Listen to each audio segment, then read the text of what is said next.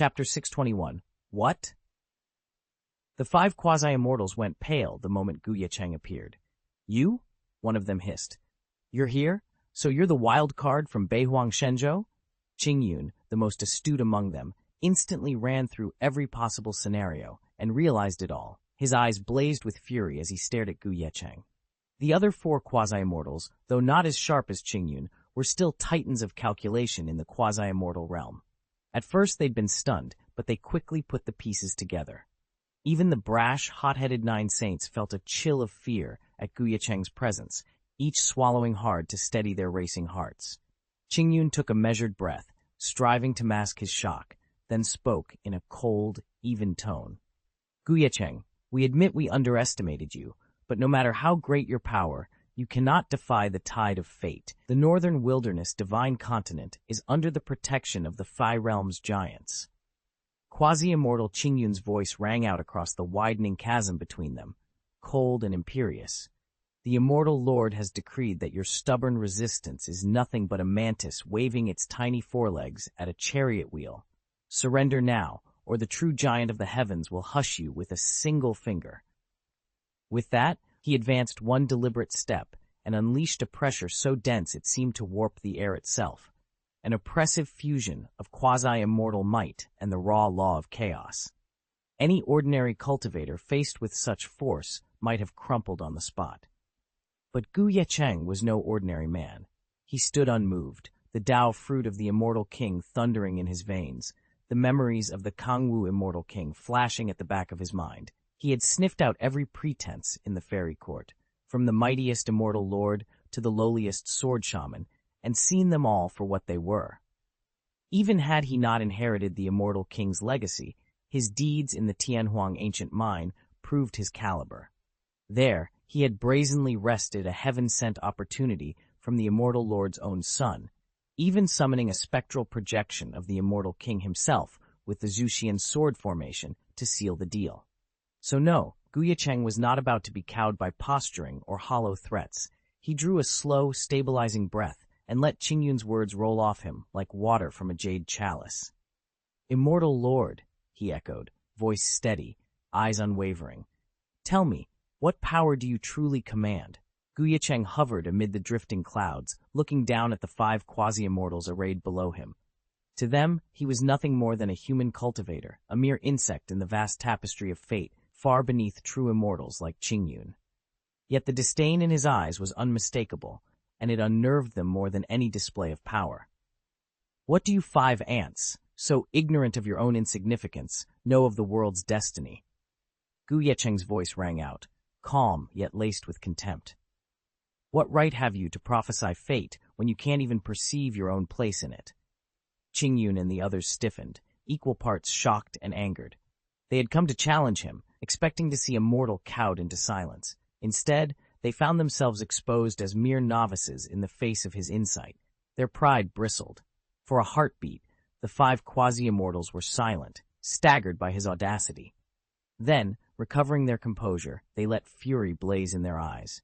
Unable to intimidate Ye Cheng, they answered his scorn with unspoken threats, their auras surging with murderous intent. The air around them crackled as they prepared to strike, determined to teach this human a lesson he would never forget. Though we don't yet know what secret card you hold, mark my words. To us immortal beings, a mere cultivator of the human path is utterly insignificant. At Qingyun's side, a semi-immortal of an alien race bellowed defiantly. Born with the head of an elephant and the body of a man, he was one of the legendary silver elephant semi-immortals. No sooner had he seized Pokin than he shed his humanoid guise, revealing his true form, a colossal silver elephant standing 100,000 feet tall. The heavens trembled as he kicked off the ground and vaulted through the 9 heavens. In a single, earth-shaking leap, he positioned himself directly over Ye Cheng's brow. Then, with a roar that shook the firmament, he drove his massive forefoot down toward Ye Cheng's head. Silver Elephant Skybreaker, obliterate all realms. This was the fabled technique preserved in the immortal scriptures, a fearsome skill of the Silver Elephant clan. Though not on par with the highest Dao Chao's inheritances, it was no trifling art. A master who perfected it could ascend even to the realm of the heavenly immortals. And now, Ye Cheng found himself directly beneath its crushing force. A single kick from the silver elephant quasi-immortal carried the force to shatter entire star systems. If a galaxy lay beneath its iron-shod foot, thousands of suns would have gone supernova in its wake. Yet when that blow struck Ye Cheng's head, it rippled off his defenses like a raindrop skimming the surface of a boundless ocean. Not a hair budged, his protective aura held rock solid. Impossible! Qingyun's face drained of blood. Even though Xianxia, the silver elephant quasi-immortal, ranked lowest among the five, his killing potential had already ascended to the pinnacle of the second quasi-immortal tier. And still, his mightiest strike couldn't crack Ye Cheng's guard. A cool smile curved Ye Cheng's lips. "Are you done showing off? Now it's my turn." With that, he drew the Yuanxi Kaitian Jue in a single fluid motion. Instantly, the blade became a searing arc of primordial light, tearing through the void itself. The radiant sword light shot straight for the elephant's foreleg. Caught off guard, the colossal foe stumbled, trying desperately to evade the oncoming slash. Ye Cheng's sword moved with such blinding speed that the silver elephant quasi-immortal barely had time to react. Before it could even raise its blade, his sword light struck home. A sickening puff echoed through the air as the beam severed one of its massive legs. Blood spurted skyward, turning the sea of clouds a deep, unnatural red beneath the stunned gazes of Qingyun and the others. The wounded quasi-immortal let out a heart-wrenching howl, terror and pain raging in its eyes. It scrambled to marshal its spiritual power and flee, but its panic only alerted the rest of their foes. One after another, the other quasi-immortals sprang into action. "This creature is unlike anything we've faced before," someone shouted. "We can't take it down by ourselves. Fellow Taoists, unite!" A deafening roar answered the call as the Nine Saints quasi-immortal charged forward at the head of the assault. Its 8 secondary heads hungrily drew in sunlight and moonlight alike, then unleashed 8 concentric rings of blood-red energy that rippled outward with terrifying force. Clearly, its cultivation had already reached the 3rd tier of the quasi-immortal realm. Now, all at once, their true battle was about to begin. Ye Cheng found himself suddenly besieged by 5 quasi-immortals. First, one of them flared up, gathering an astonishing surge of power, its intensity easily 100 times greater than what the silver elephant had mustered moments before. Spurred by this display, 2 more warriors, among them a cultivator called Ye Cheng, threw themselves into the fray, pressing in from both flanks to box Ye Cheng in. Even the silver elephant, who had been pulling back, slammed on the brakes and called forth his immortal treasures, twin ivory-curved swords that sliced through the air, aiming to harass Ye Cheng from a distance. Then came the final and most fearsome blow.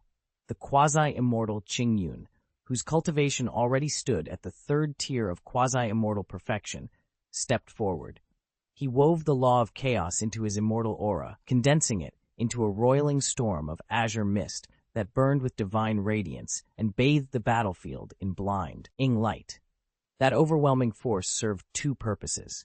It stifled Ye Cheng's ability to fight back, and it bolstered the onslaught of the 4 other quasi-immortals, including Ye Cheng, who now redoubled their attacks. Although none of them had yet broken through to the 4th level of quasi-immortality, their coordinated assault and sheer intensity proved a fearsome challenge even for a martial genius like Ye Cheng. The 5 quasi-immortals struck in perfect unison, their combined power roaring like a tempest. Individually, they were fearsome, but together, they could have shattered early-stage 4th-level quasi-immortals without breaking a sweat. Yet Ye Cheng stood at a level far beyond their reckoning. Not long ago, he had used the Yuanxi Tiangong cultivation method to completely rebuild his foundation, surging past the limits of 3rd-level perfection. During his subsequent seclusion, he devoured and refined countless Chaos Beast Law fragments, drawn from the 9 alternate incarnations he had scattered across the outer shore. Through painstaking effort, he unlocked and now mastered 96 independent domains. Bolstered by those domains, his power soared into the late 4th-level quasi-immortal realm. Against such might, the 5 foes' combined assault was little more than ripples on a boundless sea. Their energies collided against Ye Cheng like pebbles dropped before a mountain, barely making a dent in his indomitable aura. As the air around them crackled with distortion, Ye Cheng's voice rang out, calm yet thunderous. Primordial essence, swallow the sky. Primordial essence, rend the heavens. Primordial essence, indestructible and eternal. Yuanxi Tiangong, evolution of all spirits. With that final chant, his cultivation technique unfurled in its full glory. The sky itself seemed to twist and fold under the weight of his will, heralding an unstoppable surge of power that none of the five could withstand. Return to the origin of the Tao.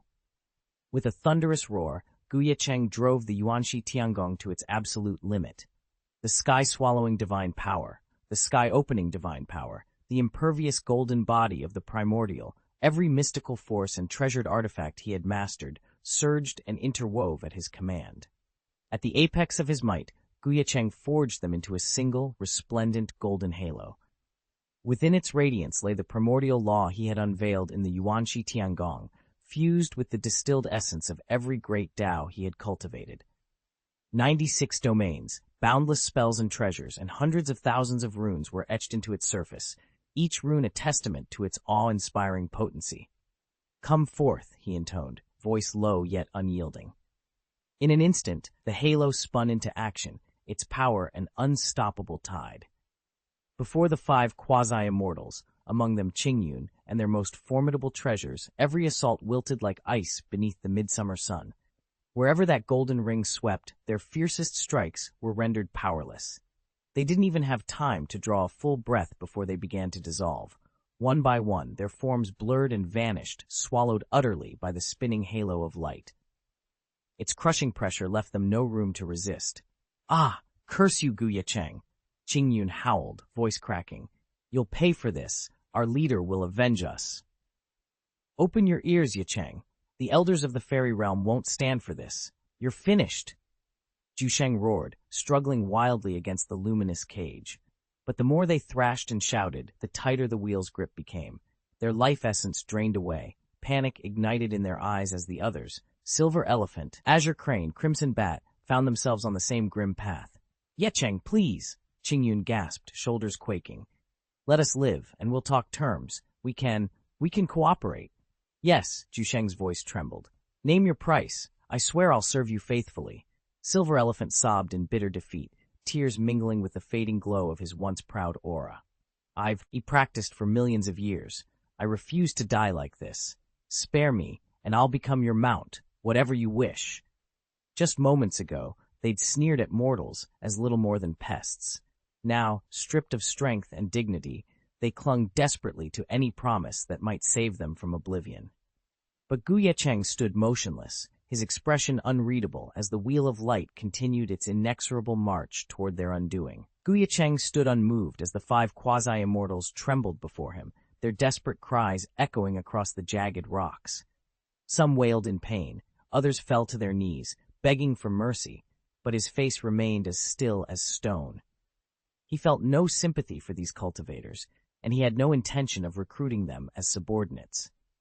His Yuanxi immortal art, a perfected offshoot of the other Shore great magic, gave him the power to split his consciousness into 9 fully independent incarnations, each as formidable as a Qingyun disciple and infinitely more loyal. Why bother with these mediocre practitioners? Unless they possessed extraordinary talent or an unusual stroke of luck, they weren't worth his time. After 1,000,000 years of cultivation, they were still only quasi-immortals, hardly more than lowest-tier fate cultivators, perhaps red 2nd or 3rd grade at best.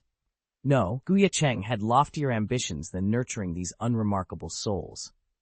He leaned forward, his dark eyes sweeping over the 5 storage rings scattered at their feet, each a testament to their hard-won treasures.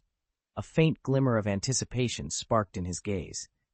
"Their wealth in the quasi-immortal realm shouldn't disappoint," he murmured. Pulling one of the rings free, he examined its surface with a calculating eye. Soon, he would pierce their stolen memories and unlock whatever secrets they harbored. After all, knowledge was far more valuable than a band of lackluster followers, and far more rewarding than their meager possessions. Chapter 6:22. As Ye Cheng spoke, he flicked his hand and unleashed the primeval heaven-devouring art, instantly drawing in every cultivation fruit belonging to Qingyun and the other 5 disciples. No sooner had their essences been absorbed than he rang out the refining heaven bell, shattering their law fragments into raw spiritual materials. In the space of a heartbeat, 5 golden, pill-shaped orbs appeared in his palm. Each orb was no larger than a longan, yet its surface was blanketed in intricate talismans, each a living diagram of the great Tao, unfathomable and boundless. If one's mind ventured into those seals, one could perceive vast worlds beyond them. Every hidden realm stretched as grandly as a distant star, overflowing with pure, condensed spiritual power at its zenith. "One pill holds 1,000 talismans," Ye Cheng murmured, turning the smallest orb between his fingertips. "And each talisman contains enough energy to sustain an entire planet." Such miraculous fruits of cultivation were the distilled lifeblood of a quasi-immortal powerhouse. When a warrior of that realm perishes, his accumulated spiritual force can be transmuted into 1,000-life planets, sacred worlds brimming with power, set aside as holy places for future cultivators to refine their path. Over the next 1,000,000 years, countless powerful cultivators will rise on these worlds, several of them reaching true mastery at the quasi-immortal level. In terms of raw value, each of these quasi-immortal Tao fruits translates to roughly 10 trillion immortal crystals. What's more, all 5 of the fruits Ye Cheng has just harvested were forged from the life forces of second- and third-tier quasi-immortals. If those cultivators had lingered longer in the quasi-immortal realm, their Tao fruits would be exponentially more precious. Even so, Ye Cheng is more than satisfied. "With these 5 Tao fruits alone," he murmurs, "I net myself 50 trillion immortal crystals." He turns his gaze to the refining heaven bell, also known as the Leontian bell. At his command, the ancient relic hums to life, its surface shimmering with divine runes. Instantly, it draws out the residual Tao perceptions from the spirit cores of the 5 quasi-immortals and refines them into a perfect crystalline shape, Tao fruits. Each of these fruits now contains 100 distinct Taos, each Tao woven into the fruit as if by master calligraphers, the intricate patterns arching and curling like living strokes of ink. Guarding such a treasure, Ye Cheng can scarcely stifle a triumphant smile. With this harvest secured, the immortal crystal reserves of his sect will swell to unprecedented heights. Under Ye Cheng's brush, horizontal strokes, vertical lines, and sweeping folds wove together until a single rune emerged on the surface of the Tao fruit.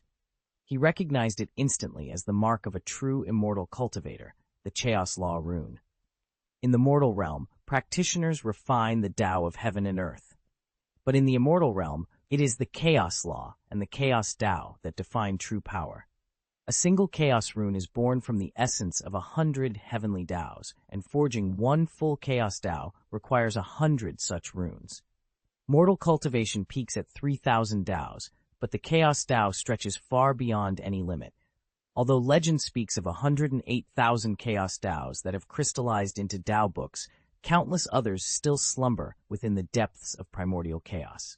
Even the mighty Kangwu Immortal King has never plumbed their ultimate depths. For Ye Cheng, these Tao fruits inscribed with chaos runes were priceless, an unparalleled boon to his cultivation. He paused to tally their value. "Each of these 5 Tao fruits carries at least 2 chaos runes," he murmured. "Altogether, they represent over 200 heavenly Taos."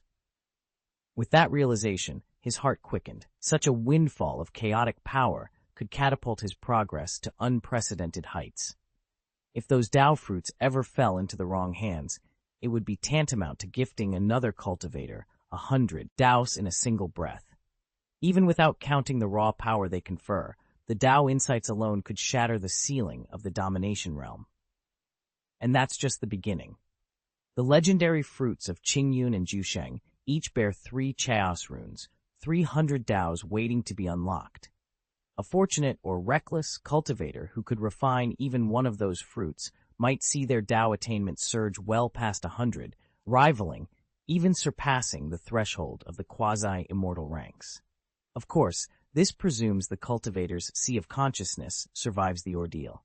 In truth, most outsiders can't even stomach the weakest of the 5 Tao fruits, the silver elephant quasi-immortal fruit. Introduced to the outside world, it's less a treasure than a lethal poison.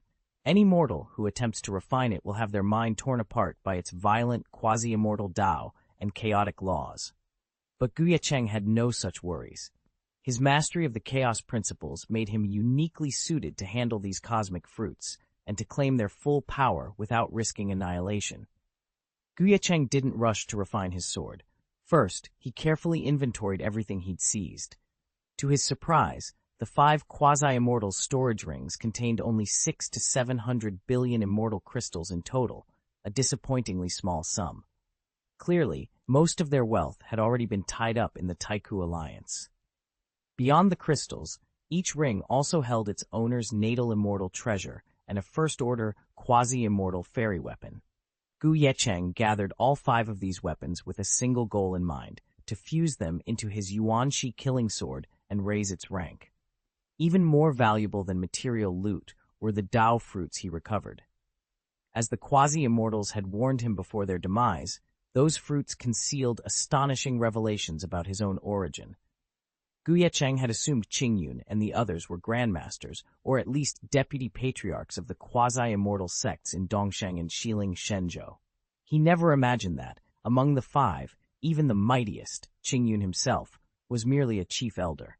Ye Cheng lifted his gaze and took stock of his sect's hierarchy. At the very top sat the sect master of Qingchen Xianmen, a 5th-level quasi-immortal whose power alone was enough to shake mountains.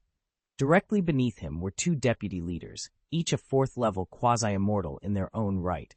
In parallel branches, the Silver Elephant and the 9 Saints, similar patterns emerged. Each boasted at least 2 or 3 practitioners stronger than most of Qingqian's disciples. Yet even these masters answered to an even greater authority. Across each of the 5 great sects of Dongsheng and Xiling, there existed shadowy figures known only as the Grand Elders.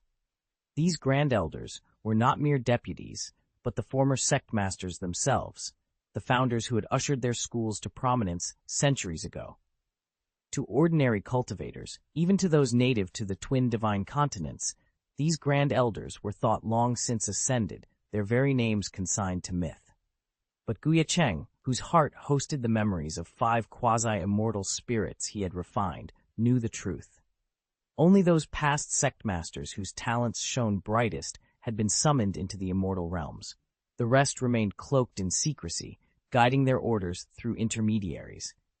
It was a power structure that spanned both mortal and immortal worlds, one that Ye Cheng was only beginning to unravel. The rest of the sect's elders, those fiercely loyal to Taikshu, were quietly dispatched to the lower realm. It was a calculated move. By keeping potential troublemakers under close watch, Taishu could snuff out any spark of rebellion and eliminate unexpected variables that might threaten its absolute rule over the lower divine continent.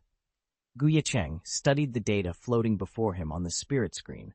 Since the founding of Xiling continent a full 100 million years ago, the 5 great sects have held sway over both divine continents without interruption, and yet today, the number of surviving great elders has dwindled to barely double digits.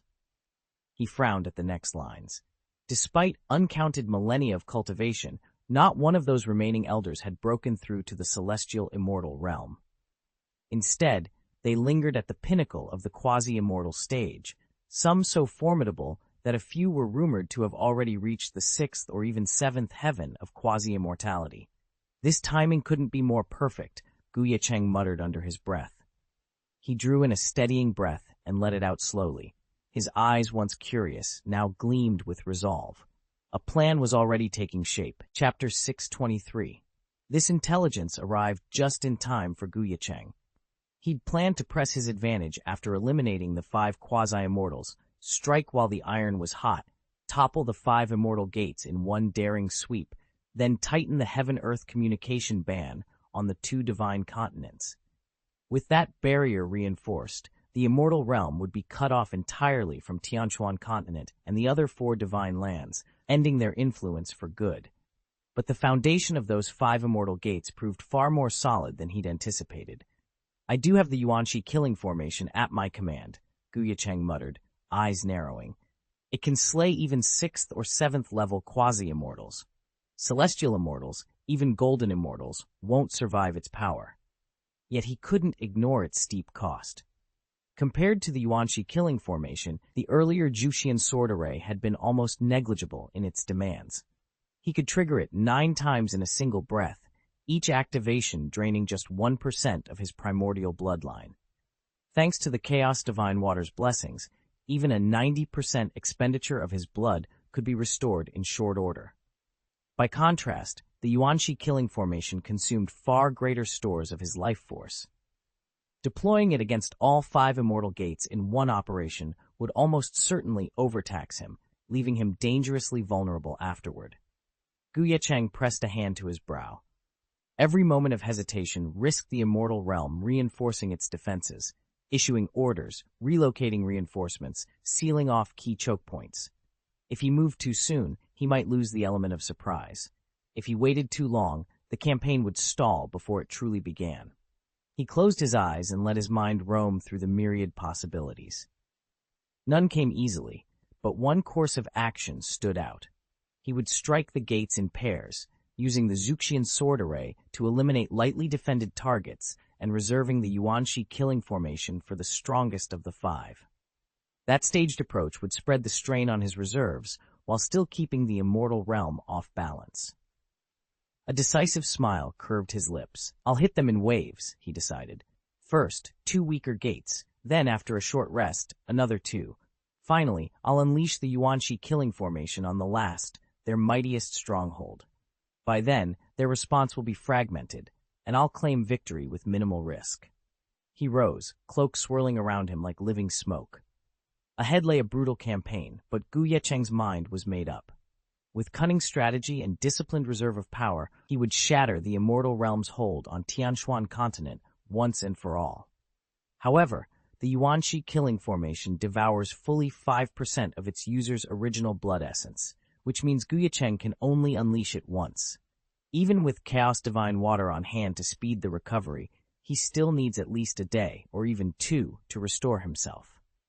Unless he can wipe out every high-ranking cultivator of the 5 great immortal gates in a single strike, he'll have no choice but to withdraw after triggering the formation, and that outcome is intolerable to him. What troubles Ye Cheng even more is how far the power base of those gates, and the situation on the 2 divine continents, exceeds his expectations. He had assumed that Dongsheng Shenzhou and Xiling Shenzhou were divided by the Chaos Sea. In that case, even if the 5 immortal gates were somehow allied, he'd face at most 2 or 3 quasi-immortal sects at a time. In truth, it's nothing like that. From the soul imprints he recovered from the 5 quasi-immortals, he now knows that Dongsheng Shenzhou and Xiling Shenzhou merged into a single continent long ago, and all 5 immortal gates have formed an unbreakable alliance. 50 million years ago, Dongsheng Shenzhou, like Beihuang and Nanshuan, had remained entirely beyond the reach of the immortal world. Then, under the banner of Xiling Shenzhou, the 5 immortal gates, led by the prestigious Qian, Jitian Immortal Gate and backed by the towering immortal Taishu Xianzun, sailed across the sea to strike at Dongsheng.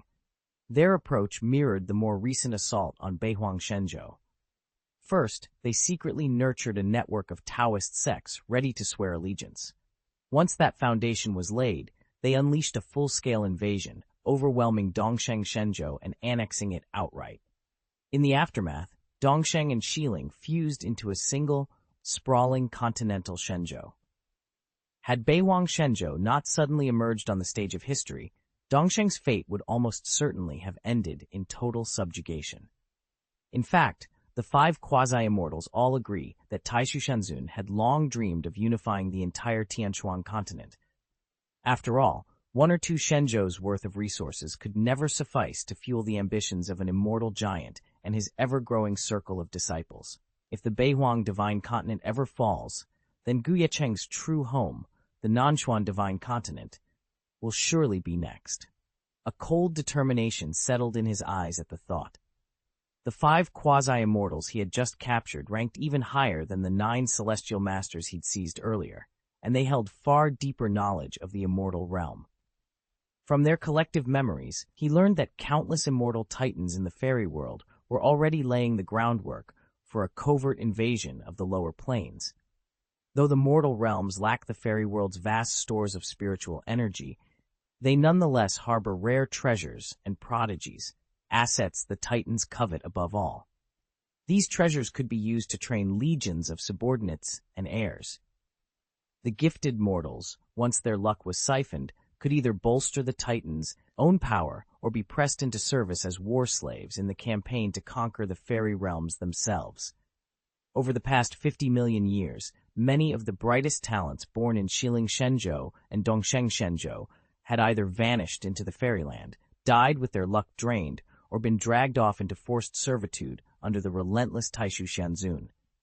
Now, armed with this dire intelligence, Ye Cheng's resolve hardened. He would stop them, no matter the cost. Ye Cheng watched the aftermath of the battle and felt his chest tighten with anger over what had befallen Nanshuan Shenzhou. But he didn't let his emotions sweep him away.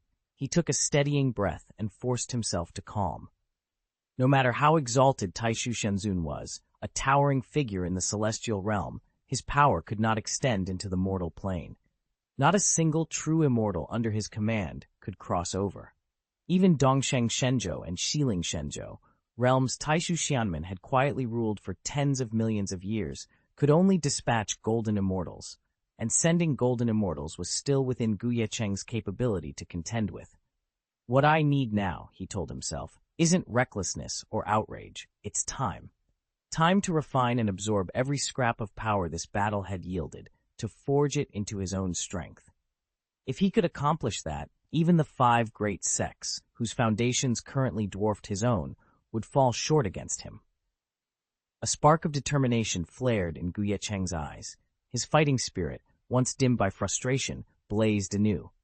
As soon as he blinked, Ye Cheng reappeared on the wind-scoured shore of the northern wilderness divine continent. Before him stretched a vast gathering of cultivators, lanterns swaying in the twilight breeze. At their head stood the master of the 10,000 Spirits Tower, his silver hair catching the last rays of the setting sun.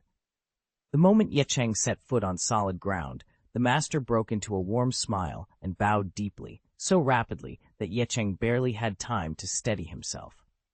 "Your Highness Ye Cheng," he intoned, voice quivering with relief and pride, "I offer my heartfelt congratulations on your triumph over the ancient alliance. Thanks to you, our divine continent remains safe, every spirit protected." Behind the master, elite warriors like Yuan Sheng, Zhang Shun, and the other senior disciples of the God of War Academy pressed forward. Their eyes shone with boundless admiration. At the master's cue, they all knelt in unison, voices echoing along the shoreline. "We salute you, your highness." Ye Cheng surveyed the sea of bowed heads and felt a swell of responsibility. The battle was won, but the safety of countless souls now rested on his shoulders. As the chieftains and warlords of the northern wilderness bowed deeply, offering their congratulations and thanks, something extraordinary stirred within Ye Cheng. Deep in his dantian, the legendary purple chi cauldron of all living beings crackled back to life. A low, electric hum pulsed through him, buzz, buzz, buzz, as the boundless violet luck chi he had once bound long ago awakened anew, drawn by the collective gratitude of every creature across the divine continent.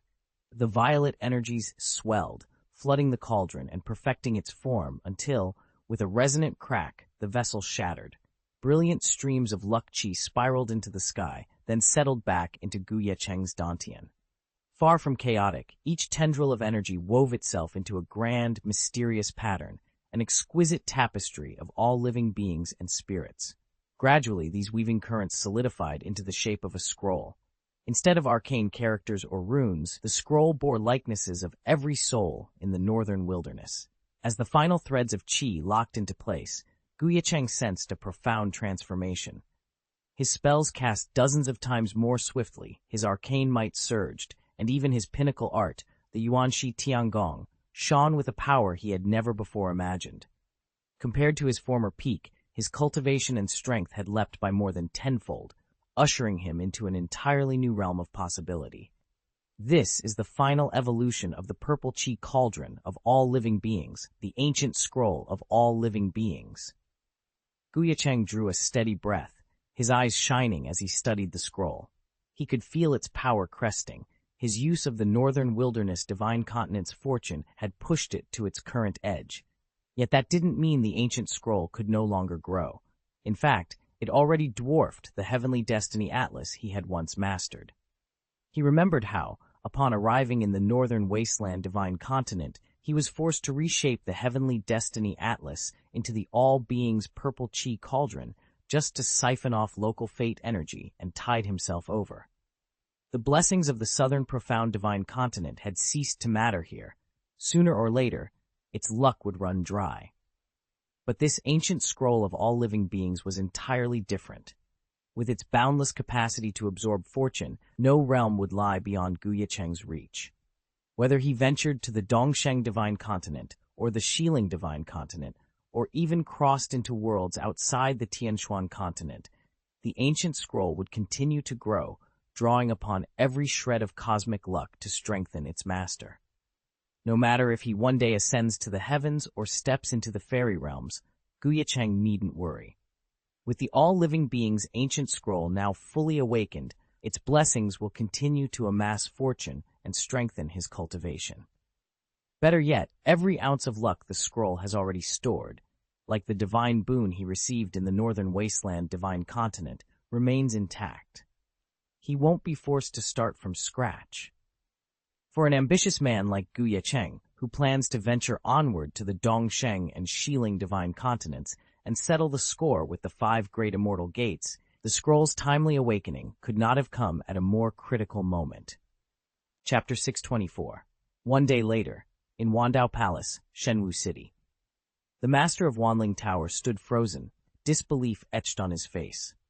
He had just heard Ye Cheng's grim report on the 2 great divine continents and found himself caught between shock and dread. It wasn't entirely surprising. Though the master of Wanling Tower was a venerable figure, his own cultivation only reached the domination realm. Facing down the combined might of 2 divine continents, supported by the 5 immortal gates and some 20 to 30 quasi-immortal champions, would unsettle anyone. Behind those 5 gates lay even greater terrors: the colossal immortal titans, the Taixu immortal master, and his command at the Taixu immortal gate. Their presence alone cast an oppressive shadow so heavy it threatened to crush the spirit.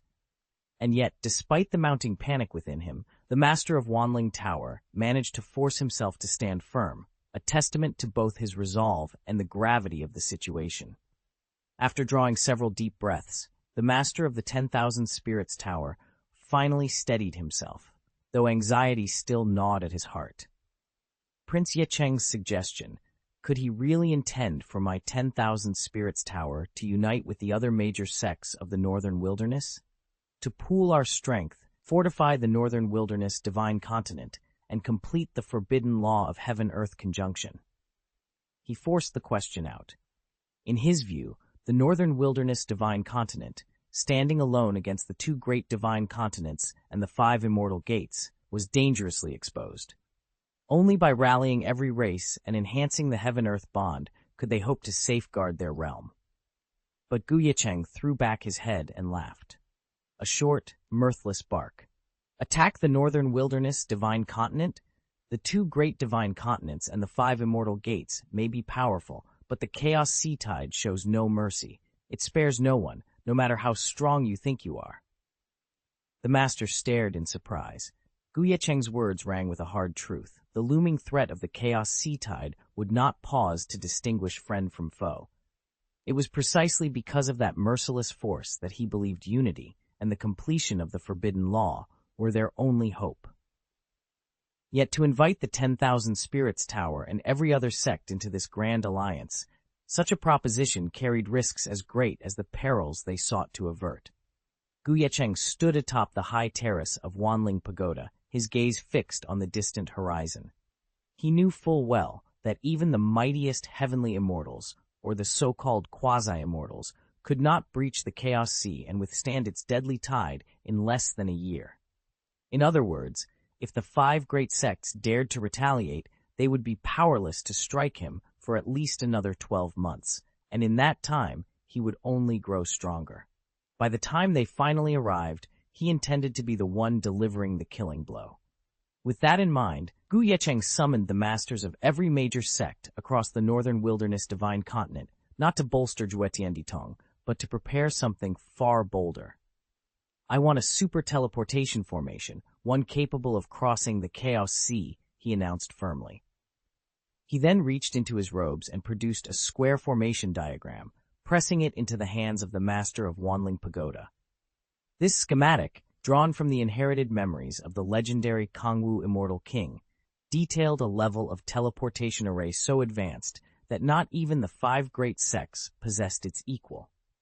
As the pagoda master unrolled the scroll, a ripple of astonishment ran through the assembled elders.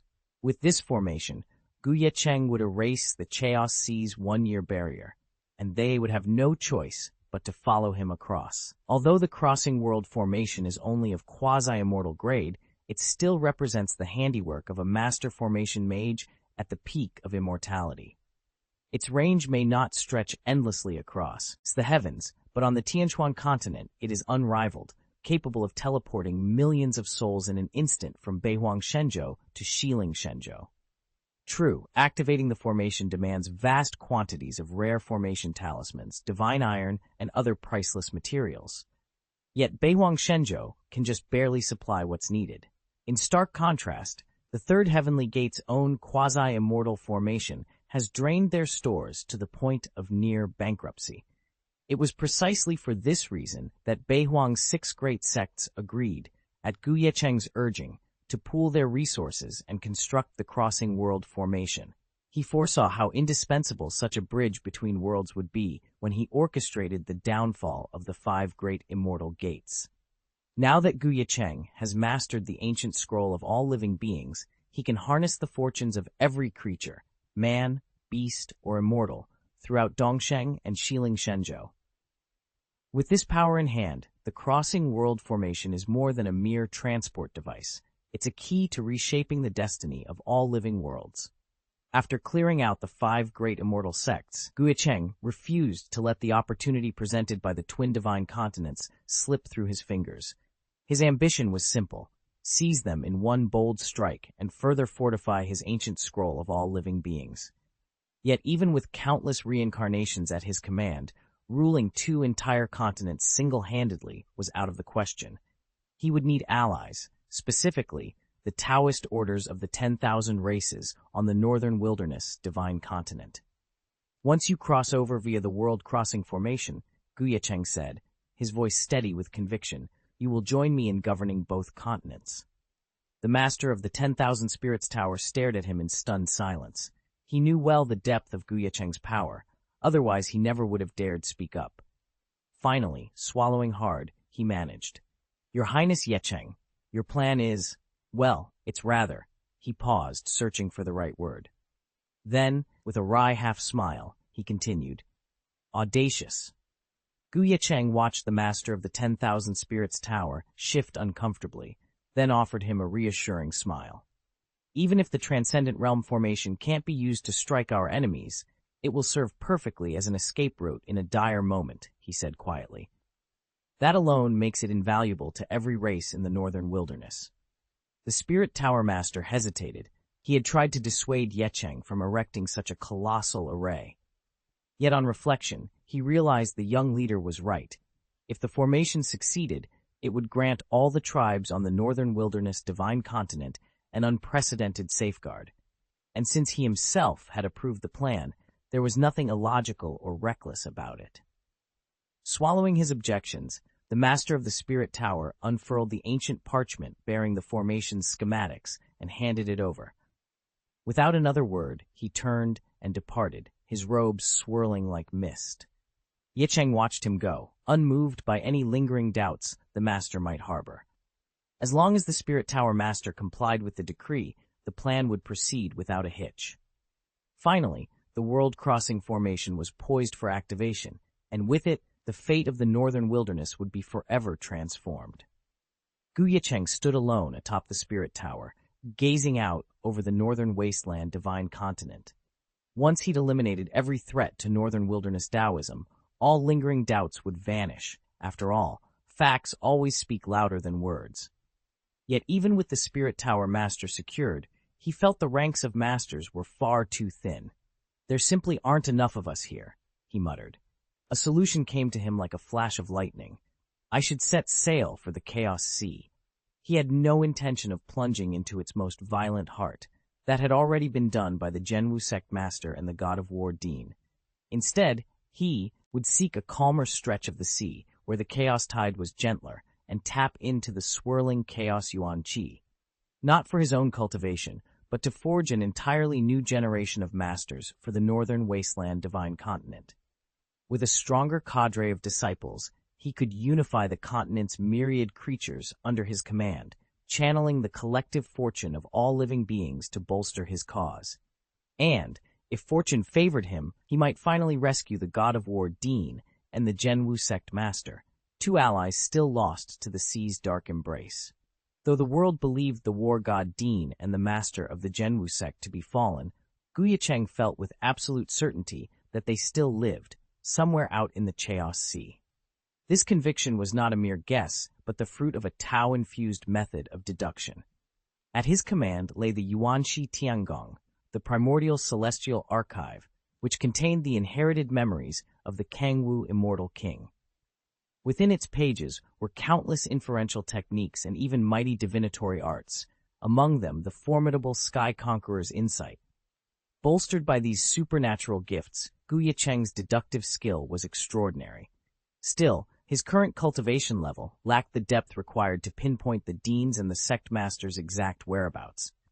That, however, was a challenge he could meet in time. Once his secluded retreat concluded and his strength grew deeper, he would effortlessly trace their precise locations. With that resolve, Ye Cheng's form shimmered, and he stepped into the Wandao Tiangong, beginning the secluded meditation that would propel him to new heights. When Ye Cheng raised his hand, 10,000 caddies of chaos divine water poured like a tidal wave into the core formation of the Wandao Tiangong he just activated. A low hum vibrated through the array as it once again pushed itself to the brink. The 100-fold time acceleration effect washed over him, speeding every heartbeat, every thought. 10,000 caddies of chaos divine water should keep the Wandao Heavenly Palace at full power for 3 months, he calculated. 3 months of 100-fold acceleration translates to 25 years in ordinary time. Yet even 25 years might not suffice to absorb all the Tao fruits, laws, and other treasures left behind by the 5 quasi-immortals. Beyond those 5 supreme Tao fruits, the cultivation resources alone were worth nearly 80 trillion immortal crystals. Time was already in short supply. Although he still had at least a year to prepare, he would have to reserve part of that for venturing into the Chaos Sea, seeking out the war god Dean, the Zhenwu sect master, and the others, and then delving into the abyssal currents of Chaos Qi. Ye Cheng set a strict 3-month deadline for his retreat. If his cultivation hadn't advanced to his satisfaction by then, he'd simply continue secluding himself until it did. With that resolve, he wasted no time. A single gesture summoned every treasure and resource he'd seized from the shattered Taigu League and the 5 fallen quasi-immortals: spirit stones, medicinal elixirs, spirit crystals, and more. But above all, he coveted the 5 quasi-immortals' Tao fruits. Each Tao fruit contained the distilled essence of its master's understanding. Together, they represented well over 1,000 Tao domains. Even an ordinary quasi-immortal's domain was far denser than that comprehended by a master realm cultivator, and although Ye Cheng's own domain already surpassed theirs, absorbing these 1,000-plus domains would still propel his Tao insights to unprecedented heights. Eyes alight with divine power, he unleashed his ultimate technique, Yuanxi Tiang full power, primordial void devours the sky. Refine all spirits. Ye Cheng inhaled deeply, centered his mind, and issued the command. In an instant, his Yuanxi Tiangong technique flared to life as he began drawing in and assimilating the Tao fruit before him.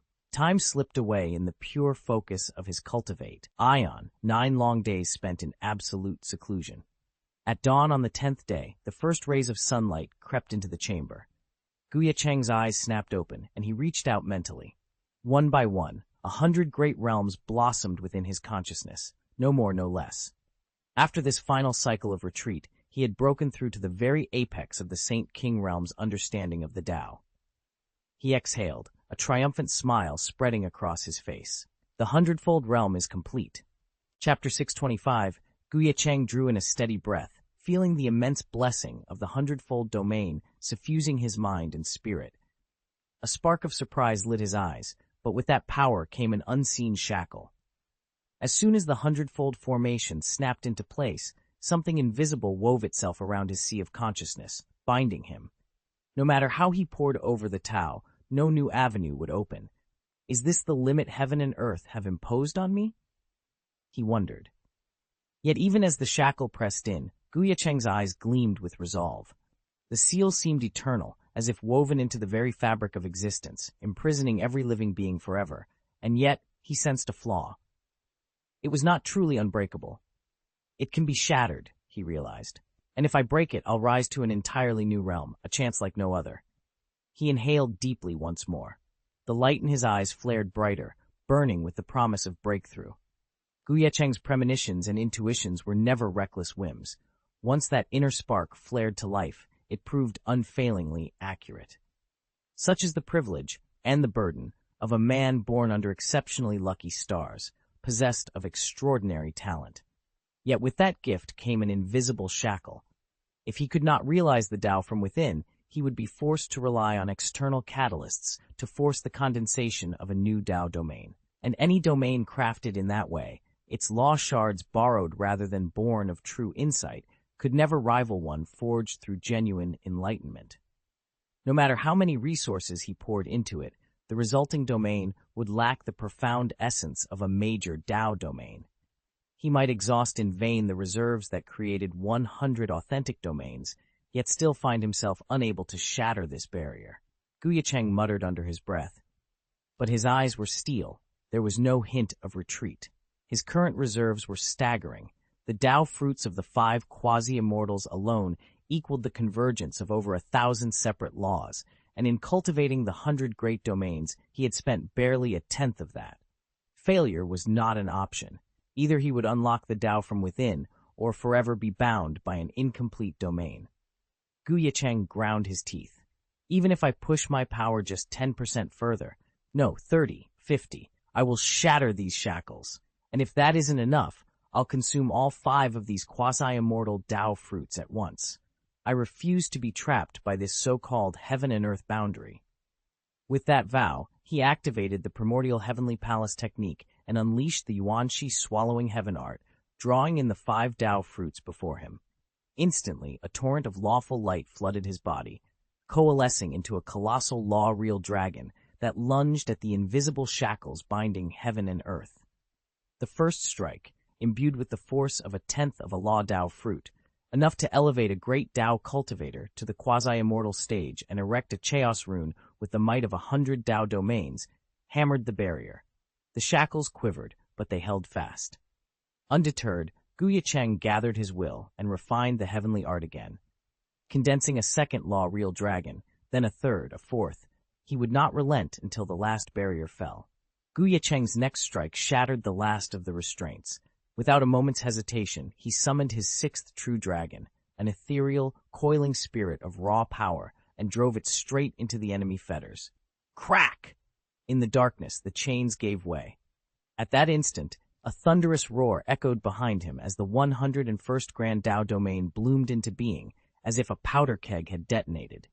In its wake came the pulse of countless newly formed domains, 1, 2, 3, layer upon layer, each born from the Tao fruits he'd sacrificed to shatter his bonds. Every fragment of those precious Tao fruits fused into Ye Cheng's consciousness, igniting a cataclysm of creative force. It was as though millions of volcanoes had erupted in unison, their molten energy coalescing around him. The sheer pressure of his evolving Tao aura rippled outward, unsettling the 4 fields themselves. Even the venerable Wandao Palace trembled on its foundations, its ancient stones whispering in alarm at the colossal power Ye Cheng now wielded. For 9 relentless days, this supernatural storm raged. When it finally subsided, Ye Cheng opened his eyes to a staggering sight. 99 Grand Tao domains now stood arrayed behind him, each a testament to his indomitable will and unbound potential. And at their core, the newly born 101st domain pulsed with a power that would reshape the heavens. Ye Cheng had done more than shatter the shackles of heaven and earth. He'd broken through the Tao ceiling, that confined the heavens and the 10,000 worlds, shattering it almost twice over.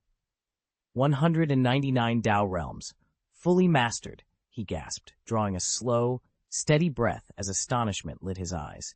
In the process, he'd consumed 70% of the law fruit's potency, resources equivalent to constructing 700 new Tao realms, yet his own tally increased by only 99. On paper, it looked like a staggering loss.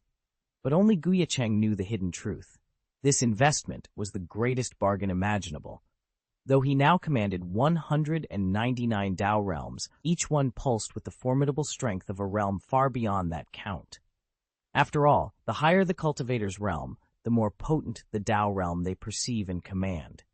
A Tao realm formed by a domain master is as fragile as colored glass beside the impregnable small world crafted by a realm master. Ye Cheng felt the raw power of each realm weaving together inside him, limitless, unbreakable, transcendent. A slow smile curved his lips as he sensed the next threshold looming at the edge of his awareness. In the hierarchy of cultivation, a Tao Master's Avenue domain is already 10 or even dozens of times more potent than that of a Realm Master. A Quasi-Immortal's domain, in turn, outclasses a Tao Master's by another tenfold, and a Heavenly Immortal's domain surpasses that of a Quasi-Immortal by yet another margin. Yet now, Ye Cheng's 199 Avenue domains each radiated power dozens of times greater than even a Quasi-Immortal's domain. In raw strength, he rivaled the domains wielded by the strongest figures in the Heavenly Immortal realm. One by one, Ye Cheng activated and refined all 199 of his Tao domains. Their combined might was enough to pulverize the chaos runes forged by a 9th-layer quasi-immortal into dust. Of course, those quasi-immortals drew upon more than just their chaos runes. They commanded boundless reserves of mana that gave them a decisive edge in prolonged conflict.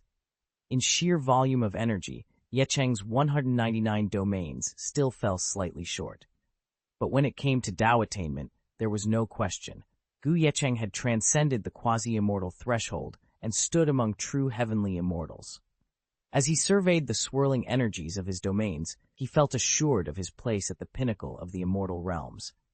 In an instant, the very core of his consciousness convulsed with energy.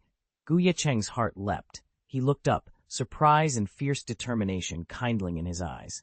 This was it, his moment.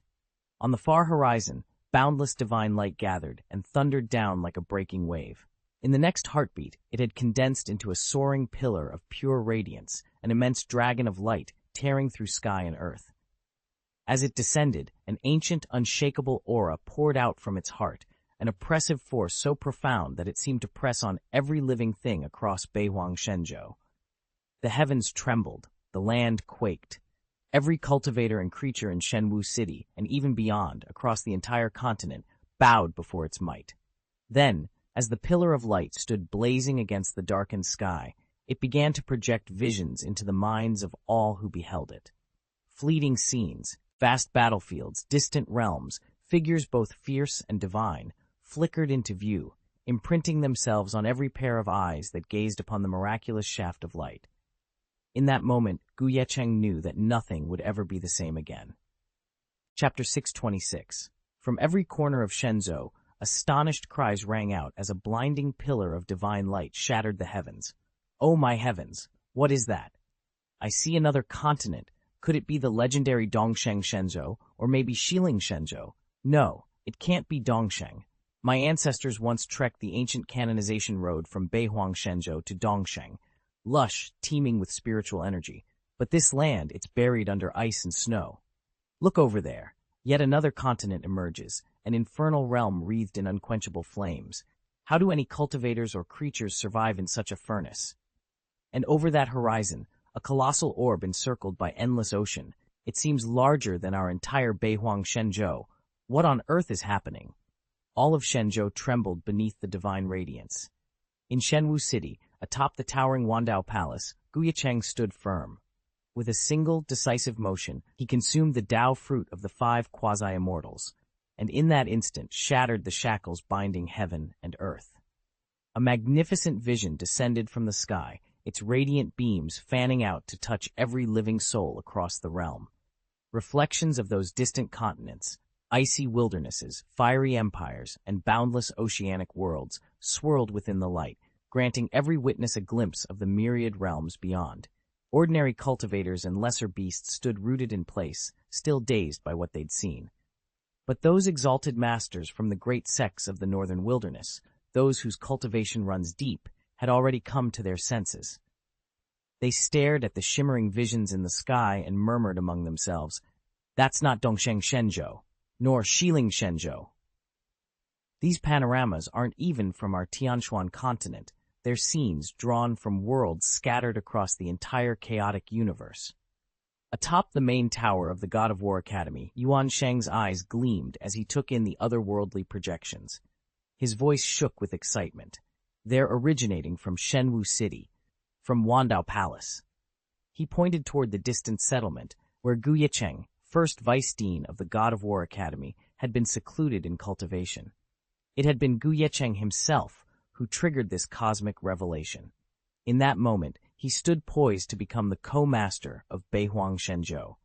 News of the phenomenon had already reached the ears of the Lord of Wanling Tower, and one after another, the great sect leaders of Beihuang Shenzhou shared in Yuan Sheng's exhilaration. They all understood that Ye Cheng had ordered them to unite and construct the realm-crossing array, so that, once he set foot into the two great Shenzhous, he could rapidly overrun their territories. At first, many considered the plan far too audacious, even absurd. But as the magnificent phenomenon before them unfurled, their lingering doubts dissolved. To trigger the vision of the 10,000 worlds was proof that Ye Cheng's talent eclipsed every prodigy born in countless millennia. Only someone of his caliber could evoke such a revelation. In that moment, it was as if all 10,000 worlds and the 3,000 grand Daos had bowed to his genius, acknowledging him as the first true transcendent since the dawn of creation.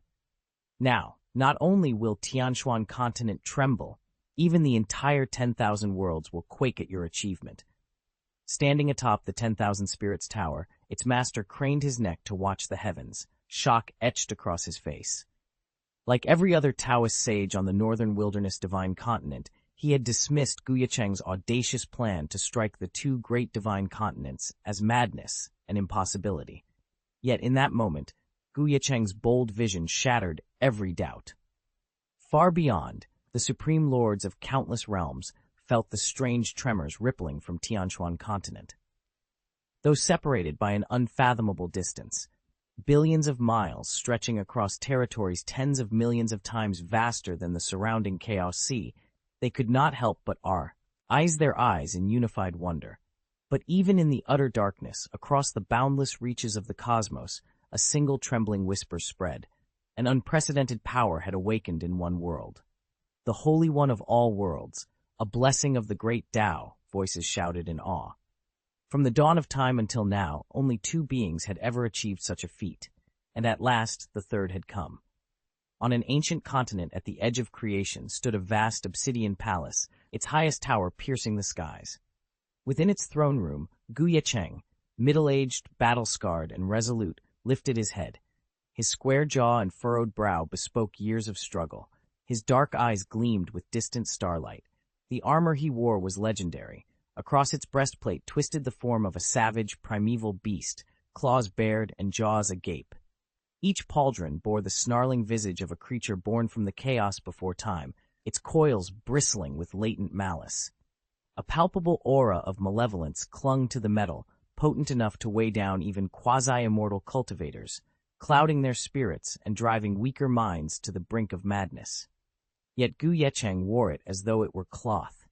The corrupting influence of the armor had no hold on him. He drew a slow breath and exhaled a quiet sigh, an acknowledgement that the balance of power in the universe was about to shift once more. Ye Cheng didn't even flinch as the monstrous evil spirit, a force potent enough to unhinge a quasi-immortal, washed over him. Instead, he simply inhaled and exhaled, drawing the spirit's power into his own cultivation. With each breath, dozens of chaos runes, 49 in all, flickered into being behind him.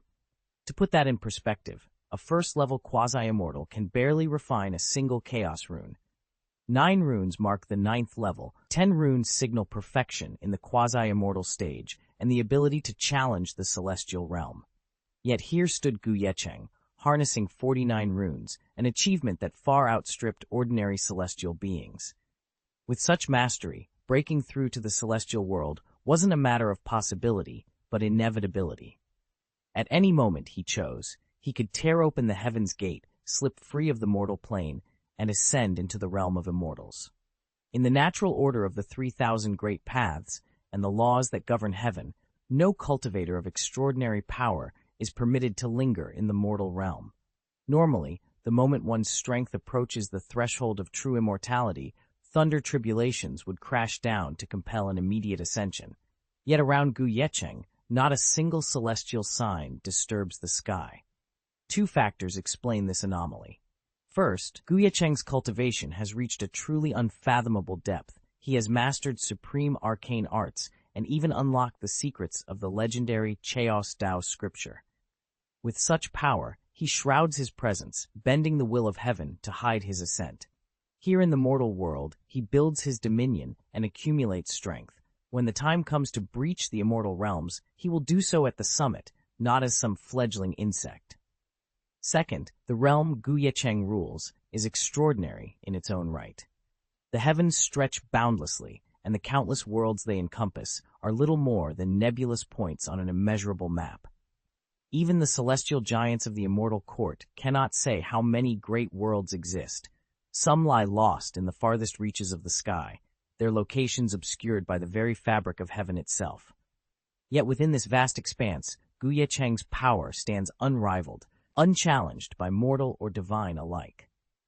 Ye Cheng stared into the boundless expanse before him, awed by the power and riches concealed in realms that rivaled even the greatest titans of fairyland. Beyond the so-called lost great worlds lay an even more extraordinary category of realm, one of which was the ancient world, the very foundation beneath the middle-aged beast armament, the unrivaled champion of its generation. Back when the primordial chaos was just stirring and the great Tao itself was taking shape, an old chronicle read, "The first 3,000 great worlds were born in the chaotic star sea. Their laws hold a stability and depth of Tao far surpassing those of later worlds. The ancient world is one such realm." In ordinary great worlds, a cultivator who reached the perfection of domination would still need to break through the gates of the immortal world to advance into quasi-immortality. But in these first 3,000 realms, practitioners can ascend from mortal ranks straight to the pinnacle of quasi-immortal cultivation, no immortal world required. More astonishing still, a few transcend even that height. The middle-aged beast armament himself stands as proof. Nurtured by the ancient world's unparalleled Tao currents, he soared to supremacy in a single lifetime. Ye Cheng felt a tremor of expectation pulse through him. If the ancient world's ley lines could forge such a titan, what might they grant a rising star like himself? As he took a steady breath, he prepared to step into that fabled domain, where the very fabric of reality promised to elevate his destiny beyond imagination. For more than 3 million years, Ye Cheng had poured every ounce of his breath and spirit into cultivation. At last, he stood at the perfected 9th step of the quasi-immortal path, an achievement so rare that even ordinary celestial beings would crumble beneath his power. His command of the great Tao was absolute, yet he delayed his inevitable ascension, choosing to linger in the great ancient world by the merest intent of his will. At that moment, none felt the magnitude of his presence more keenly than the ancient lord himself, the supreme sovereign of one of the original 3,000 worlds. From his lofty throne, the lord's vision expanded to encompass Ye Cheng's aura, and shock and awe blazed in his immortal gaze. This ancient lord was more than a ruler. He was the living chronicle of his world's earliest days. Since the very dawn of heaven and earth, only 2 mortals had ever harmonized with the worlds and won the great Tao's blessing. The first had perished, his ultimate realm forever unknown. The second had mysteriously vanished, leaving behind nothing but whispers and half-told legends. To this day, scholars and immortals alike debated where that vanished figure might yet abide, whether lingering somewhere within the heavens, hiding in a hidden realm, or even walking unseen among mortals. Now, before the ancient lord's eyes, Ye Cheng was poised to join that fabled lineage, and as the air thrummed with cosmic potential, Even this sovereign of the ancient epoch could not tear his gaze away. "That person's true name has been lost to history," the elder whispered, his voice tinged with awe. "Yet even now, the mere mention of his Taoist name makes the greatest figures of the immortal realm tremble." "It isn't just him," another voice interrupted. "The names of his disciples are enough to strike fear into the hearts of every pretentious immortal who treats mortals like ants." The first elder nodded solemnly. "Take fairy queen Xianxia, for example. She once stood alone against 9 rival fairy kings and emerged victorious, each of those local monarchs driven off in humiliating defeat. Yet even her legend pales beside that of her fellow disciple." He paused, letting the weight of his words settle. His Taoist partner, immortal King Kangwu, together they faced countless trials side by side. Ultimately, in some lost corner of the heavens, they fell together, fighting to their last breath to protect the realms. It said Kangwu's cultivation was on the verge of surpassing the immortal king tier itself. A hush fell over the assembly. Even seasoned masters exchanged solemn glances, for they all understood how perilous it was to invoke such names, and how lucky they were not to have drawn their master's wrath. Rumors say that Ye Cheng truly broke through into that exalted realm. His achievement was so great that later generations, no longer caring, allied him the immortal king, but spoke of him only with the utmost reverence as the eternal immortal lord. Chapter 627. Above the immortal kings stand the immortal lords, a legendary generation whose very names inspire awe in the younger cultivators. They long to have lived in their era, to serve by their side and learn from their example.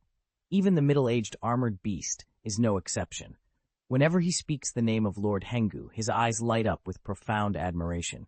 His reverence is understandable. Lord Hengu did not rise to his position by chance. He climbed, step by arduous step, from the lowest tiers of the heavens and the myriad worlds, until he finally claimed the title of Immortal Lord. But there is another reason for the beast's devotion. Hengu's homeland is the very ancient realm that the armored beast now governs. It feels as though he guards not only a territory, but the legacy of his idol. And yet, the more the beast sings Lord Hengu's praises, the greater grows his respect for Ye Cheng, a man he has never laid eyes on. To summon the countless worlds into being and win the blessing of the Tao itself requires a talent unmatched in all recorded history. When Lord Hengu once triggered that inexplicable phenomenon, he proved his genius. And Ye Cheng, by doing something even more astonishing, has eclipsed the brilliance of the mysterious strength wielder who vanished long ago. Ye Cheng was now unleashing inexplicable cosmic phenomena, proof that his talent even outshone the ancient immortal monarch. The middle-aged armored beast watched in awe. "It's a shame I can't leave the Tianhuang realm just yet," it muttered. "The moment I cross its borders, I'll trigger the heavenly thunder tribulations, and all the celestial Tao will descend upon me." The beast's armored flanks rippled as it paced. "Worse still, the vermin of the immortal world will seize any chance to undermine me. Otherwise, I'd already be tracking down that mysterious Taoist brother to discuss the way with him." Far away in the chaotic star sea, another vast world, known as the Yulong realm, lay beneath the same constellation-strewn sky. Within one of its many majestic divine palaces, the Dragon Empress sat enthroned atop a coiling stone dragon. Clad in a jade dragon robe that revealed her snow-white, slender legs and crowned with pearls and jade, she embodied peerless grace. Her eyes, fixed on the heavens, brimmed with astonishment at the strange phenomenon radiating from Ye Cheng. Beneath the soaring marble steps of the divine palace, a brilliant vortex of light ripped open the air. The instant it appeared, an immense aura surged outward, pressing down like a physical weight. Even the Dragon Divine Dynasty's highest-ranking ministers, each a quasi-immortal who had already surpassed trillions of ordinary beings in power, found themselves gasping for breath, collapsed to their knees under that crushing force. Among them, Ye Cheng's face drained of color. He, too, could not summon so much as a flicker of resistance. A stunned silence fell over the courtyard as everyone recognized what was happening. Only one realm could muster such authority. Then, a commanding voice boomed from within the vortex, brimming with disdain for mortals below.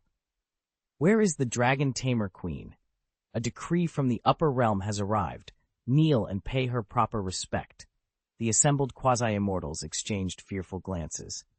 To summon the Dragon Tamer Queen was to make a direct appeal to the immortal world above the heavens, an honor few had ever witnessed and none dared to defy. As the echo of the summons faded, the vortex's light coalesced, and a lone figure stepped forward. He wore flowing robes the color of storm clouds, and his bearing was coolly arrogant, as if he stood on a summit and looked down on all creation. His eyes, bright with immortal power, swept across the trembling officials. In that moment, every soul present knew they were in the presence of a true celestial immortal, an existence beyond even their quasi-immortal comprehension. At his words, the high-ranking ministers of the Dragon Tamer Divine Dynasty in the Divine Palace bristled with age, but none of them could even hope to match a celestial realm cultivator. Their fury only seemed to bolster the intruder's arrogance as he prepared to unleash another taunt. "Humph!" A single derisive snort cut him off. Ye Cheng's chilling aura struck like a massive hammer against the Celestial's chest, driving him backward with a pained gasp. Where there had been haughty confidence now shone pure astonishment. How is your power so overwhelming?" The Celestial stammered, struggling to steady himself. "My strength is no concern of yours," Ye Cheng replied coldly. "This is my domain. Even a Celestial must kneel and pay me respect." "Kneel." At Ye Cheng's command, the Celestial's knees snapped, forcing him to the ground. Yet just as he bowed, a surge of divine light erupted from his form, coalescing into a glowing decree that hovered in the air before them both. A boundless, otherworldly aura, thousands of times more profound than even a Celestial's own power, surged outward, wrapping Ye Cheng in its protective embrace. He stood just behind the Celestial envoy, who held aloft the glowing scroll of the Immortal Lord's decree. "The decree of the Immortal Lord?" the Dragon Empress murmured, her voice low and curious. A faint frown drew down her brow as she studied the radiant parchment. Encouraged by the decree's spiritual might, the envoy drew himself up proudly, as if on the verge of celebrating his victory. But the Dragon Empress's eyes turned cold, and that single look froze his triumph on the spot. Her strength far exceeded his expectations. In the fairy realms, even the lowliest demon or beast could be a match for the greatest power of the mortal world. But some extraordinary individuals, once fully awakened, possess hidden weapons and secret trump cards that can confound even the giants of the celestial courts. He had spent over 1,000,000 years cultivating his spirit in the heavenly isles. He would not lose everything here through carelessness. Steeling himself, the envoy bowed deeply and cleared his throat. "Dragon Queen," he began, voice steady, "I implore you, do not act hastily." Then, without further hesitation, he unfolded the scroll and began to voice its sacred words. "This decree is a blessing for you, not a curse, Ye Cheng." The celestial envoy's voice rang out as he channeled his spiritual power, the parchment of the edict flaring to life in his hand. "The headmaster of Taichu Xianmen, Xianzun himself, has singled out your talent. By his command, this decree formally invites you into the fairyland to be raised as a saint of Taichu Xianmen." He let the words hang in the air before continuing with renewed excitement. "Once you achieve the rank of celestial angel, you will be partnered in Taoist cultivation with the Holy Sun, Xianzun's most beloved youngest child." Even under the Dragon Queen's imposing presence, the envoy's confidence swelled as he quoted the decree. By the time he reached his climax, his tone was almost reverent. "At that moment, you will stand as the Immortal Lord's son-in-law, sharing the cloister's highest honors alongside his cherished heir. Beneath their rule, yet towering above all other immortals." The immortal messenger's voice rang out through the grand hall of Yulong Palace. "Even the golden and true immortals will bow before you when they lay eyes on you.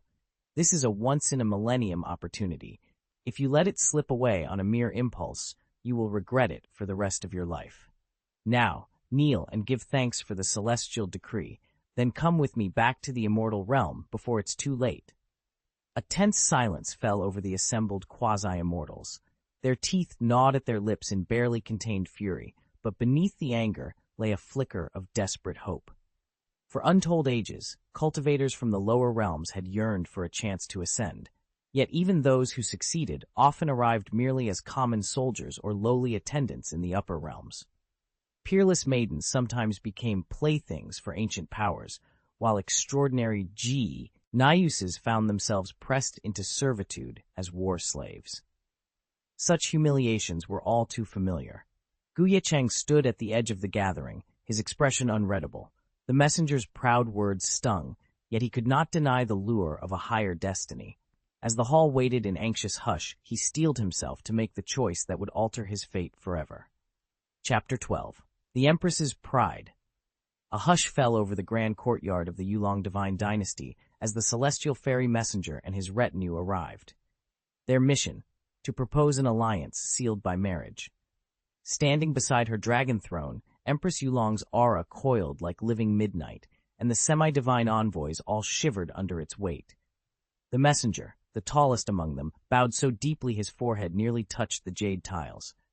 Yet even as he spoke, his words quivered beneath the Empress's icy gaze. "Your Majesty," he began, voice trembling, "the immortal venerable extends his highest respect. He wishes to offer you a place as concubine to the Saint of Taichu." At that, Empress Yulong's lips curled in contempt. Dragonlight glinted in her eyes as she spread her hands, and an invisible force immediately crushed the envoys' wills, pinning them to the ground like insects. "You propose that I bow to this so-called Saint of Taichu?" she said coldly. "What realm has he actually attained, domain lord at best, and yet he dares demand my hand? Do you take me for a lowly courtesan?" Gasping, the messenger gritted his teeth. Among the subdued fairy envoys, he alone still had enough presence to speak. "Your Majesty, with all respect, you misunderstand. It is we who consider it the greatest honor to have you as concubine to my saint's son." At once, he rushed on, scrambling to propitiate her wrath. "Though he is presently only at the domain lord realm, my saint's son is the direct disciple and designated heir of the immortal lord himself. His future is destined to eclipse every tenant of heaven and earth." He leaned closer, voice dropping to a fervent hiss. "Empress Yulong, even among the immortal realm's born legends, only you possess the power and prestige worthy to stand beside him." For a moment, the oppressive force holding the envoys at bay flickered. Empress Yulong's eyes narrowed as she surveyed the petite, pleading figure of the messenger. "Bold words," she said at last, her voice low enough that only the closest could hear. The dragon energy pulsing around her ebbed slowly, granting the envoys enough freedom to straighten. "But if your Taichu saint truly believes I would demean myself as his concubine, then he has sorely misjudged the strength of the Yulong dynasty." She rose from her throne, her silhouette framed by surging ghostly dragons. "Tell your immortal venerable, I will meet his saint son in combat first. If he can best me, I will reconsider this offer. But if he loses—" She paused, a dangerous smile curling her lips. "He had best pray I show mercy." Silence reigned. The messenger's face paled beneath layers of fairy gold makeup. For the first time since their arrival, he dared meet the Empress's gaze. "Very well," he whispered. "I will convey your terms. May the heavens bear witness to your might, Empress Yulong." With that, the envoys vanished in a swirl of jade mist, leaving the courtyard empty, save for the echo of a challenge that would soon rock the immortal realm. When Ye Cheng's words rang out in the hall, Empress Yulong's exquisite features flickered with surprise, and then a slow, enigmatic smile curved her lips. "Do you really think that's something we lowly cultivators of the lower realms could even imagine?" she murmured, amusement dancing in her eyes. "How entertaining, truly fascinating." The celestial envoy stiffened, unease crawling up his spine. He met her gaze and demanded, What are you laughing at?" Her smile deepened, laden with mocking warmth. "Laughing? I'm laughing at you, and at your Taichu immortal sect, at your so-called giants of the immortal world. You're nothing more than G's in a well, dreaming they can see the whole sky." With that, the Empress raised a slender, jade-like finger and tapped it lightly in the air. Instantly, the chaotic star sea beyond the palace windows rippled like water. Every master inside the divine palace felt it. A colossal pillar of divine energy blazing into existence, followed by waves of celestial blessing that washed over them in brilliant shafts of light. The splendor was so overwhelming that the celestial envoy's mind went blank. He could think of nothing but the staggering power unfolding before his eyes. Chapter 628. No, this is impossible. How could something like that even exist? The envoy from the heavenly immortal realm stood there, utterly speechless, eyes fixed on the wondrous phenomenon the dragon-controlling empress had just revealed. His voice trembled as he spoke. As an immortal envoy, one born directly of the immortal venerable Tao, he was notoriously proud, but he was no fool. With a single glance, he grasped the true meaning of what was happening. Saints from every realm were materializing, and the great Tao itself was pouring down its blessings. Such a portent could only herald the birth of someone who had just shattered the limits of heaven and earth. The true son of the beginning, the pride of the immortal world. Compared to the origin of this miracle, everything else, even the vaunted son of Taichu, immortal venerable Taichu himself, was nothing more than dust beneath his feet, insignificant as ants or pebbles by the roadside, mere chickens and dogs, less worthy than beggars. Damn it, I have to get back to the immortal realm immediately and report this. The celestial immortal envoy was shaken to his core. Any thought of lingering to summon the Dragon Empress vanished in an instant, and he fled the divine palace in utter disgrace. Once he was gone, the other quasi-immortals of the Dragon Divine dynasty, still reeling from the vision the Empress had granted, huddled together in stunned silence. After a moment, one of them broke the quiet. If the immortal realm learns what we've seen, they won't let this person roam the lower realm in peace. They'll dispatch a top-tier powerhouse to eliminate him. None of them knew precisely where Ye Cheng was or what condition he might be in, but every celestial and worldly master instinctively recognized him as a figure of unparalleled influence. Worry crept into their hearts as they considered the danger he now faced. Dragon Queen Yilan allowed herself a faint, knowing smile. "Don't worry," she said softly. "These strange fluctuations actually serve to mask heaven's deepest mysteries. At best, all we'll perceive is that a peerless genius has been born somewhere among the heavens, but exactly where? Even we, masters of the celestial realms, cannot tell." She paused, letting the weight of her words sink in. Unless he chooses to reveal himself, no immortal lord, no matter how powerful, could trace this phenomenon back to its source. That means every sect will respond the same way, by fortifying their defenses, tightening control over their disciples, and proceeding with the utmost caution. If they don't, they risk being struck down by this unknown force and never even learning who or what was responsible. Yelin's smile deepened. In truth, this benefits the lower realms. The celestial powers will be forced to temper their reckless interference in the worlds below, and of course, our own Yulong realm will gain a significant advantage from their newfound restraint. Empress Yulong smiled, her delicate features softening with relief. At least for now, the Taichu immortal sect won't trouble us again. She cocked her head, curiosity sparking in her eyes. It's a shame, though. I still haven't tracked down that Taoist brother who saved us. I'd like to thank him personally. Exactly as the master of the 10,000 Spirits Tower and Empress Yulong had anticipated, the heavens themselves trembled at the display of power unfolding below. News of the holy manifestation of the 10,000 worlds, unleashed by Ye Cheng, raced through every realm.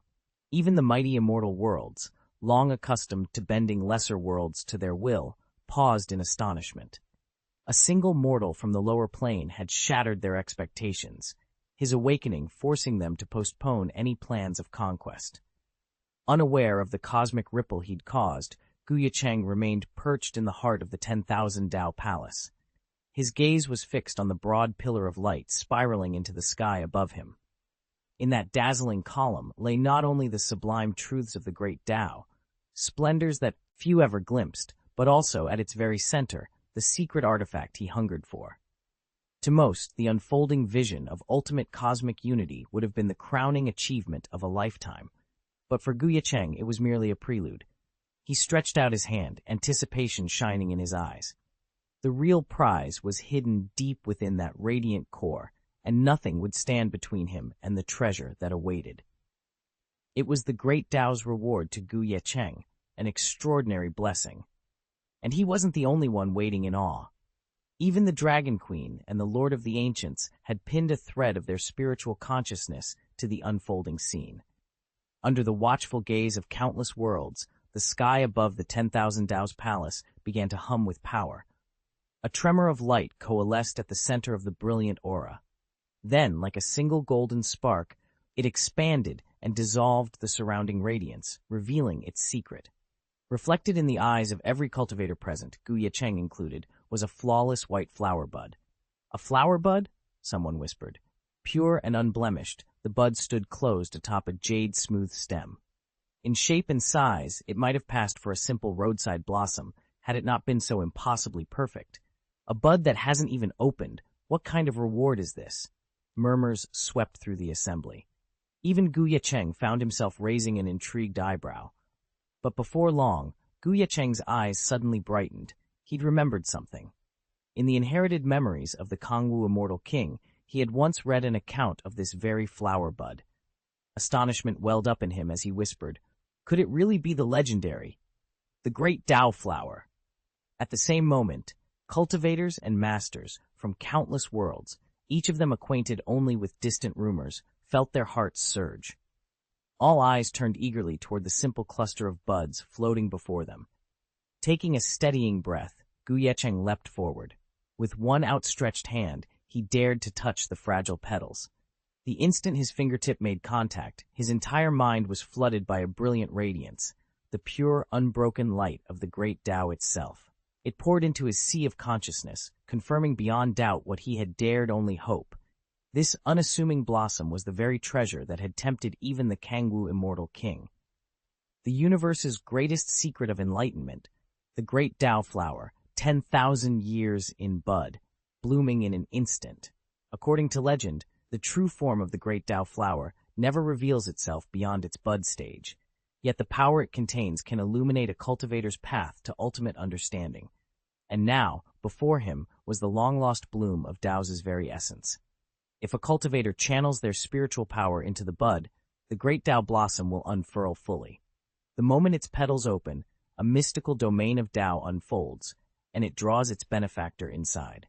Within that realm, 36,000 years of enlightenment await. Though one's cultivation level and spiritual core cannot advance while inside, the domain grants unparalleled clarity.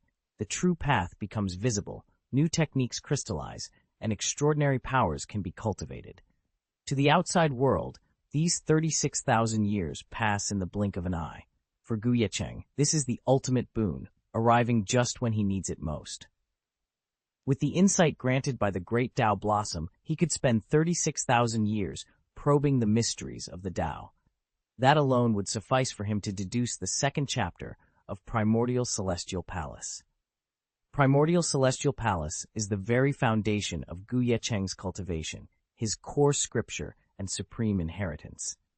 Even among the 180,000 Tao texts of the Chaos Realm, it ranks among the rarest and most profound. Yet it remains incomplete. Perfecting it demands vast spans of time, rigorous practice, and countless Tao formulas. Now, armed with the Blossom's domain, Ye Cheng stands on the brink of transcending every limita. Tian. 36,000 years. Given Ye Cheng's extraordinary talent, that span would be more than enough not to perfect the Yuanqi Tiangong, but to unravel the cultivation methods hidden in its second chapter. Once he mastered them, every spell he cast, and every effort he made would be magnified by the Yuanqi Tiangong's blessing. Even without breaking through to a higher realm, his combat power would soar to an entirely new level. His heart racing, Ye Cheng stepped forward and gently lifted the avenue flower into his palm. Yet instead of immediately pouring in spiritual energy to force it open, he paused. A bold idea formed. What if he carried the flower into the Wandao Palace, where its amplifying aura might expand the blossom's reach 100-fold? No sooner had the thought taken shape than the very foundations of the Wandao Palace trembled, as if on the brink of collapse. At this level, every weapon in the Wandao Palace has its own spirit. The moment Ye Cheng even considered tapping the palace's power to amplify the Tao blossom, the palace's consciousness flared up in alarm, pushing back so fiercely that his plan was instantly undone. A treasure as rare as the Tao blossom could not be powered up this way. In fact, if he'd forced its surging Tao essence through the 10,000 Tao palace, the backlash would have torn that palace apart in an explosion of primal energy. All right, No need to panic, Ye Cheng said with a laugh, waving his hands to reassure the trembling palace. It quivered under his touch, as though terrified he might still try to jam the blossom inside. Only once the palace's spirit had fully settled did he allow himself to turn back to the Tao blossom itself. Nestled before him, the flower glowed with an ancient light.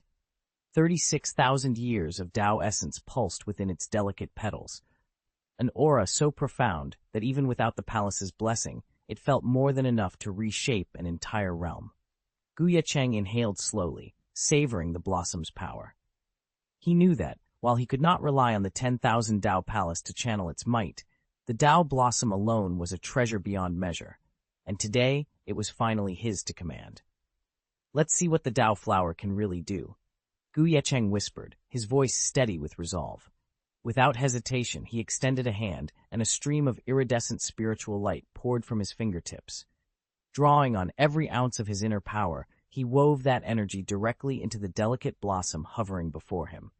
In an instant, the Tao flower trembled, its petals igniting in a brilliant, otherworldly glow. Then, boom, a thunderous shockwave burst outward, rattling the ground and filling the air with the roar of unleashed power. Chapter 629, a surging aura of the great Tao swept through Ye Cheng's mind, freezing him in place. Instantly, his consciousness peeled away from his body and drifted into a formless realm. In this strange void, he could neither cultivate nor execute any technique. There was nothing he could do but think. Endless thought, relentless deduction. Within that boundless mental arena, Ye Cheng began to sketch out the prototype of the second chapter of the Yuanxi Tiangong, a section that had never before shown any sign of completion. Moment by moment, his ideas took shape and refined themselves under the force of his reasoning. Time passed like a silent river. 36,000 years slipped by in the blink of an eye. At long last, the domain of the great Tao began to dissolve, and with it, Ye Cheng's grand mental exertion reached its end. In his mind's eye, the second chapter of the Yuanxi Tiangong stood fully formed and perfected. In the surrounding void, a single thunderous bell tone rang out. Ye Cheng's body quivered at the sound, and one by one, his scattered thoughts flowed back into his physical form. As his awareness settled once more into his flesh, the moment of return had finally arrived. Chapter 2 of the Yuanxi Tiangong, perfected over 36,000 years of deduction, suddenly imprinted itself onto Ye Cheng's consciousness. Within his mind swirled the golden tome bearing the words Yuanxi Tiangong. Until now, it had occupied only a single page. Now, that page quivered, and a second one materialized, filling his dantian with profound new insights. No sooner had the scripture integrated itself than Ye Cheng's spiritual power and awareness began to move of their own accord, precisely following the instructions of the newly acquired chapter. In an instant, his body, soul, and spirit condensed into sharper, more refined forms. To the casual observer, he merely seemed momentarily lost in thought. As the flow of the great Tao flower within his mind reached its apex and then withered away, Ye Cheng's aura swelled in a steady, unstoppable rise. He had not yet broken through to a higher realm. His cultivation level remained the same, but the sheer force he now emitted pressed down on everything in Beihuang Shenzhou, like the crushing weight of an abyss. Every living creature in the land reeled under the intensity of his power. Ye Cheng finally came to his senses. He could feel it in every fiber of his being. His strength had soared to unprecedented heights, and his cultivation efficiency had rocketed skyward. A spark of excitement danced in his eyes. Not only has my combat power improved, he murmured, but this acceleration in my cultivation pace has already solved so many of my past obstacles. His mind drifted to the Law Dao fruits and Cultivation Dao fruits left behind by the 5 quasi-immortals in Wandao Palace. He had once feared that 3 months wouldn't be enough time to fully refine those treasures or to push himself to the very peak of his potential. But now, brimming with confidence, he knew that time frame was more than sufficient. Indeed, 3 months had passed in the blink of an eye since Ye Cheng first set foot in Wandao Palace. During that period, the major sects of the Northern Wilderness Divine Continent had rallied under his command, pooling their resources to erect the world-crossing formation he had designed. It had been a colossal undertaking, one that demanded vast riches and countless materials, exacting a heavy toll on every sect. Yet each had endured the strain, driven by the promise of power that awaited on the other side of the formation's gate. Ye Cheng allowed himself a small, confident smile. With his newfound cultivation speed and the sect's combined efforts, the world, crossing array would soon be complete, and with it, his path to true immortality. Whether it was the War God Academy and the other sects that had once sworn fealty to Ye Cheng, or the neutral factions that had earlier rebuffed him, none now hesitated at his command. His orders were carried out with such ruthless precision that even the Lord of Wanling Tower stood in astonishment. As for the master of the 10,000 Spirits Pagoda, still haunted by the grand vision that had rocked the world 3 months ago, he could only accept this upheaval as part of Ye Cheng's design.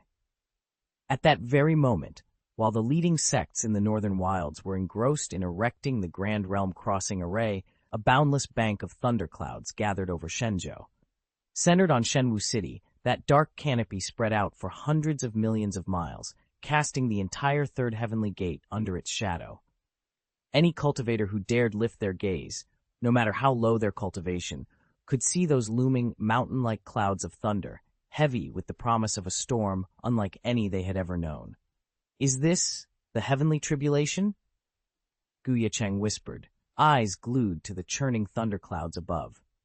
Bolstered by overwhelming power, they continued to expand, blotting out the northern wilds of Shenzhou in an endless sea of storm. Even the cultivated veterans in the region, among them the master of the 10,000 Spirits Pagoda, found themselves momentarily silenced. When that master had faced his own dominant thunder tribulation, its reach hadn't covered a millionth of this vast expanse. As shock rippled through the crowd, a sudden whoosh split the air. From the gates of Wandao Palace, a lone figure soared upward, Ye Cheng himself. No sooner had he ascended than the heavens responded. With a thunderous crack, the colossal storm sweeping over the Tianguan battlefield, spanning hundreds of millions of miles, erupted in rolling thunder. In that instant, every living being in Beihuang Shenzhou understood the truth before them. This awe-inspiring, world-shaking tempest was the fabled heavenly tribulation that all cultivators must overcome to break through into the next realm. An immense wall of thunderclouds rolled in, stretching across hundreds of millions of miles of sky. Lightning crackled and sizzled through the air, as if the heavens themselves were tearing open. Crack, crack, crack! The thunderous roars left the world trembling. This was Ye Cheng's tribulation, the final test, triggered the moment he broke into the Domain Master realm. Over the past 3 months, he had poured every ounce of effort into refining the Tao fruits of the laws and the 5 quasi-immortals. Each of those rare treasures had been consumed by his will and power, amplifying his cultivation until he stood on the threshold of a new plane. Yet even Ye Cheng had not anticipated the sheer scale of the heavenly judgment he now faced. As he floated into the heart of the storm, bolts of jagged lightning shredded through the clouds toward him. The energy was so vast it painted the sky white, illuminating the distant battle lines on Tianguan's frontier. Dozens of guardian cultivators and frontline troops watched in horror, powerless to shield themselves. None had time to spread their protective arrays. Most were struck down in an instant, their defenses disintegrating under the explosion of raw thunder chi. Ye Cheng remained calm, his robes billowing in the electric wind. He raised a single hand, calling upon the laws he had mastered. Brilliant runes flared around him, weaving a sphere of rippling light. Each lightning bolt that struck his barrier was shattered into motes of pure energy, drawn inexorably into Ye Cheng's aura. With every explosion, his cultivation pulse quickened. The accumulated might of countless tribulation bolts surged through his veins. The surrounding thunderclouds quivered as if in pain. Lightning, deprived of its target, flickered back into the void. In that moment of silence, the cultivators at the edge of the battlefield dared to look on. Where seconds ago there had been a storm of destruction, there now hovered a solitary figure bathed in the afterglow of power. Ye Cheng, newly crowned Domain Master, stood unbowed, the final remnants of his tribulation dissipating like mist under the sun. He exhaled and the world seemed to exhale with him. The path ahead would be even fiercer, But in mastering this thunderous trial, Ye Cheng had proven he was ready to claim his place among the realm's true masters. All across the Tianguan battlefield, cities and their denizens, human and beast alike, were thrown into utter chaos. The Thunder Tribulation had descended with a fury beyond imagination. Though its celestial target was a single individual, each bolt bore enough destructive power to annihilate a quasi-immortal, let alone a domain master. Even cultivators who weren't the tribulation's focus trembled at the devastation already consuming the land of Shenzhou. "What do we do?" a panic-stricken voice called out. "Activate the protective formation, now!" Cries for help echoed on every side, yet even the grandest arrays promised little against the relentless storm. Then, slicing through the clamor, came a calm, commanding tone. High above the battlefield, Ye Cheng stood under the brooding thunderclouds like a living deity. Raising his arms, he met the roaring sky with unshakable resolve and shouted, "Primordial sky swallowing! Absorb the tribulation's power and forge it into spirit. Primordial sky swallowing technique. Show yourself," Ye Cheng bellowed, unleashing a boundless wave of devouring energy. To ordinary cultivators, tribulation thunder was a venomous curse, striking like serpents and scorpions from the heavens. But to him it was a priceless elixir. Drawing on the primordial swallowing heaven art, he reached out with irresistible force and began to suck in billions of thunderbolts. He even consumed the lingering aftershocks, leaving nothing behind. In that instant, his body became a cosmic vortex, no mere black hole, but an entire universe in miniature. Against such a gaping maw, all those raging miles of thunder were but a drop in the ocean. The lightning never touched the ground. The moment it cleaved free from the storm clouds, it was snapped up and refined by Ye Cheng's technique. Golden thunder, purple thunder, the rare purple-gold fusion bolts, ancient innate lightning, chaotic heaven-shattering thunder, every last spark of celestial calamity was transformed into vital nutrients for him. At last, not even the thunderclouds that stretched across billions of miles could withstand Ye Cheng's power.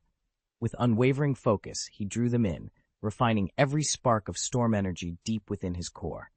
As the final wisp of cloud vanished from heaven and earth, the skies cleared completely.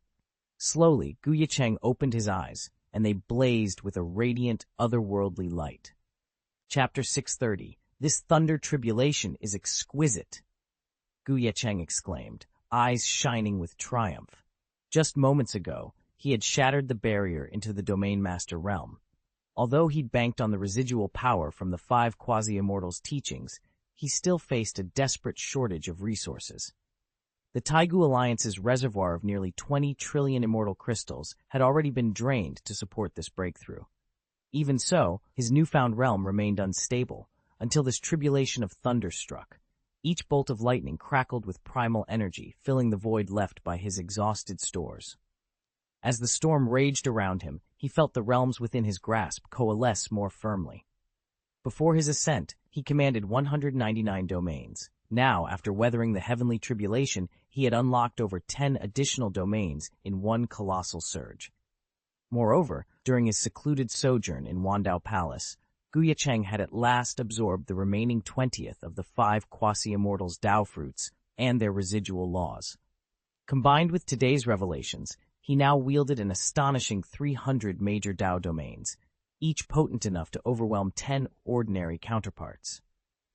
Standing amid the dissipating thunderclouds, he sensed his cultivation solidify, his dominion over the Tao more complete than ever before. The power of the Tao contained within the 300 great Tao domains is simply beyond the reach of a 3-layer heaven quasi-immortal. Even a true celestial immortal, who has already mastered 30 layers of chaos runes and grasped the essence of 3,000 Taos, can't match it in a straight contest of Tao comprehension. In terms of pure insight and understanding, Ye Cheng would shatter them without breaking a sweat. Of course, Tao attainment isn't everything. Celestial immortals also wield vast immortal Tao spiritual power, and in an all-around fight their advantages are still considerable. But if Ye Cheng were to activate the Yuanxi killing array, the outcome would be entirely different. Even without resorting to such a weapon, his combat strength has already skyrocketed tens of thousands of times since his retreat. Before, he was barely on par with a level 4 quasi-immortal. Now, even a level 7 quasi-immortal perfected in all aspects would crumble under Ye Cheng's assault. Ye Cheng knew he'd only scratched the surface of what was possible in the Domain Lord realm. With enough resources, he could master all 1,000 great Daos at this level. And once he ascended to Realm Lord, his pocket world would receive an even grander outpouring from the 3,000 great Daos, making it overwhelmingly stronger. That prospect wasn't mere wishful thinking. Although the 1,000 great Daos demanded prodigious resources, the two divine continents were home to 5 great immortal gates, and together, their foundation-level supreme elders and senior quasi-immortals numbered over 30. The Dao fruits a single quasi-immortal could harvest, particularly the Law Dao fruit, would be more than enough to push him to his next breakthrough. Yet Ye Cheng wasn't quite ready to set off for the divine continents. Before embarking on that journey, he still had several pressing matters to handle closer to home. Ye Cheng's next 2 objectives were laid out with crystal clarity. First, he would sail into the Chaos Sea to rescue the venerable dean of the God of War Academy and the leader of the Zhenwu Dao sect. Then, he would purge the northern wilderness divine continent of the chaos beasts that had surged across its borders.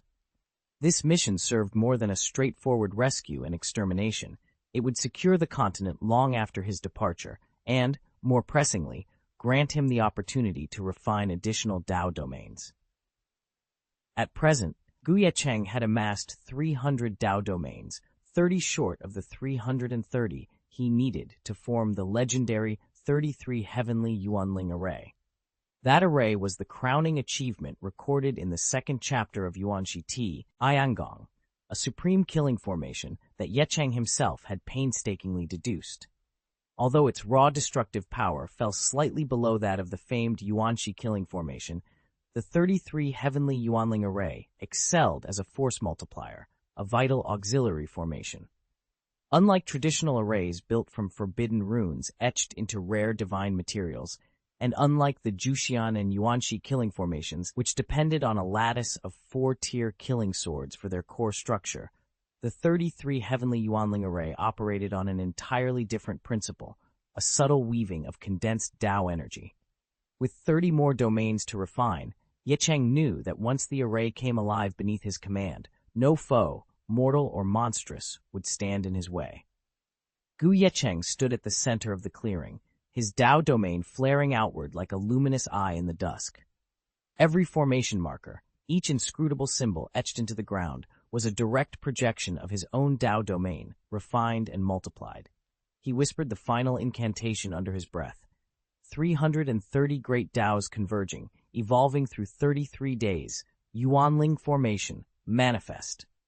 In an instant, the air crackled and the formation sprang to life. A 100-fold surge of power pulsed through Ye Cheng's body, swelling his spiritual strength to staggering heights. Originally, his might had been enough to crush a 7th-level quasi-immortal at the flip of a wrist. Now, with this formation's blessing, he rivaled the early 9th level.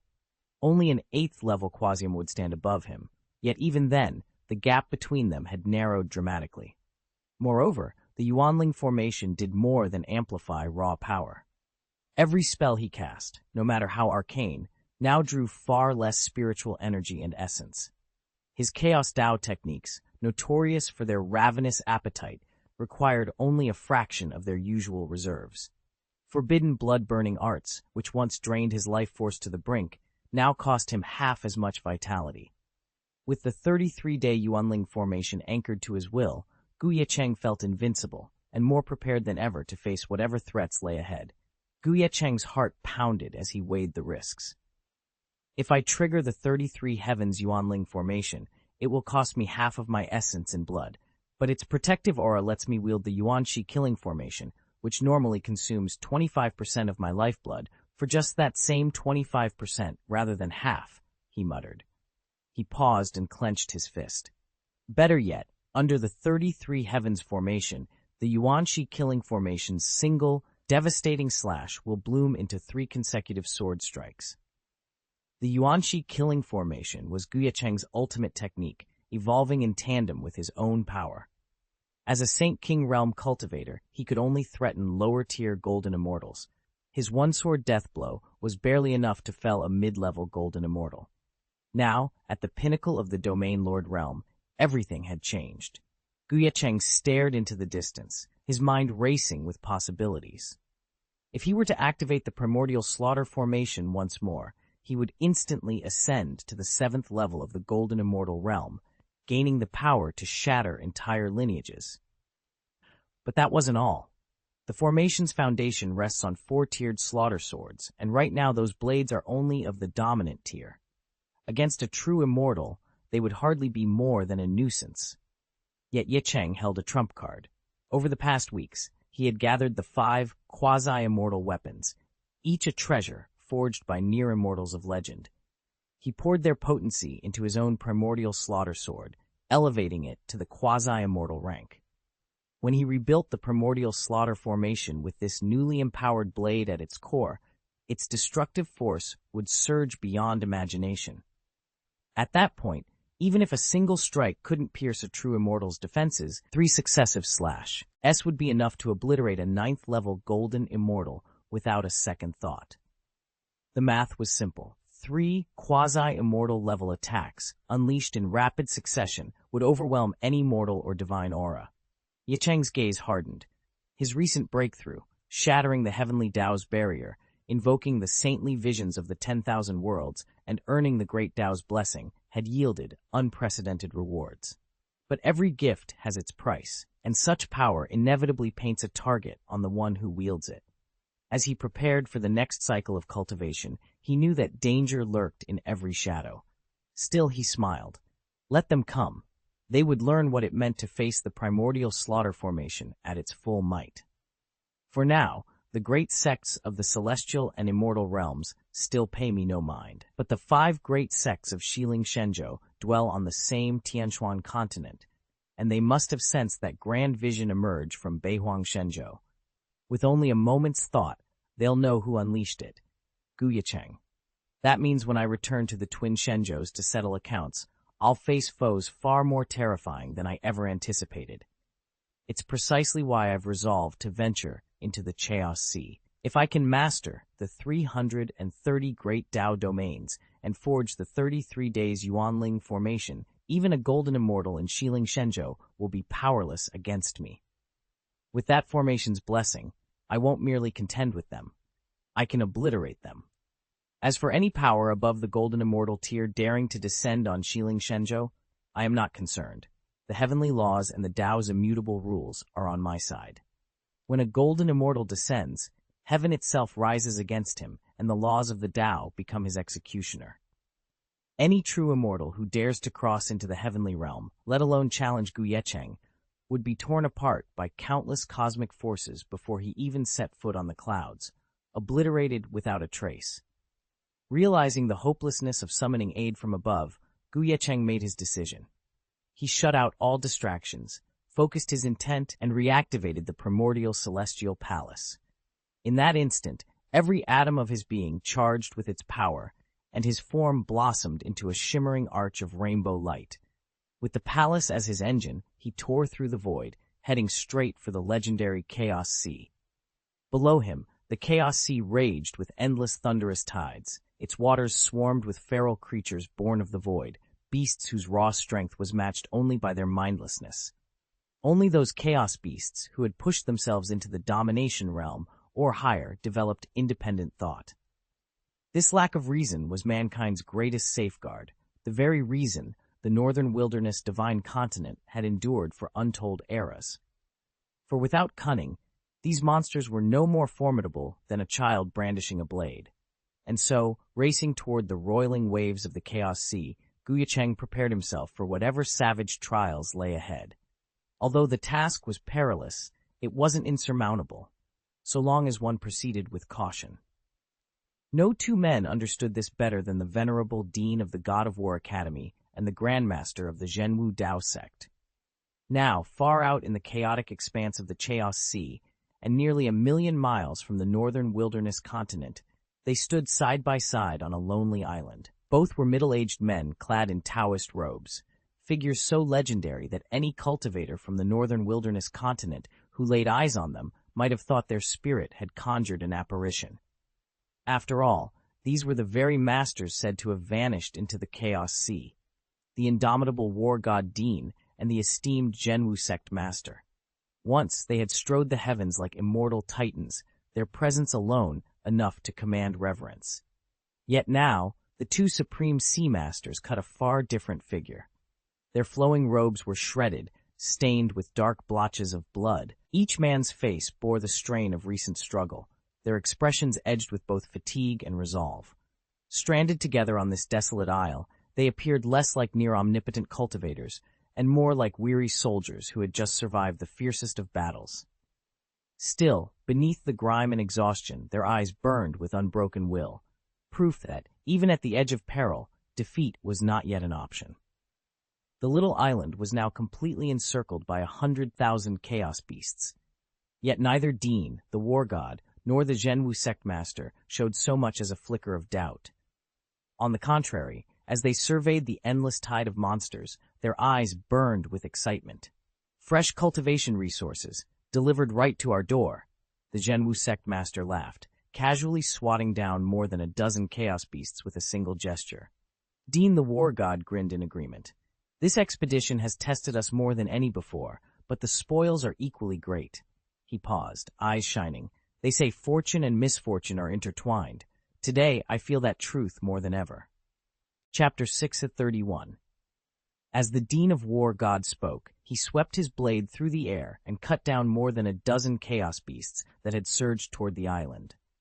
At the same time, he traced a series of intricate seals in midair, each one glowing with forbidden spiritual energy. The seals detached, drifted over the water, and settled on the sea's surface a short distance from the island. In an instant, the water there shimmered and coalesced into the perfect silhouette of their island, an uncanny mirror image floating on the waves. Tens of thousands of chaos beasts that had been massing around the real island went wild at the sight.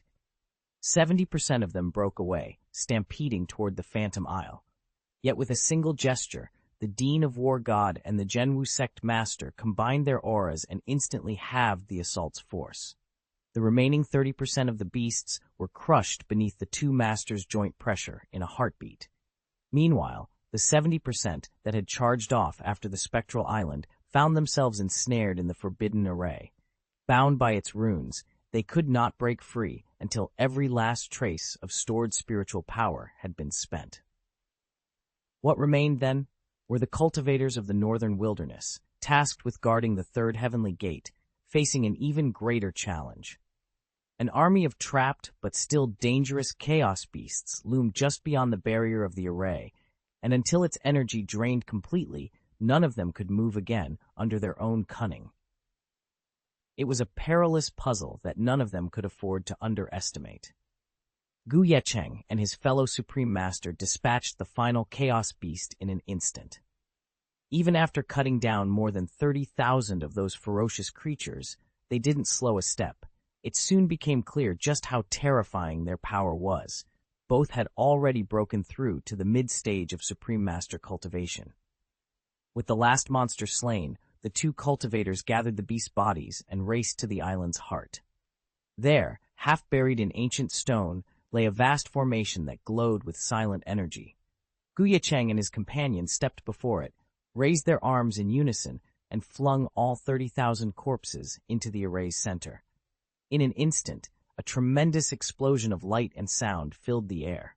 When the dust settled, the formation had pulverized every carcass, refining them into pure spiritual essence. That essence flowed outward like a tide, pouring into Ye Cheng and the other master, instantly restoring the chi they'd expended in battle.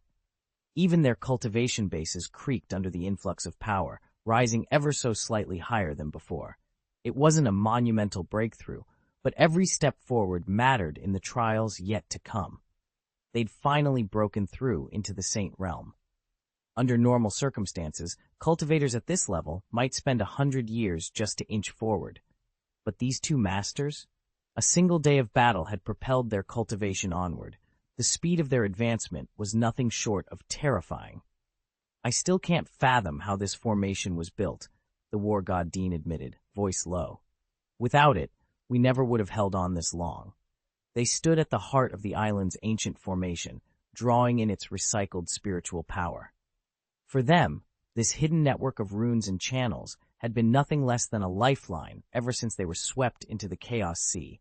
By chance, they drifted to Liangyuan Island, stumbled upon the formation's entrance, and found themselves sustained, body and soul, by its ceaseless flow of energy. It had been their greatest boon, allowing them to ascend to heights few could dream of. Still, neither the war god Dean nor the Zhenwu sect master intended to linger. Liangyuan was a haven, yes, but no one's final refuge. The Chaos Sea beyond was rife with danger and opportunity. It was time to depart, to push their newly awakened powers to the limit, and to carve out their destinies among the storm-tossed waves once more. As the days wore on, Ye Cheng and his companion sensed a troubling shift. The chaos beasts attacking them were growing ever stronger, and the pressure against their defenses increased in kind. Not long ago, after driving off a raid, they could afford at least a month's rest. Now, 3 or 5 days of respite was all they could hope for, and even that felt like a luxury. At this rate, they would soon be utterly overwhelmed by the next great tide of beasts. Even the island's miraculous formation, capable of rapidly replenishing their spiritual energy and accelerating their cultivation, would be of no use if the attacks became truly unrelenting. Framed by the rising turbulence of the Chaos Sea, they would be drowned without a chance to recover. Exchanging a grave look, the two masters simultaneously released their divine sense, sweeping it across the surrounding waters. After only a moment, they confirmed there was no sign of any chaos beast within miles. With the threat momentarily at bay, their resolve solidified. "We can't stay here any longer," Ye Cheng said quietly, though his eyes burned with determination. "If we remain, the next tidal wave of beasts will crush us. We have to make for the northern wilderness divine continent, cross the Chaos Sea before that barrier closes on us." His companion nodded. Despite their formidable cultivation, the voyage across the Chaos Sea at its current tide would still be a perilous undertaking. But the alternative, waiting for the beasts to surround the island, offered no hope at all. They sealed their wills together, channeled their energy into the island's formation for one last boost, and prepared to depart. With the spirits of the sea swirling around them, Ye Cheng and his master braced themselves for the treacherous crossing that lay ahead, aware that only by pressing forward could they hope to survive. They had no choice. Any delay now meant certain death.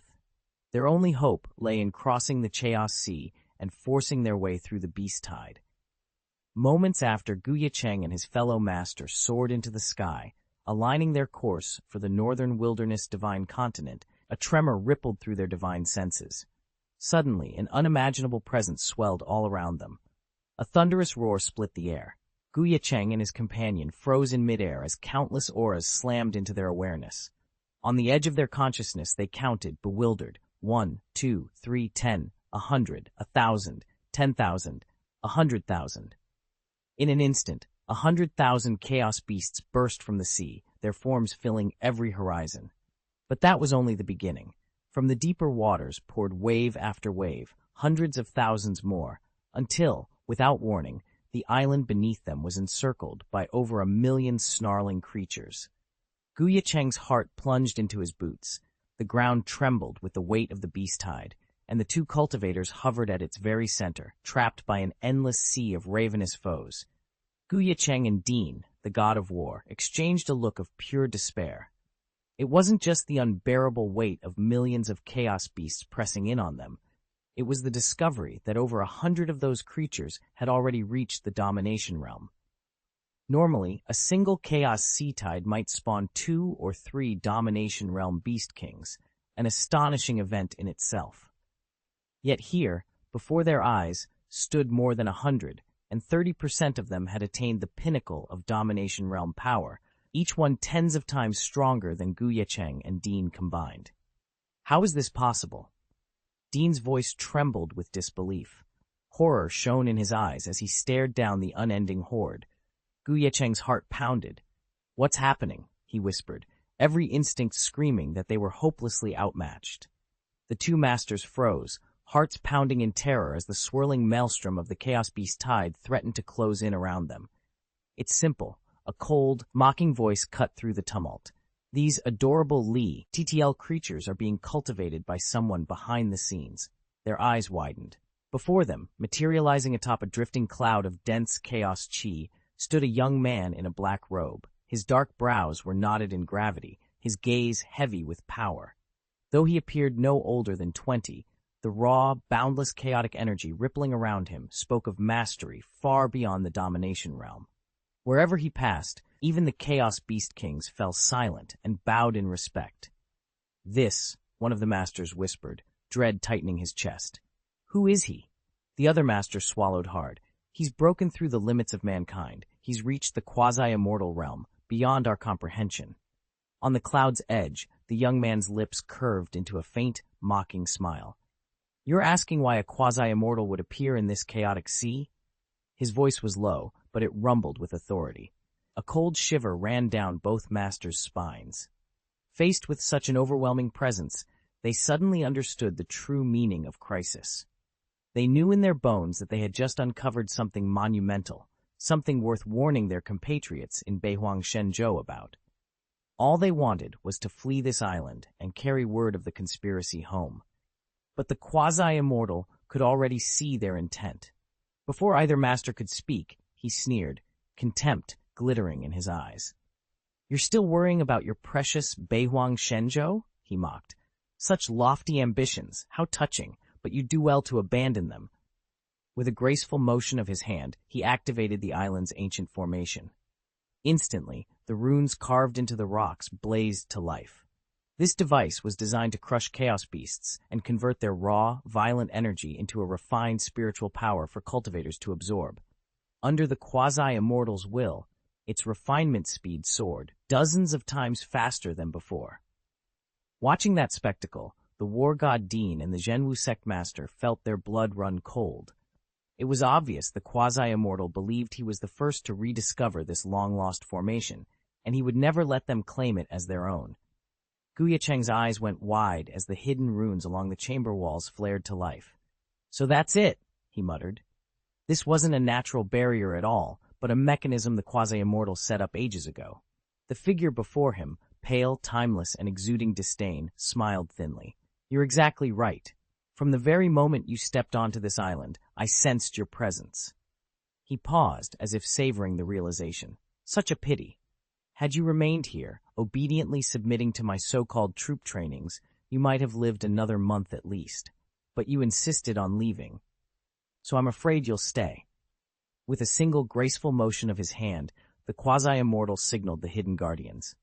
Stone sentinels creaked as they stirred from alcoves in the cliff, colossal, jagged figures springing to life. "Seize them!"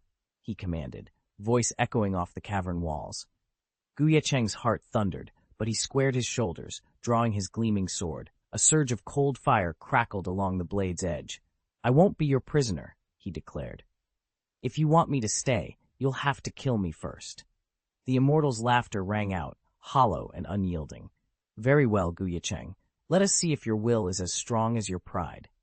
Chapter 632. Ye Cheng, clad in a flowing black robe, spoke quietly as he raised his hand. The lingering aura of chaos coalesced at his fingertips, and with a surge of spiritual power, he formed a colossal palm-shaped imprint. In the blink of an eye, he casually flung it toward the two masters. On the surface, it looked like a careless flick of the wrist, but the force it unleashed was enough to choke even those who had perfected their arts, driving them to the brink of despair. Such is the true might of a quasi-immortal. At this level, one has already transcended the bounds of humanity. A single, effortless strike can obliterate stars and crush legions of adversaries in an instant. The leaders of the God of War Academy and the Zhenwu sect both went pale as they sensed the overwhelming killing intent radiating from that spectral palm.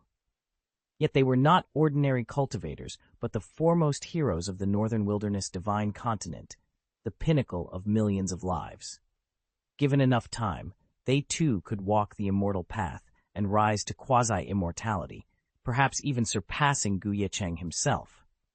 Even now, though their cultivation ranks far below that of the black-robed quasi-immortal, the disciples of the Zhenwu sect refused to yield in the face of imminent death. Drawing on reserves of supernormal power, they prepared to strike back. "Fight!"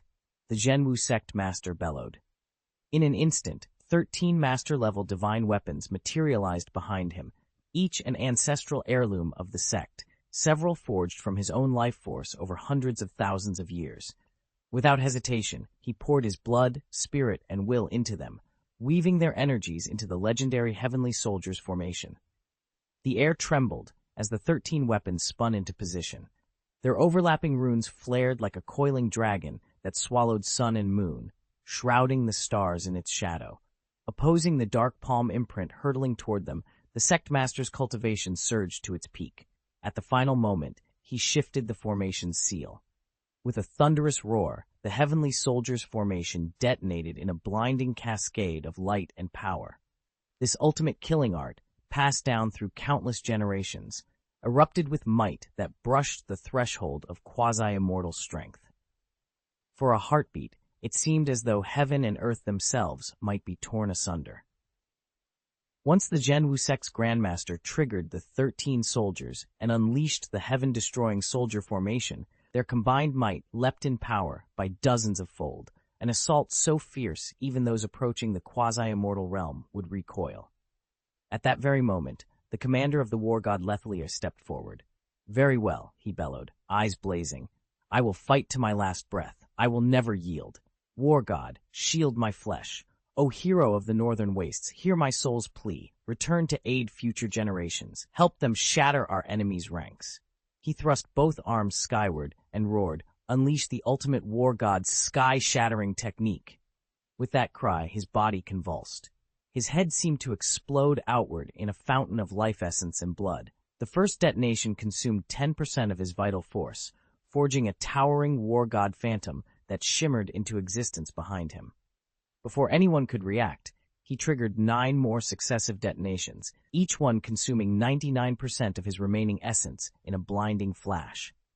His face drained of color, but when the light faded, 9 colossal war god phantoms hovered menacingly behind him, ready to strike. The 10 war god phantoms materialized behind Ye Cheng, each bearing the distinct armor and crests of their long-lost clans, but all were the heroic spirits of the war gods who once safeguarded the northern wilderness divine continent. They poured their power into him, blessing his body, and the instant that power was theirs, Ye Cheng detonated them. "Shatter the heavens, ignite my flesh, annihilate the deities, now," he roared. At his command, the 10 sky-rending spirits, each formed from 99% of his own essence and blood, erupted in successive explosions. Every self-destruction unleashed a sovereign killing force. One by one, their energies overlapped in a cataclysmic convergence that rivaled even the feared destroying heaven battle array. From left and right, twin torrents of slaughter met the quasi-immortal's palm imprint midair, detonating it before it could strike home. "Now! Advance! Go!" The palm imprint erupted in a blinding cascade of ethereal light, blotting out the battlefield. In that momentary whiteout, both Ye Cheng and the true martial sect master felt a sudden blaze of divine clarity ignite in their eyes, an electric determination that would decide the fate of gods and mortals alike. Ye Cheng and his companion roared in unison, unleashing the last of their spiritual power. In a flash, they slipped into a rift in the void, bearing straight for the northern wilderness divine continent. "Huh!" The black-robed quasi-immortal's face went ashen. He wasn't just any half-immortal. He had already broken through to the 5th level, a realm from which a mere casual strike could turn a first-level quasi-immortal to ash. And yet these 2 low-world cultivators, whom he'd always dismissed as worthless, had actually blocked his path? Humble pariahs of the mortal realm, you're nothing but insects fighting a meaningless death. His fury unleashed, the black-robed master snapped his fingers. This time, he threw caution to the wind and activated a forbidden immortal art. "Immortal killing finger, strike!" Pointing a single trembling finger at the fleeing pair, he unleashed thousands of blinding divine lights. They erupted across the void like a second sun, blotting out the heavens and sealing every exit. The killing intent woven into each beam was so overwhelming that Ye Cheng and his companion froze in terror, despair gnawing at their hearts as the immortal killing lights bore down on them. The immortal technique tore through the void itself, its speed so tremendous that for a moment it seemed to split reality in two. At last, the two masters staggered apart, only to find themselves instantly overtaken by the quasi-immortal's finger of annihilation. Suffused with immortal power and the chaotic laws woven into its strike, that single finger blasted outward, driving them back through the void and bearing down on them without mercy. "Begone, pitiable mortals," the black-robed quasi-immortal sneered, his laughter cold and triumphant as he watched their retreat. Across the rift, the head of the God of War Academy exchanged a determined glance with the leader of the Zhenwu sect.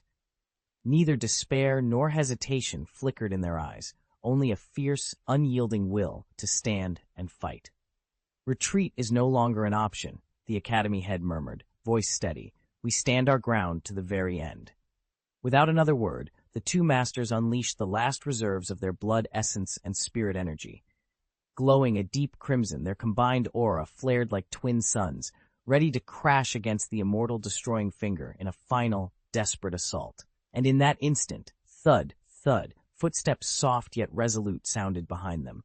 A figure stepped forward between the two champions.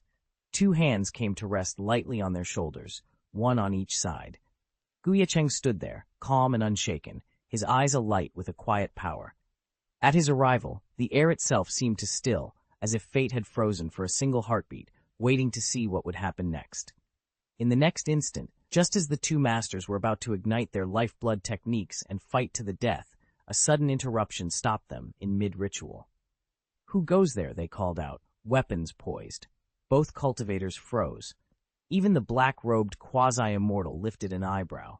"Reinforcements?" he muttered.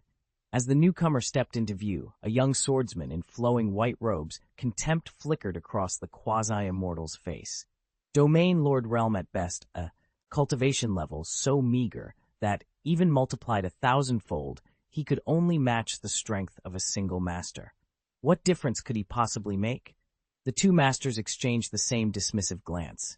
They recognized him, Ye Cheng, whose reputation on the Tianguan battlefield was already well known. But by their estimation, his power scarcely equaled their own. There was no way he could threaten a quasi-immortal. Yet before either master could speak another word, Ye Cheng was already in motion. Ye Cheng didn't waste a second. He lifted both hands, channeling spiritual power into his palms. Pure chaos divine water coalesced around each hand and seeped into the bodies of the two injured masters. At the same time, the ancient artifact Yuanxi Tiangong spun lightly above them, amplifying his gift. In the blink of an eye, both cultivators felt their wounds knit closed, their flesh and bones fully restored. Before they could even register what had happened, Ye Cheng had already moved to intercept the black-robed quasi-immortal's signature attack, the immortal destroying finger. With a calm flick of his index finger, he unleashed his own counterstrike. Swish! Countless sword-like beams of light shot forth from Ye Cheng's fingertip, streaking through the void. They met the black-robed foe's immortal destroying finger shadows head-on and in an instant dissolved them into nothingness. "Huh? The aura of chaos divine water?" the black-robed quasi-immortal murmured, eyes narrowing as he watched his technique evaporate. Yet he showed no alarm. Instead, his gaze flicked back to the two masters at his feet. Thanks to his fifth-level quasi-immortal cultivation, he could snatch away any healing treasure meant for others, and that included the very chaos divine water Ye Cheng had just unleashed. It was the legendary chaos divine water, each pound worth 100 million immortal crystals. For a quasi-immortal, it was the ultimate treasure. Yet Ye Cheng treated it like common cabbage, pouring it over his wounds without a second thought. The effect was immediate. The black-robed quasi-immortal's vitality snapped back as if reborn. A cruel grin split his lips. "So you've got quite the stockpile of treasures, boy. Perfect. I'll be the one to put every last one of them to use." He splayed his 5 fingers, chanting a lofty immortal spell. 5 elements golden wheel, immortal annihilation, crawlers of the underworld, become my sustenance. No sooner had the words left his mouth than prismatic light erupted around him. The 5 elemental Tao forces, wood, fire, earth, metal, and water, wove together, condensing into a gigantic, razor-edged wheel of divine radiance. It descended like a celestial scythe, aimed squarely at Ye Cheng. This time, the black-robed master unleashed his full might. The oppressive killing aura was so intense that the two elder witnesses felt their very souls tremble. At first, the two masters had been both surprised and even a little thrilled to see Ye Cheng withstand the immortal destroyer's fingertip assault.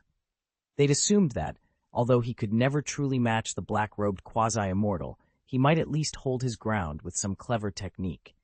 Now, however, as they watched that same foe unleash the fully evolved Five Elements Golden Wheel of Destruction, despair overwhelmed them.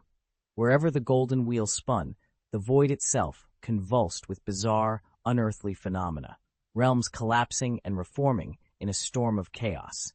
This was the signature of a celestial-level immortal art. Not only did it master the five elemental laws, it encompassed the very essence of creation and annihilation. Even in the hands of a quasi-immortal who had only scratched its surface, its might shook heaven and earth. For someone just stepping into the fifth quasi-immortal tier, it rivaled the power of a perfect fifth-level immortal. One of the masters clasped his sword hilt so tightly his knuckles went white. The other, voice trembling, muttered, "No one at this realm should possess such destructive force." Behind them, Ye Cheng gritted his teeth, facing down the black-robed adversary as the golden wheel descended like a living apocalypse. "You ant," the enemy sneered, fingers crackling with cosmic fury. "You dare challenge me?" But Ye Cheng's gaze was steely. Even as the abyss of destruction opened before him, he would not yield. "Die!" The immortal destroying five elements golden wheel hurtled down, unleashing a torrent of immortal destroying divine light that submerged Ye Cheng in blinding radiance.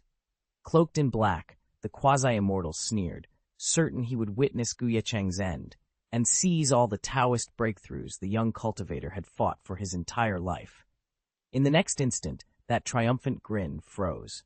Wherever the golden wheel's divine light struck, the void trembled and the chaos sea roared, as if the very fabric of reality strained under its power. Yet at the heart of that celestial storm, Ye Cheng stood firm, like a lone boat on a tempestuous sea, seemingly seconds away from being swallowed whole. 1 breath passed, 2 breaths. Even after 10 breaths, he remained unbroken. Each wave of immortal destroying divine light that crashed against him scattered into sparks against an invisible shield, leaving Ye Cheng completely unharmed. How is this possible? The black-robed quasi-immortal's eyes went wide as terror seized him. He instinctively poured every last drop of spiritual energy into his ultimate technique, the immortal destroying five elements golden wheel, hoping its crushing force would turn the tide. But before he could unleash it, Ye Cheng's counterattack struck. What kind of immortal art is this? I thought it was supposed to be impressive. What a waste of time. Ye Cheng scoffed. At his words, a brilliant arc of sword chi leapt from his hand. It slammed into the golden wheel with an earth-shaking boom, the twin powers of creation and destruction entwining around Ye Cheng's sword chi. In that instant, the blade's radiance warped into a spinning sword wheel, its momentum reversed against the would-be killer's own weapon. In barely 10 breaths, Ye Cheng had not only absorbed the black-robed immortal's secret art, but transformed it, elevating its potency far beyond its original design. With a single, devastating strike, he shattered the immortal destroying golden wheel into a spray of molten fragments. Before the stunned master could react, Ye Cheng surged forward and, with a clean slice, split him in two. Blood spattered across the chaotic battlefield as the black-robed figure's twin halves collapsed into the turbulent void. Silence fell, broken only by the echo of Ye Cheng's steady breathing. In that sea of chaos, his victory stood unchallenged. Chapter 633, Plop! The black-robed quasi-immortal's lifeless body plunged from midair and shattered against the churned waters of the Chaos Sea. Even as he fell, Ye Cheng's hand flashed out, stripping the soul essence from the immobile vessel between its eyebrows. Lightning fast and utterly precise, the extraction left the doomed cultivator's eyes frozen wide in shock. Standing on the rocky shore, the Grandmaster of the War God Academy and the Elder of the Zhenwu sect could only gape in disbelief. Moments ago, they had been certain the quasi-immortal would overwhelm Ye Cheng, yet here he was, unscathed, calmly pocketing the soul core. If he weren't their junior, they might have pinched each other to confirm they weren't trapped in a nightmare. But Ye Cheng paid them no heed. his brows furrowed as he studied the shimmering soul record he'd just seized. A spark of triumph lit his gaze. This Chaos Sea was exactly the right place, he murmured. Indeed, the fallen figure was no ordinary foe, but one of the 9 ancient masters long ago encountered in the depths of the Tianhuang ancient mine. Now, at last, Ye Cheng held in his hand the final piece of the puzzle he had chased for centuries. Ye Cheng's expression darkened as he studied the glowing projection before him. Across the immortal realm, colossal figures, disciples of the Taihuang Immortal Venerable, had been quietly scheming against Beihuang Shenzhou in the mortal world. Following their master's secret orders, a mysterious black-robed quasi-immortal had been sent to provoke the Chaos Race and trigger an all-out invasion. On the surface, it looked as though the Chaos Race and the extraterritorial demons had launched their assault of their own accord, driven by a desire to seize Beihuang Shenzhou's vast lands. But Ye Cheng knew the truth. Ever since the Taihuang Immortal Venerable's crushing defeat tens of millions of years ago, those so-called independent forces had fallen under his subtle influence. Their aggression was not their own, it was the will of the Immortal Venerable in disguise. If the Chaos Race succeeded in subjugating Beihuang Shenzhou, the realm's absolute heaven and earth link would unravel. With its cosmic barrier gone, Taihuang Immortal Venerable could effortlessly convert Beihuang Shenzhou into his private playground. Yet there remained one formidable obstacle, the prohibition barrier of the northern wilderness divine continent, which had sealed heaven and earth and repelled every attempted breach.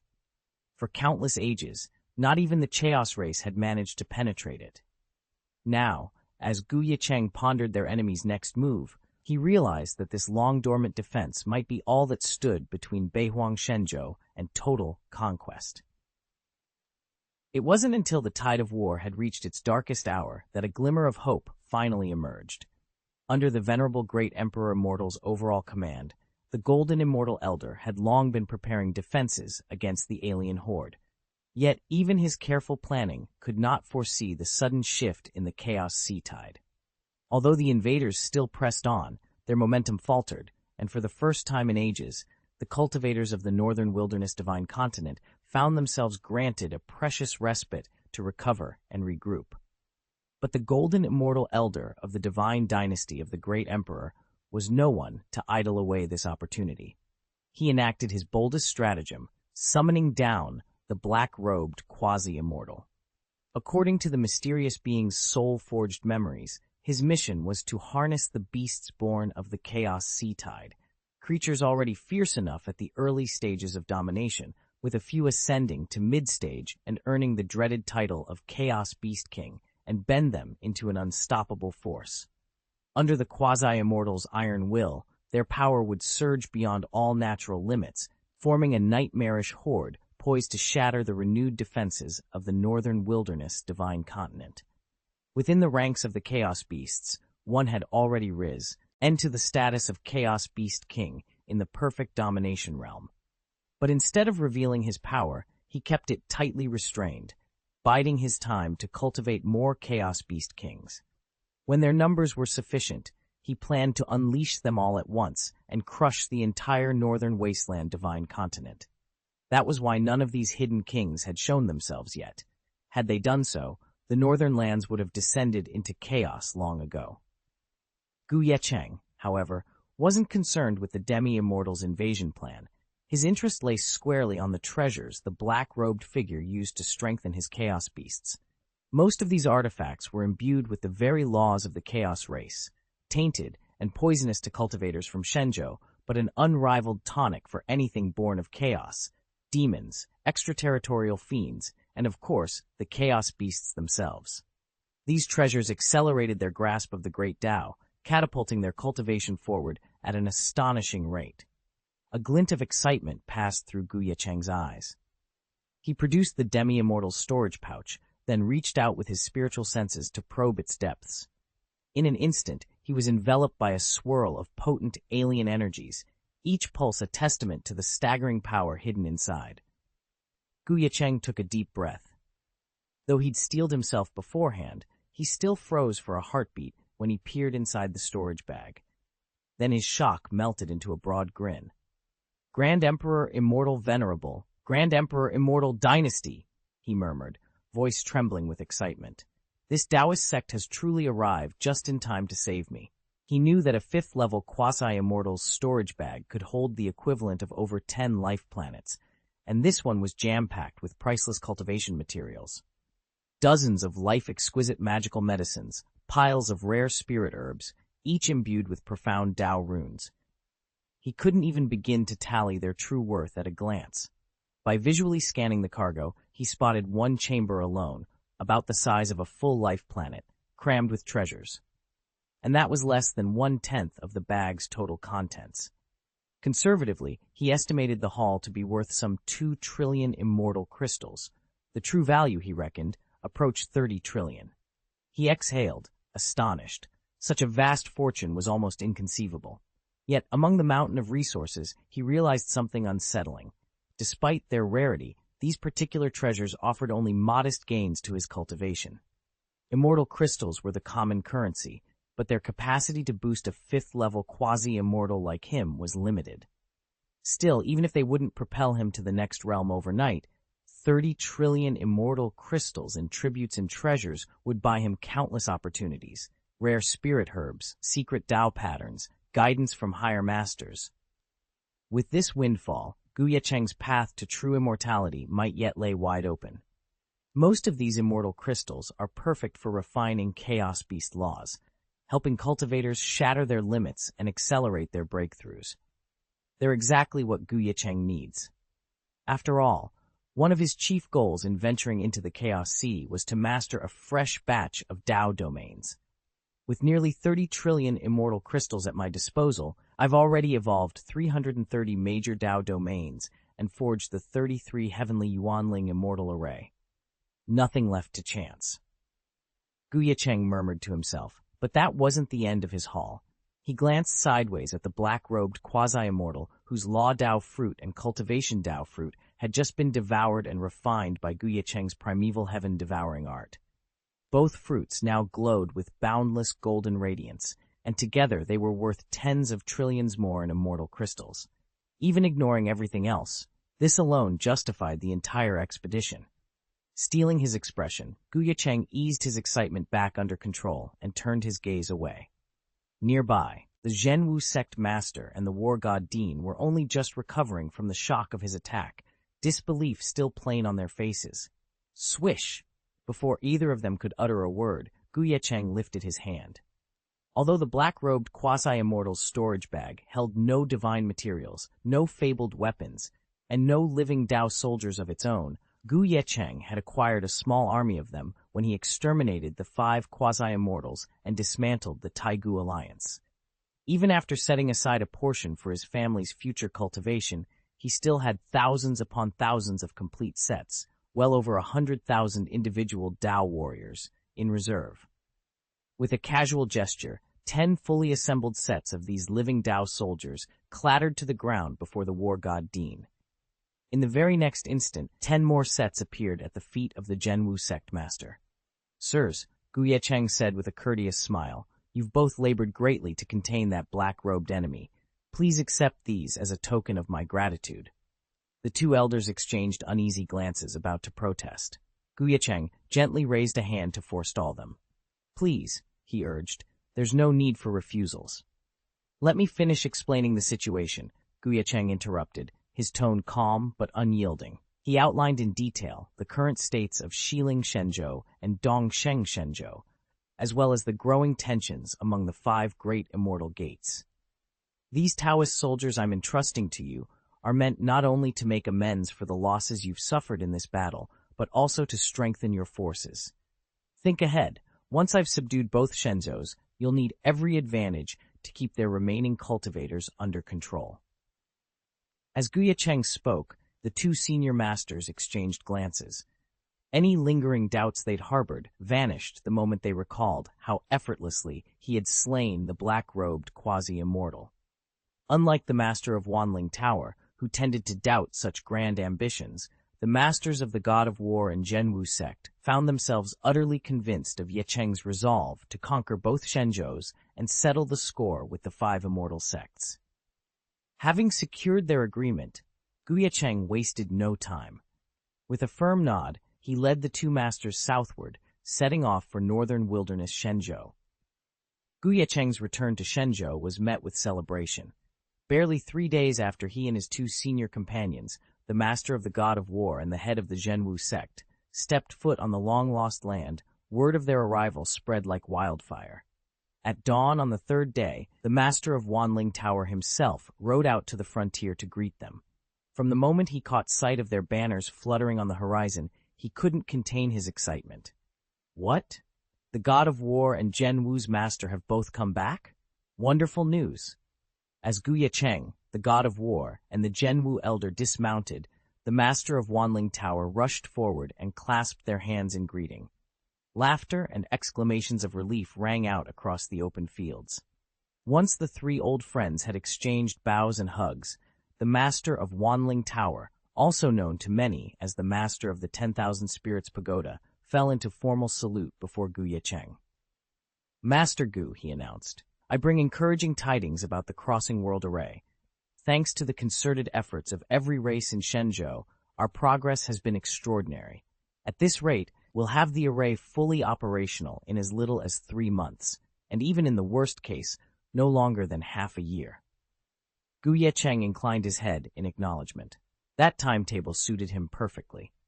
With the portal array soon to be completed, there would be no delay in launching his campaign across the twin continents of Xiling. The wheels of his grand design were already in motion, and nothing on Shenzhou would stand in his way. After the Chaos Sea battle, Ye Cheng had indeed gained immense power and invaluable cultivation, yet his body and spirit still needed time to assimilate those results. Masters advised at least 2 more months of recuperation before he could safely travel again.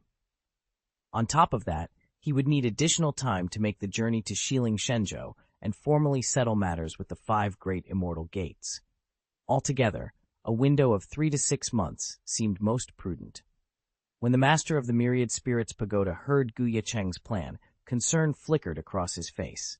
He bowed respectfully and asked, Your Highness, are you truly prepared to depart for Xiling Shenzhou in just 2 or 3 months? Chapter 634. The master of the 10,000 Spirits Pagoda frowned, stepping forward to address Ye Cheng. Are you sure you can pull this off in such a short time? He asked softly. Even with the Heavenly Tao's blessing enhancing your progress, you're still up against the combined might of Xiling Shenzhou's 5 great immortal clans. You're talking about elevating yourself from a 3rd-level quasi-immortal to the 7th level in just 3 months, a millionfold increase in power.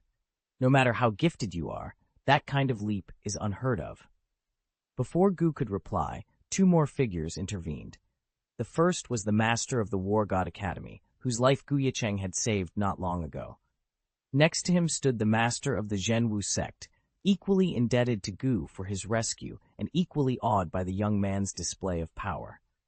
The War God Academy master inclined his head respectfully toward the pagoda master. With all due respect, senior, he said, voice steady, we witnessed Ye Cheng's strength firsthand. In the Desolation battleground, he swept through opponents who should have outmatched a mere 3rd-level quasi-immortal. His aura roared like a storm across the heavens. The Zhenwu sect master nodded in agreement. It wasn't just overwhelming raw power, he added. There was a refinement, a clarity to his cultivation that no one at the 3rd level possesses. If he truly tapped into the Tao's blessing during his retreat, then perhaps this breakthrough isn't as impossible as it sounds. The master of the 10,000 Spirits Pagoda studied Ye Cheng in silence. The young man stood perfectly calm, eyes bright with determination. Behind him, faint ripples of immortal energy shimmered in the air, an unspoken promise of the transformation already in progress. Finally, the pagoda master let out a slow exhalation. Very well, he said, his tone shifting from doubt to guarded acceptance. Proceed with your plan, but know this, the moment you show any weakness, the combined forces of Xiling's clans will descend upon you. Make sure you're ready. Ye Cheng inclined his head respectfully. Thank you for your trust, senior. I will not disappoint you. As the 3 elders stepped aside, the gathered cultivators fell silent, their gazes fixed on Ye Cheng. In that charged stillness, the air itself seemed to hum with possibility. If he succeeded, he would stand among the true immortals of Xianxia, an achievement no one had accomplished in centuries. And if he failed, well, they all knew just how deadly the price of failure could be. But Ye Cheng's face betrayed no sign of fear. With a single, resolute breath, he closed his eyes and began to draw upon the Tao's blessing, ready to shatter every limit that stood in his path. Master Wanling, there's no need to be so anxious, the Dean of the God of War Academy soothed him. His Highness is more than capable. Yes, the Master of Zhenwu replied with a knowing smile. When he rescued us in the Chaos Sea, Ye Cheng struck down a 5th-level quasi-immortal in one blow. A 5th-level quasi-immortal? Master Wanling's eyes widened. He waved his hands as if dispelling a troublesome thought. I've heard rumors, but to kill such a cultivator outright? It's true, the Zhenwu Master confirmed. Word reached every corner of the cultivation world. To fell a 5th-level quasi-immortal in a single strike means Ye Cheng's own strength must be at least 6th-level quasi-immortal, or perhaps even on par with the 7th level. Master Wanling staggered under the revelation. Only 3 months had passed since they last measured Ye Cheng's power. Since then, his growth must have been nothing short of meteoric. Even if it hadn't increased by hundreds of thousands or millions of times, the difference was still unimaginable. The assembled sect leaders exchanged astonished glances. One after another, they realized what this meant. Ye Cheng was no longer the promising young prodigy they'd once observed. He had ascended to heights few dared to dream of. In just 3 months, Ye Cheng's power had multiplied by hundreds of thousands, a growth rate so astounding that even the Wandao Tiangong's famed 100-fold acceleration seemed barely sufficient to explain it. Master Wanling could only draw in a sharp breath, his mind racing with questions. If Ye Cheng spent another 2 or 3 months in retreat, to what heights would his cultivation soar? How much stronger could he possibly become? While Master Wanling teetered between excitement and disbelief, Ye Cheng himself remained perfectly composed. He took a moment to settle the details with the tower's elders, then dispatched Master Wanling and the senior instructors to oversee construction of the Crossing World Array. With that task in capable hands, Ye Cheng returned to the inner chamber of the Wandao Tiangong and resumed his retreat. Now that he had broken into the Domain Master Realm, the artifact's 100-fold acceleration devoured resources at an even more voracious pace. Under normal circumstances, 1 trillion immortal crystals would power the array for 3 months, but with Ye Cheng's newfound realm and his explosive rate of advancement, consumption threatened to soar far beyond that figure. Ye Cheng leaned back and surveyed the latest figures with mild satisfaction. The Wandao Celestial Palace now required a staggering 100 trillion immortal crystals to remain open for 3 months, 100 times the original cost. Yet he felt no panic. Between the vials of Chaos Divine Water in his possession and a stockpile of miscellaneous materials he couldn't immediately use, he had nearly 200 trillion immortal crystals worth of assets ready to invest. That would fund a half-year retreat, or more, if he chose. In truth, he probably wouldn't need that long. Each step he'd taken in cultivation had vastly improved his efficiency in the primordial celestial furnace. The 50 trillion worth of immortal crystal-grade materials he'd gathered in the Chaos Sea had once demanded over 2 months of refining. Now, he was confident he could process the same load in under 2 months. Before long, he'd emerge from retreat stronger than ever. Just as Ye Cheng settled into seclusion, word arrived from Zhongtian. Xianxia had absorbed Dongsheng Shenzhou, swelling its domain to more than 3 times the size of Beihuang Shenzhou. Sprawling across the heavens, this newly expanded realm was organized into 36 great provinces, and it would soon become the stage for Ye Cheng's next trials. Among the 36 great realms of Xianxia, the Zhongtian realm is by far the most mysterious and the most bountiful. Ancient lore holds that a single day of cultivation within Zhongtian is worth more than 100 days spent anywhere else. Yet throughout Xiling's long history, only a select few have ever qualified to enter and practice there. Zhongtian is, in effect, the true seat of power in Xiling Shenzhou. It serves as the gateway to the 5 great immortal sects, and only those formally recognized by those sects may pass its thresholds. Any who stray in by accident are expelled back to their original realm at best, and at worst they are utterly annihilated. At the heart of Xianxia lies its most wondrous secret, the Xiling Heavenly Palace. Here, the senior masters of the 5 great immortal sects seclude themselves year-round, each residing within one of the palace's 11 grand halls. It is said that within these halls, the very air hums with the power of advanced cultivation, yet none outside the inner circle may ever hope to glimpse its true majesty. The 10-tiered retreat palace of the 5 great immortal sects loomed against the night sky. Its lower 5 floors served as private sanctums for each sect master. The next 5 were reserved exclusively for the supreme elders. Above them all lay the Celestial Assembly Hall, a vast chamber sealed away for generations, opened only in the gravest of crises. Until now, its doors had remained firmly shut, but tonight those gates swung wide, announcing an unprecedented convocation. Within the hall's soaring pillars and jade-carved walls stood the highest authorities of the 5 sects, supreme elders, deputy masters, and cultivators who had pierced mortality to ascend the quasi-immortal realm. Their robes trailed like drifting clouds, their expressions grave with the knowledge that something momentous had occurred. They had gathered in response to a singular event. Ye Cheng, a young prodigy, had astonishingly comprehended 199 of the Tao's great realms. That feat resonated across the 9 heavens and 10 worlds, summoning venerable saints and drawing forth the Tao's blessings. And yet, despite that cosmic echo, no celestial sovereign or ancient titan could pinpoint his location. All these immortals, high and exalted though they were, shared one origin with Ye Cheng, the vast Tianquan continent. Though scattered among different shenzhou, they belonged to the same grand cosmos.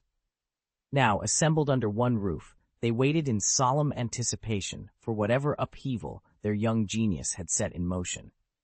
Though no one could say precisely which cultivator had triggered the bizarre phenomenon, every high master agreed on one thing. The disturbance, and the prodigy at its center, had appeared in Beihuang Shenzhou on the Tianquan continent. Word of this revelation spread like wildfire, prompting the leadership of the 5 great immortal gates to abandon their posts and convene without delay at Xiling Heavenly Palace. In the grand hall's shimmering lotus courtyard, 7 figures stood in tight formation. Each bore the rank of quasi-immortal, their auras crackling with barely restrained power. At the head of the assembly, Elder Ruosheng's voice cut through the charged air. To have drawn the attention of the celestial sages and the favor of the Tao itself, this Ye Cheng is no mere prodigy. He threatens to upset the balance of all our realms. We cannot allow him to live. A murmur of agreement rippled through the group. Elder Wu Yin, his eyes cold as ice, added, "Indeed, rumor has it he slew 5 Qingyun disciples in a single engagement. If he has the strength to single-handedly annihilate a Qingyun contingent, we must assume he is responsible for those deaths." Next to him stood Mi Ling, deputy headmaster of Yunqing Immortal Gate, and elder brother of the late Qingyun quasi-immortal, who led the ill-fated mission into Beihuang Shenzhou. Mi Ling's expression was grim. "When Qingyun fell, I felt the shock across the realms. I warned you all that unforeseen upheavals, and perhaps unknown geniuses, might emerge in Beihuang Shenzhou. Yet none of us expected someone so young, so dangerous." Silence fell. Every elder's gaze turned inward, contemplating the threat before them. The consensus was clear. Ye Cheng's meteoric rise, his inexplicable divine blessings, and the blood trail left in his wake marked him as an existential danger. Reluctance gave way to resolve. Elder Ruosheng broke the hush at last. "We will marshal our forces. At my signal, the 5 gates shall strike together. Ye Cheng must be eliminated, no exceptions." Outside the palace, storm clouds gathered, as if heralding the coming conflict. Within those marble walls, the 5 great immortal gates finalized their deadly alliance. Their target, the young genius Ye Cheng, whose destiny would soon collide with the full might of the cultivation world. He never imagined the transformation would be so drastic that it would shake heaven and earth. This creature's strength is already enough to kill a 3rd-level quasi-immortal like Qingyun. Mi Ling quasi-immortal declared, his voice low and urgent. "With his innate talent, give him 100 years. No, 10 at most, and he'll be strong enough to rival any of us. I propose we muster every resource from the 5 great immortal sects, he continued. Even if it bankrupts us, we must launch an immediate strike against Beihuang Shenzhou. We can't allow that monster to grow any stronger. A murmur of agreement rippled through the assembled elders, but their frowns deepened as they exchanged uneasy glances.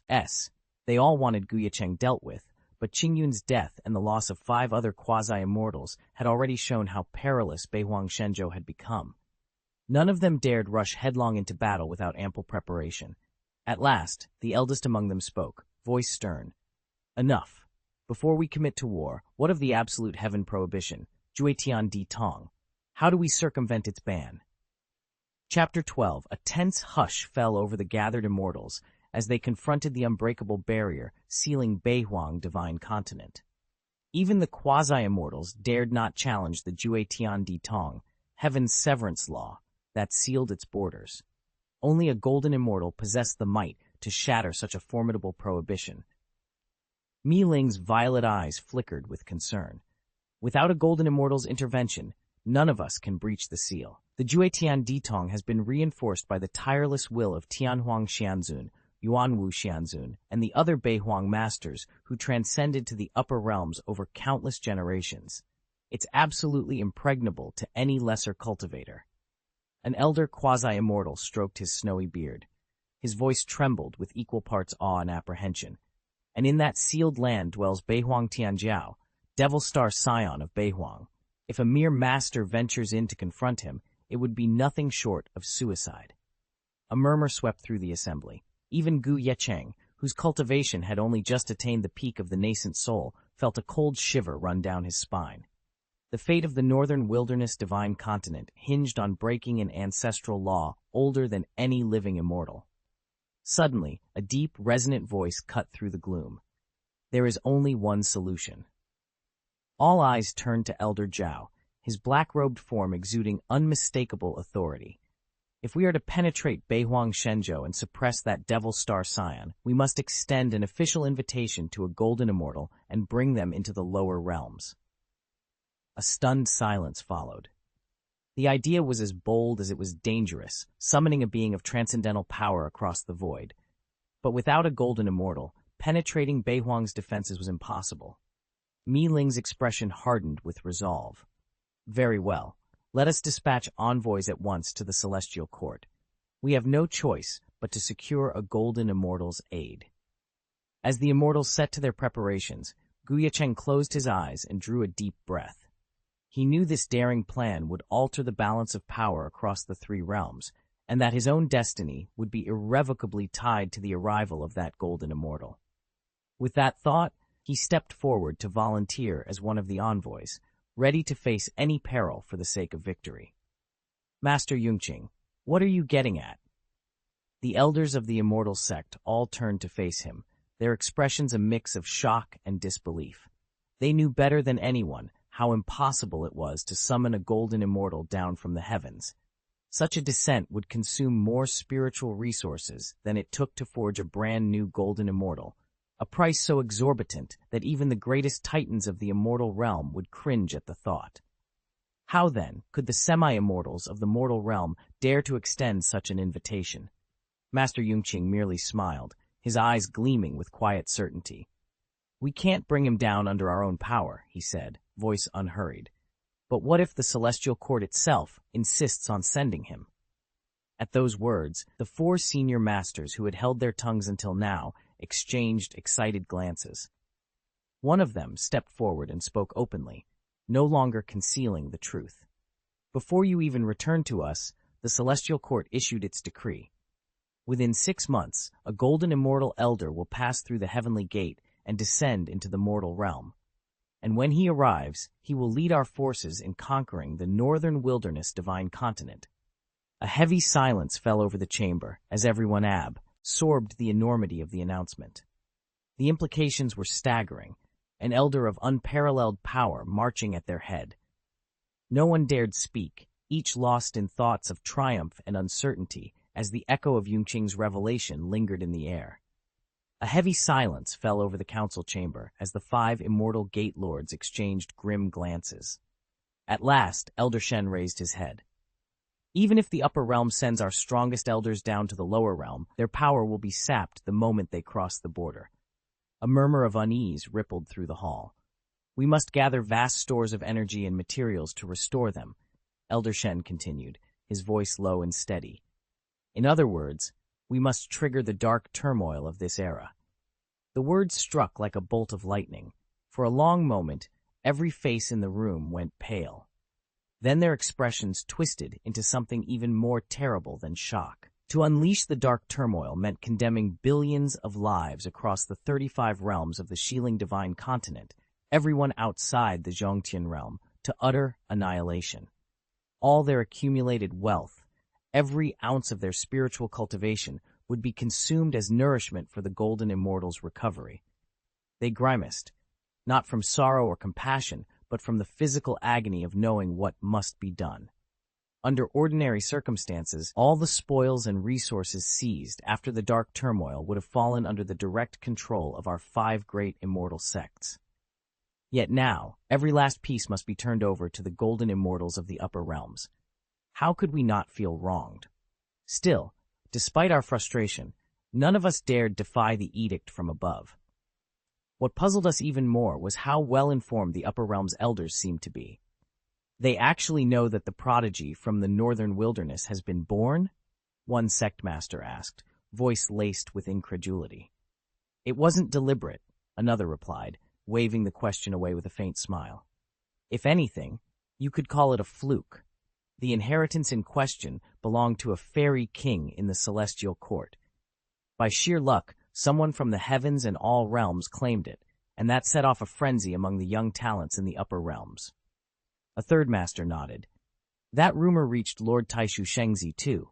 He's grown impatient and has ordered us to accelerate the great unification of the Tianquan continent.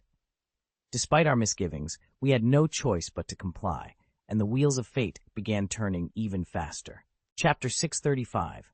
On the Tianquan continent, the land is fractured into 4 divine realms, each governed by its own incomplete heavenly Tao. As they stand, none of these Tao laws is whole, each bears a fatal flaw. Only by reuniting the Tianquan continent can the 4 heavenly Taos achieve true completion. When that moment arrives, the Tao itself will pour boundless merit upon the cultivators responsible for restoring unity. Such a reward would be beyond generous, an instantaneous leap for any immortal trainee who has already breached the immortal realm.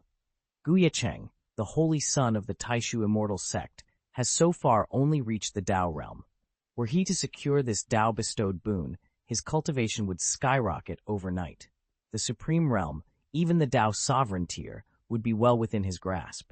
In that day, Ye Cheng would claim his place at the pinnacle of his generation, and might even attract the favor or legacy of an immortal king. Moreover, anyone who lends Ye Cheng their strength in this momentous quest will share in the Tao's generosity, earning rewards beyond imagination. The resources we've amassed over millions of years of dark turmoil are nothing compared to the boon the Holy Sun can bestow. Why hesitate to turn them over? And now, the northern wilderness divine continent has produced a prodigy who could shake the very heavens. The 5 grandmasters leaned forward, eyes blazing. This time, we shall enlist the golden immortals of the upper realm to seize this young genius alive and present him to the Holy Sun. There, he will be refined and absorbed, his talents and potential becoming our Holy Sun's inheritance. Who knows? We might not even need to wait for the Tianquan continent's unification. The Holy Sun's strength will leap forward, and in gratitude he will lavish us with rewards, elevating us all to celestial immortals, perhaps even golden immortals. We will enter the immortal realm as honored masters and dwell in endless felicity. As the 5 grand masters painted these splendid visions, the high-ranking officials of the 5 immortal gates felt their hearts ignite. Well said, brilliant. Ye Cheng's voice rang out across the grand hall, charged with excitement. If we can truly reach that point, all the efforts we've poured into this will all be repaid. For a heartbeat, silence reigned. Then, one by one, the 5 top quasi-immortals of the great sects inclined their heads. At last, they spoke in unison. Excellent. Since everyone agrees, there's nothing more to say. Let's descend and begin preparations immediately. A sixth master cleared his throat, drawing their attention. One more thing, he warned, eyes darkening. This dark turmoil isn't confined to the 35th realm.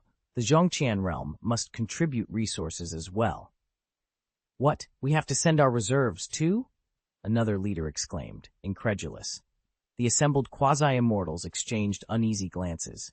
They all understood precisely how ravenous a golden immortal's appetite could be once he descended to the mortal plane. His restoration to peak power would require vast amounts of life essence. Even if they pooled every Tao fruit among their sect's quasi-immortals, it wouldn't suffice. To guarantee his revival, they would have to draw not only on the cultivators and mystical beasts of the 35th realm, but also on the disciples and stewards they'd spent 1,000,000 years nurturing.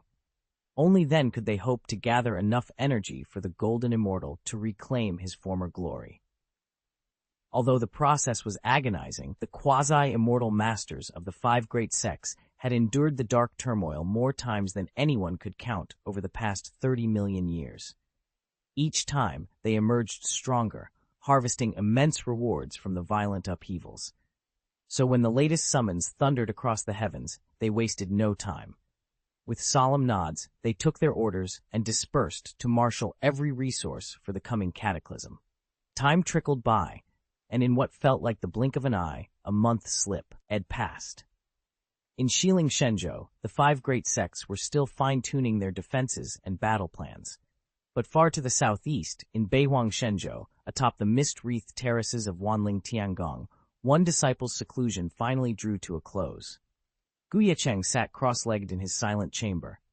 A slow exhalation escaped him as he opened his eyes and surveyed his own cultivation. He could feel the tremors of advancement, yet his strength remained anchored at the apex of the Domain Master realm. A month of intensive retreat had not been enough to propel him into the Realm Master tier. The truth was unavoidable. The materials and conditions required for that final leap were simply too lavish for any disciple to assemble in so short a time. With that reluctant realization, Ye Cheng rose to his feet. Beyond the palace walls, the world was shifting toward cataclysm, and he would need every ounce of his disciplined focus if he hoped to stand at the forefront of the coming dark turmoil. To ascend from Domain Master to Realm Master, a cultivator must fuse all the Tao domains they've mastered into a single, fully realized microcosm, a genuine, small world.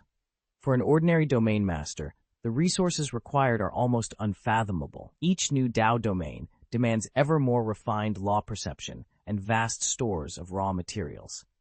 Ye Cheng, for example, had cultivated 300 distinct Tao domains before entering seclusion, yet even that prodigious collection would fall short of forming a stable world. Simply assembling those 300 domains would consume hundreds of billions of immortal crystals, an amount beyond the reach of most quasi-immortals, let alone ordinary domain masters. And Ye Cheng's ambitions went even further.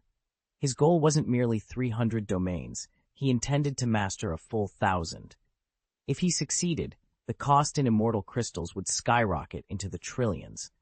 Such an expenditure would strain the coffers of celestial immortals themselves. To realize his dream of becoming a realm master, Ye Cheng would have to uncover or synthesize resources on an unprecedented scale, because true power demands not only mastery of the Tao, but the means to transform those insights into a living, breathing world. Even if Ye Cheng were to raid all 5 of the great immortal sects, the resources he'd gather still wouldn't be enough to fund his ultimate ambition. Only the fabled golden immortal realm could offer that kind of wealth, and its denizens almost never venture down to the mortal plane. If he wanted to meet them, he'd have no choice but to break into the immortal realm itself. He took a deep breath. One step at a time. If this plan failed, he could always turn his attention back to ascending later. First things first. Find a way into the immortal realm and seize whatever opportunity awaited him there. True, he'd never crossed the threshold into immortal territory. To forcibly blast his way in and slip past their defenses would push his limits. But it wasn't impossible. Still, with his current strength, he wasn't yet confident of pulling it off. He shook his head to clear the doubt and refocused on his cultivation. A month of secluded training passed. His core cultivation level remained largely unchanged, but his progress in the Tao was remarkable. He had set his sights on mastering 330 great Tao domains, and with the gains he'd made in this retreat, he could almost taste that milestone. After a month of secluded cultivation, Ye Cheng emerged vastly strengthened.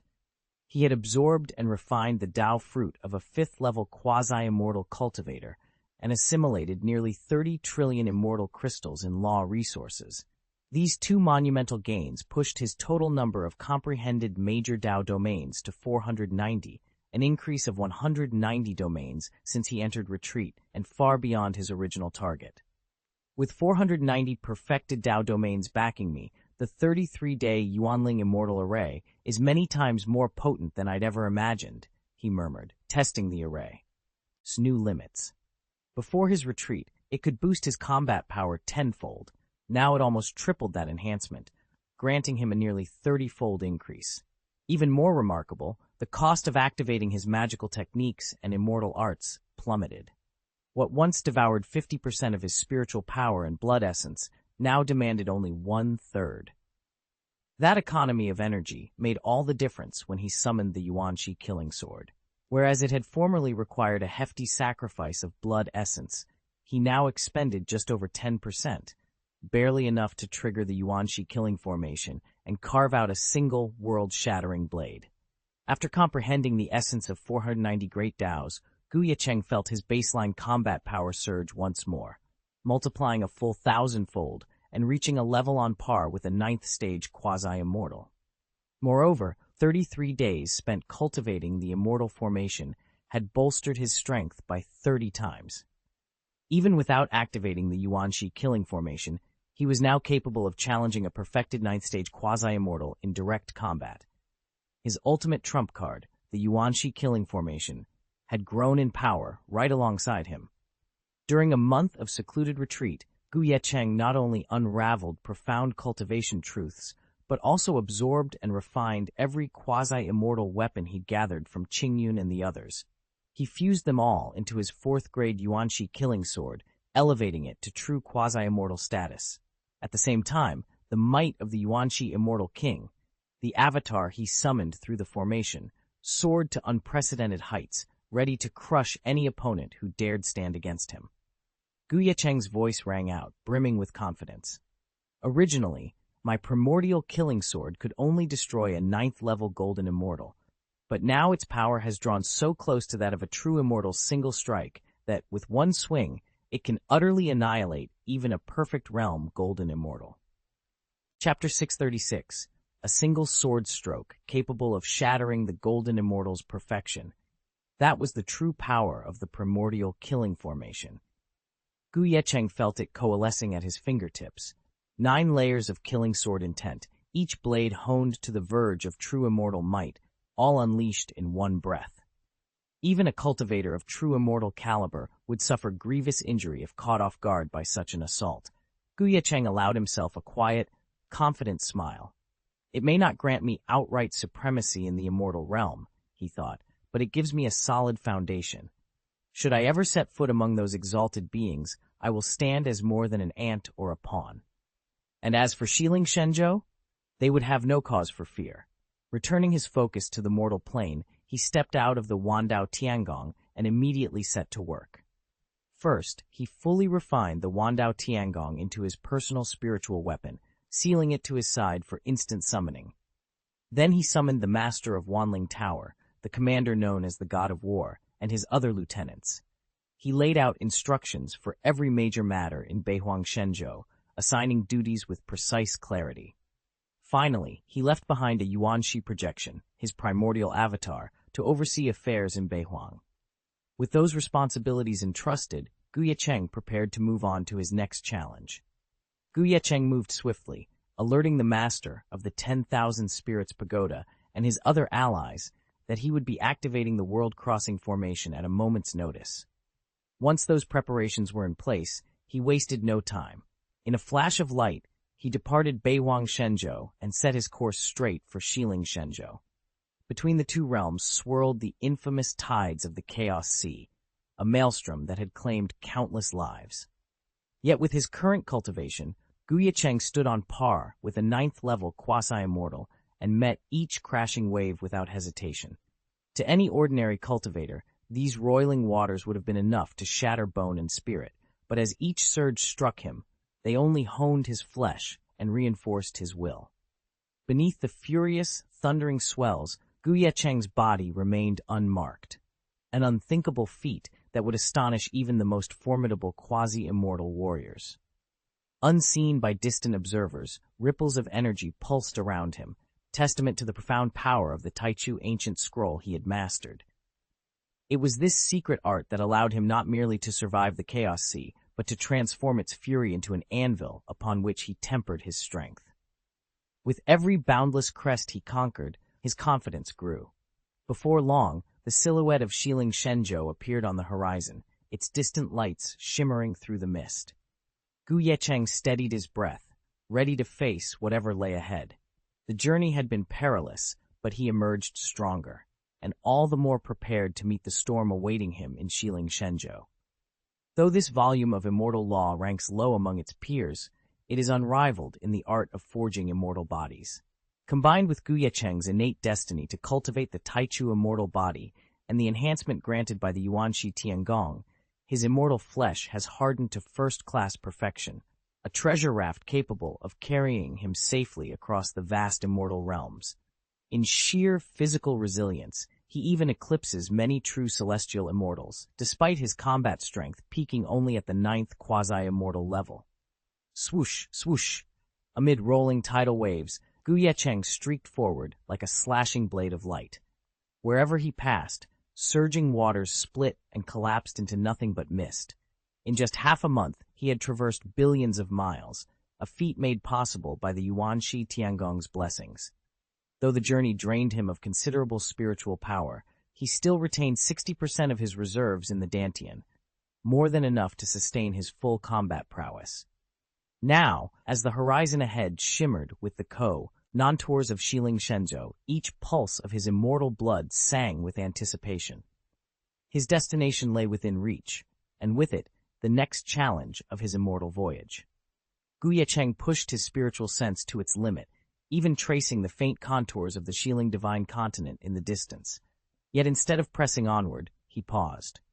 Withdrawing his awareness, he scanned the roiling sea around him, and within moments, detected exactly what he'd hoped for.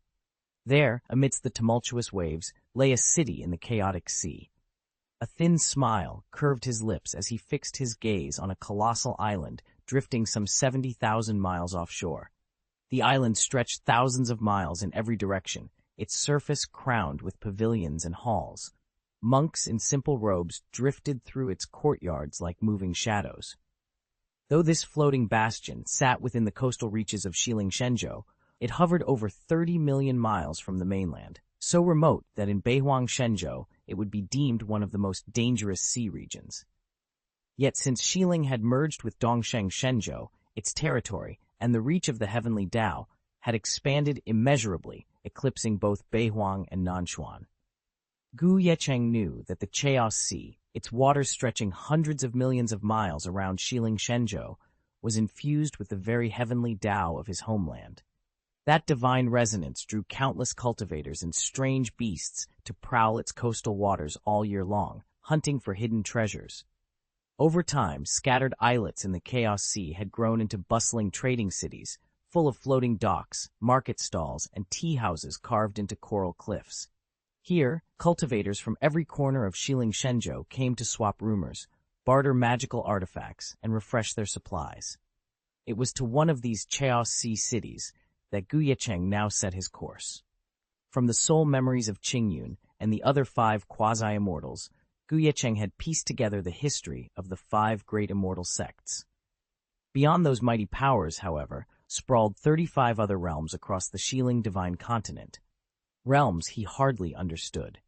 Qingyun, the 9 saints, and all the quasi-immortals had been born and raised in Xilinxia's Zhongtian realm, and in their hearts they regarded themselves as its supreme guardians. They seldom ventured beyond its familiar skies and paid little heed to the distant lands that lay beyond their exalted sphere. Now, it was up to Ye Cheng to fill in the blanks and discover what secrets the wider continent might hold. The immortal beings looked down on the heroes of the heavens as if they were mere ants, so little do they know about the outlying regions of Xianxia. Normally, that might not matter. After all, Ye Cheng has come to Xianxia with one purpose: to settle accounts with the 5 great immortal gates. With so many cultivators and strange creatures under those gates' banners, someone, so the conventional wisdom goes, must know every corner of this land. Yet there's one crucial detail missing from the soul memories of Qingyun and the others: the true method of entering the 5 great immortal gates.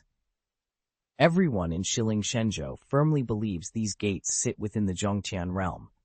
It's accepted knowledge, except for Ye Cheng, who alone understands that the immortal sect's real power base does not lie in Zhongqian at all.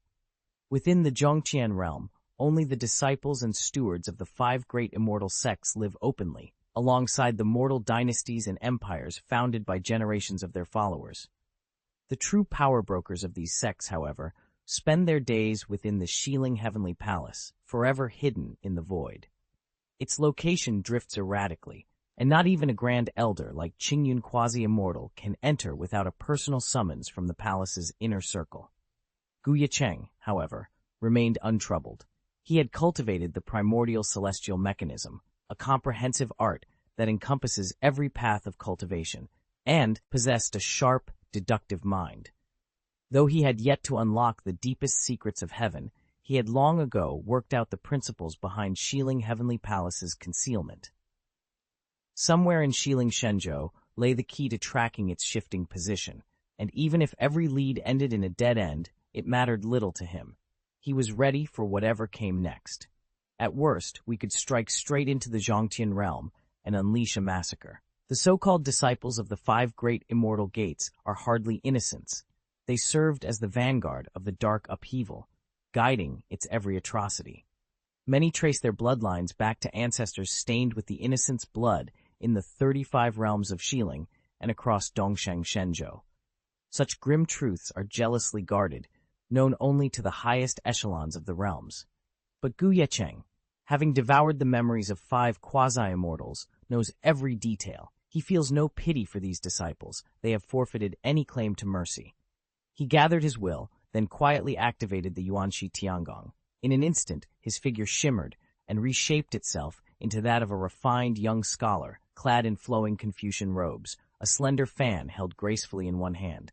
Moments later, he appeared above the sprawling stalls of the Chaos Sea Market. From this vantage point, he intended to probe the true state of Xianxia and the 5 immortal gates, and to discover their hidden weaknesses. With the primordial celestial technique activated, Ye Cheng, though actually a cultivator from another continent, effortlessly absorbed the soul memories of the 5 great Xiling quasi-immortals, including Qingyun. In fact, his mimicry was so flawless that even the heavenly Tao of Xianxia detected no irregularities and simply assumed he was one of their own. Having secured this perfect disguise, Ye Cheng stepped onto the island, intent on exploring the depths of the sea market. He hadn't gone more than a few paces, however, before a group of gorgeously clad youths in Taoist robes descended from the skies to bar his way. "Hold it right there," one of them called out. "Who are you, just wandering in like that? You can't enter the island for free. Rules are rules. Everyone pays the entrance fee in immortal crystals. Since it's just you, the cost won't be too high. Hand over 100 million immortal crystals right now." They leered at him as though he were a walking treasure chest. 100 million immortal crystals. What kind of sum was that? Ye Cheng had more wealth in his pocket than any Saint King could hope to amass in a lifetime, and he hadn't even drawn on his full resources. If he chose to, a simple flourish would leave these so-called cultivators, none of whom had even reached the Saint King realm, crushed into dust, powder and scraps. Yet he'd no desire for needless bloodshed. To avoid raising suspicion before reaching the island, Ye Cheng had deliberately concealed his true strength, cloaking his aura at the domination realm. In truth, simulating a quasi-immortal was child's play for him, but quasi-immortals were so rare in Xianxia, outside the 5 great immortal sects, none could claim such power, that he opted to present only as a domination class expert. Even at that facade, he towered above every cultivator here. Compared to these upstarts, he was a dragon among ants. And yet, a handful of ants had the gall to block his path and demand his immortal crystals. Chapter 637. Ye Cheng's brow twitched in surprise. His sudden movement had drawn the attention of dozens of cultivators lingering around the deep island market. The moment they took in the lavish finery of the young men and women before him, their faces drained of color. Every glance cast at Ye Cheng brimmed with pity. He might as well have been an insignificant insect to them. A low murmur ran through the crowd. I don't recognize him. Could he have already reached Master Realm within the Chaos Sea? Such a pity. He'll have to swallow his pride when facing those disciples. A master of the 35th Shieling Realm can dominate entire regions and command life and death, yet these youngsters hail from the 5 great immortal sects. They spoke in hushed tones, careful not to let the well-dressed youths overhear. But Ye Cheng's senses were razor-sharp. He caught every word. A faint smile curved his lips as he studied the playful expressions of the sect disciples. His mind was already racing. Now he knew exactly how to trace the hidden paths leading back to those 5 great immortal sects. Ye Cheng swept the island from end to end, but found no trace of his targets. Word had already reached him that envoys from the 5 great immortal sects had come, and while these young cultivators weren't grandmasters, they possessed far more intelligence on Shieling Divine Continent than anyone from Qingyun's sect. He weighed his options when the envoy's impatience flared. One of the women stepped forward, voice sharp. Master Xianxia, have you no respect for us? We asked you a simple question. Are you testing our patience? Ye Cheng's eyes narrowed, and his hand twitched toward his blade, ready to teach them a lesson. At that moment, a burst of hurried footsteps alerted them all. A venerable monk with snowy white hair and a gnarled staff appeared, sweeping Ye Cheng behind him as if he were a child. With his free hand, the monk pressed a jade storage ring into Ye Cheng's palm. Despite his aura of a grandmaster, the old monk bowed low to the envoys, his tone laden with humility. My apologies, honored envoys. This young man is my close friend. He's just arrived on the island and isn't yet familiar with our etiquette. I beg your forgiveness for any offense he's caused. One of the envoys laughed coldly, stepping closer to Ye Cheng over the ring. Oh, I didn't realize this country bumpkin was your cherished companion, Master Fengyun. In that case, the leading Saint King drawled, we'll let him off, just for your sake. Master Fengyun forced a polite smile, but the Saint King wasn't finished. Still, he continued, voice tinged with warning, you do well to mind your friend's manners. If he's as rude next time, don't blame us for being ruthless, and for reporting him straight to our master. A group of young cultivators stepped forward to claim the jade storage ring Master Fengyun extended. They held it before them and, with practiced ease, probed its depths using their spiritual senses. Their expressions brightened. The ring's interior brimmed with immortal crystals. The Saint King in white simply reached out, reclaimed the ring, and leveled a condescending gaze at Master Fengyun as he offered a parting admonition. The island master dared not show defiance. He bowed low, his humility almost painfully evident. It wasn't until the group had vanished into the swirling mists of Haishi that Master Fengyun finally exhaled. He seized Ye Cheng's sleeve in a gentle, urgent tug and motioned for him to follow. The other cultivators glanced at their island master's return, and the sudden calm then quietly resumed their own business. Master Fengyun led Ye Cheng through the winding paths of the island until they reached his secluded residence. The little pavilion sat hidden at the edge of a whisper-quiet valley. Its entrance appeared to be nothing more than a shimmering spatial vortex. The instant Ye Cheng stepped through, the world around him shifted. He'd entered a sealed pocket dimension. A heavy stillness pressed in on every side, and he could sense countless barriers woven into the air itself. Not even a quasi-immortal cultivator could pierce them with spiritual sight. Behind him, the Lord of Fengyun Island exhaled in obvious relief, his previously rigid posture easing as he allowed himself to stand tall once more. He studied Ye Cheng's silent awe and finally spoke, irritation edging his tone. Disciple, What in the world did your ancient cultivation society tell you before sending you here? Didn't they give you any rules to follow? Ye Cheng blinked, snapping out of his reverie. Ancient cultivation society? He repeated, frowning in genuine surprise. The Lord's face drained of color. He stared back at Ye Cheng as if he just spotted a ghost. No, you're not from the Ancient Cultivation Society. In a heartbeat, Lord Fengyun realized he'd made a mistake, and his outcry was nothing more than a feint. With a roar like thunder, the old cultivator, who had feigned weakness before the immortal sect disciples, unleashed his true strength. 36,000 destructive thunder palms, each crackling with lethal electricity. The sheer force of that attack skirted the limits of a quasi-immortal's power. But Ye Cheng simply lifted a hand, and in an instant, the barrage of thunderous palms evaporated as if struck by an invisible barrier. Lord Fengyun's eyes went wide. He staggered backward, then brought a hand to his forehead in stunned disbelief, scolding himself for ever underestimating this young man. That stance wasn't an attack at all, but a desperate last resort, to rupture his own sea of consciousness, destroy his Dantian, and drag Ye Cheng down with him. But the moment Lord Fengyun prepared to sacrifice himself, Ye Cheng acted without hesitation. He extended a single finger into the void and activated the Yuanxi Tiangong. A surge of primordial power burst forth, collapsing the surrounding space into an invisible prison and halting Lord Fengyun's self-destruction in its tracks. Lord Fengyun's face went pale. You can suppress space without casting any domain or law. I never would have guessed that little Fengyun Island could draw an immortal of supreme elder caliber. Very well, I'm ready to die. He glared at Ye Cheng. But tell me this, which of the 5 great immortal sects do you serve? Speak now, so I can face death with a clear mind. Ye Cheng watched him with mild amusement. He pinched the bridge of his nose and sighed softly. Senior, you're getting ahead of yourself. I'm not affiliated with the Ancient Cultivation Association, nor do I belong to any of the 5 great immortal sects. Lord Fengyun's eyes flashed with confusion and panic. Ye Cheng continued calmly. Please, settle down and let me explain. The master of Fengyun Island, momentarily at a loss for words, could only whisper, Explain? You? What exactly are you? You're not one of the 5 great immortal sects? Lord Fengyun's eyes went wide as he stared at Ye Cheng in stunned disbelief. You're neither from the 5 great immortal sects nor the Ancient Cultivation Society. Then where on earth did you cultivate?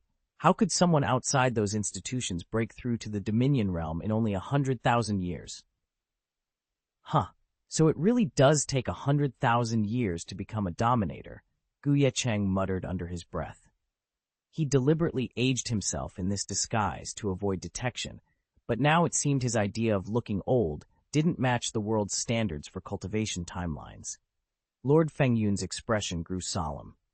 On Xiling Divine Continent, every 1,000,000 years a dark upheaval descends, laying waste to all life. This cycle has persisted for 9 million years, and in every cataclysm, only the 5 great immortal sects have ever endured unscathed.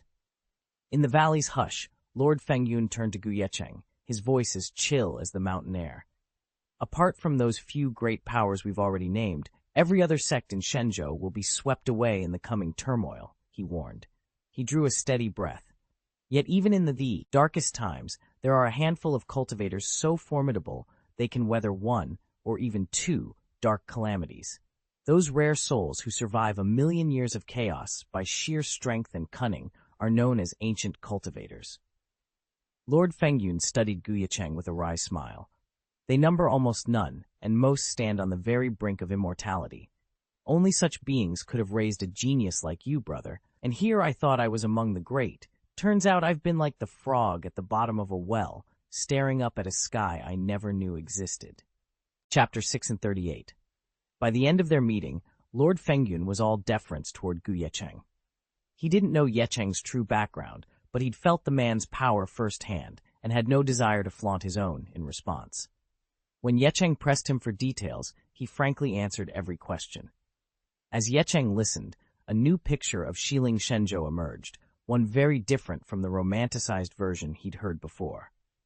The so-called dark turmoils weren't some mystical calamity or demonic scourge, but deliberate purges orchestrated by the 5 great immortal gates to harvest the life essences of cultivators in the 35th realm. A secret cabal of Xiling's mightiest practitioners, known as the Xiling Ancient Cultivators, had long suspected foul play. Despite their formidable talents, however, they were no match for the combined force of the 5 gates. Worse yet, after each purge, the 5 gates would descend as self-styled saviors. They'd rescue and retrain the survivors, then reshape civilization under their stewardship, claiming all credit for the rebirth of Xiling Shenzhou. Those ancient cultivators who managed to survive the dark turmoils were conveniently scapegoated by the 5 gates, accused of masterminding the very cataclysms they had fought so hard to expose. Now, as Ye Cheng pieced together the grim truth, he realized just how deep the conspiracy ran and how urgently it demanded a response. Fortunately, no wall in this world is truly impenetrable. Even as the 5 great immortal sects tighten their grip, a few powerful cultivators raised in the new era have already sensed the coming dark tumult through scattered rumors and whispered legends. And the ancient Xiling masters, those whom the 5 great immortal sects so ruthlessly framed, refuse to languish in obscurity and die. They have united under the banner of the Ancient Cultivation Society. The society pursues a two-pronged strategy. First, its elders scour Xiling Shenzhou for promising youths, bringing these seedlings back to their hidden mountain sanctum. There, they impart lost techniques and ancestral wisdom, steadily amassing strength to one day rival the 5 great immortal sects. Second, they quietly forge alliances with the leading Taoist orders of the new era, pooling resources and talent so that more stalwart cultivators might survive the looming chaos and swell the society's ranks. Though Lord Fengyun is not formally a member of the Ancient Cultivation Society, he is certainly one of its prime interests, and that very interest is what led him to misread Gu Yecheng's background. Gu Yecheng sat alone in his study, the candles flickering against the carved jade panels. Not long ago, he'd finalized an arrangement with the Ancient Cultivation Society. One of their greatest prodigies would soon arrive in Fengyunhai City, his domain, to rescue a distant descendant who'd fallen into peril. In return, the society asked only that Lord Fengyun himself watch over the young genius until the mission's completion. By all accounts, the disciple in question was extraordinary.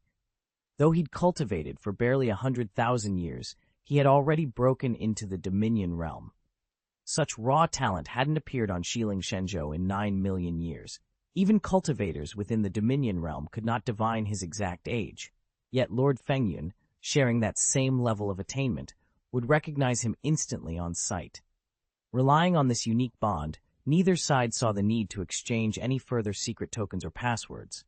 And yet, despite every precaution, something had gone terribly awry. Gu Yecheng rubbed the bridge of his nose and exhaled a long, weary sigh. He knew better than to press the matter now. There would be time later to unravel what had happened. For the moment, he turned his thoughts back to the broader affairs of the Ancient Cultivation Society. His dark eyes glinted with determination as he plotted his next move.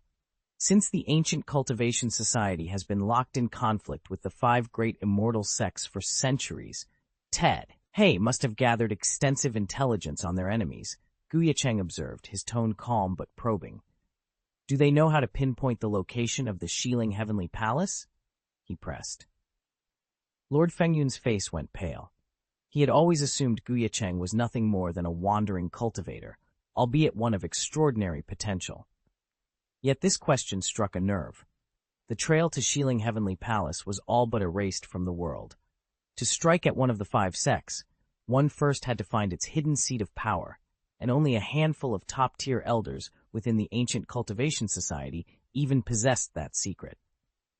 How, then, could this so-called drifter speak with such certainty? Lord Fengyun's heart raced with 1,000 unspoken questions as he met Gu Yecheng's steady gaze. After Gu Yecheng deliberately dialed his power back to the point of a quasi-immortal, Lord Fengyun ceased resisting. In the presence of someone like Gu Yecheng, there was no thought of escape. Even suicide was off the table.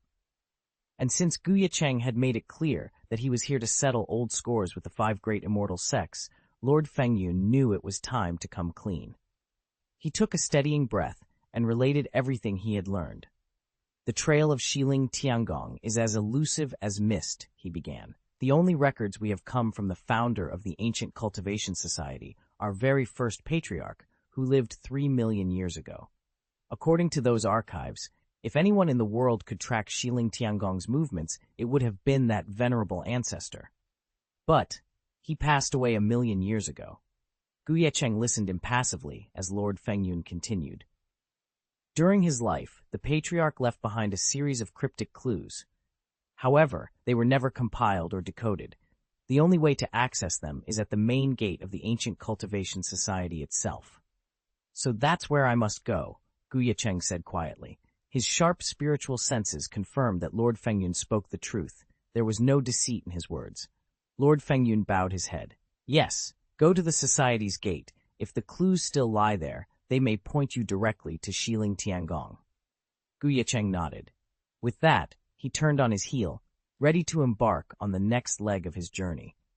The answer to the mysterious Xiling Tiangong and his path to settling the debts with the 5 great sects now lay before him at the ancient gates of the Society. Ye Cheng bowed respectfully, careful not to offend the venerable elder. Very well, he said.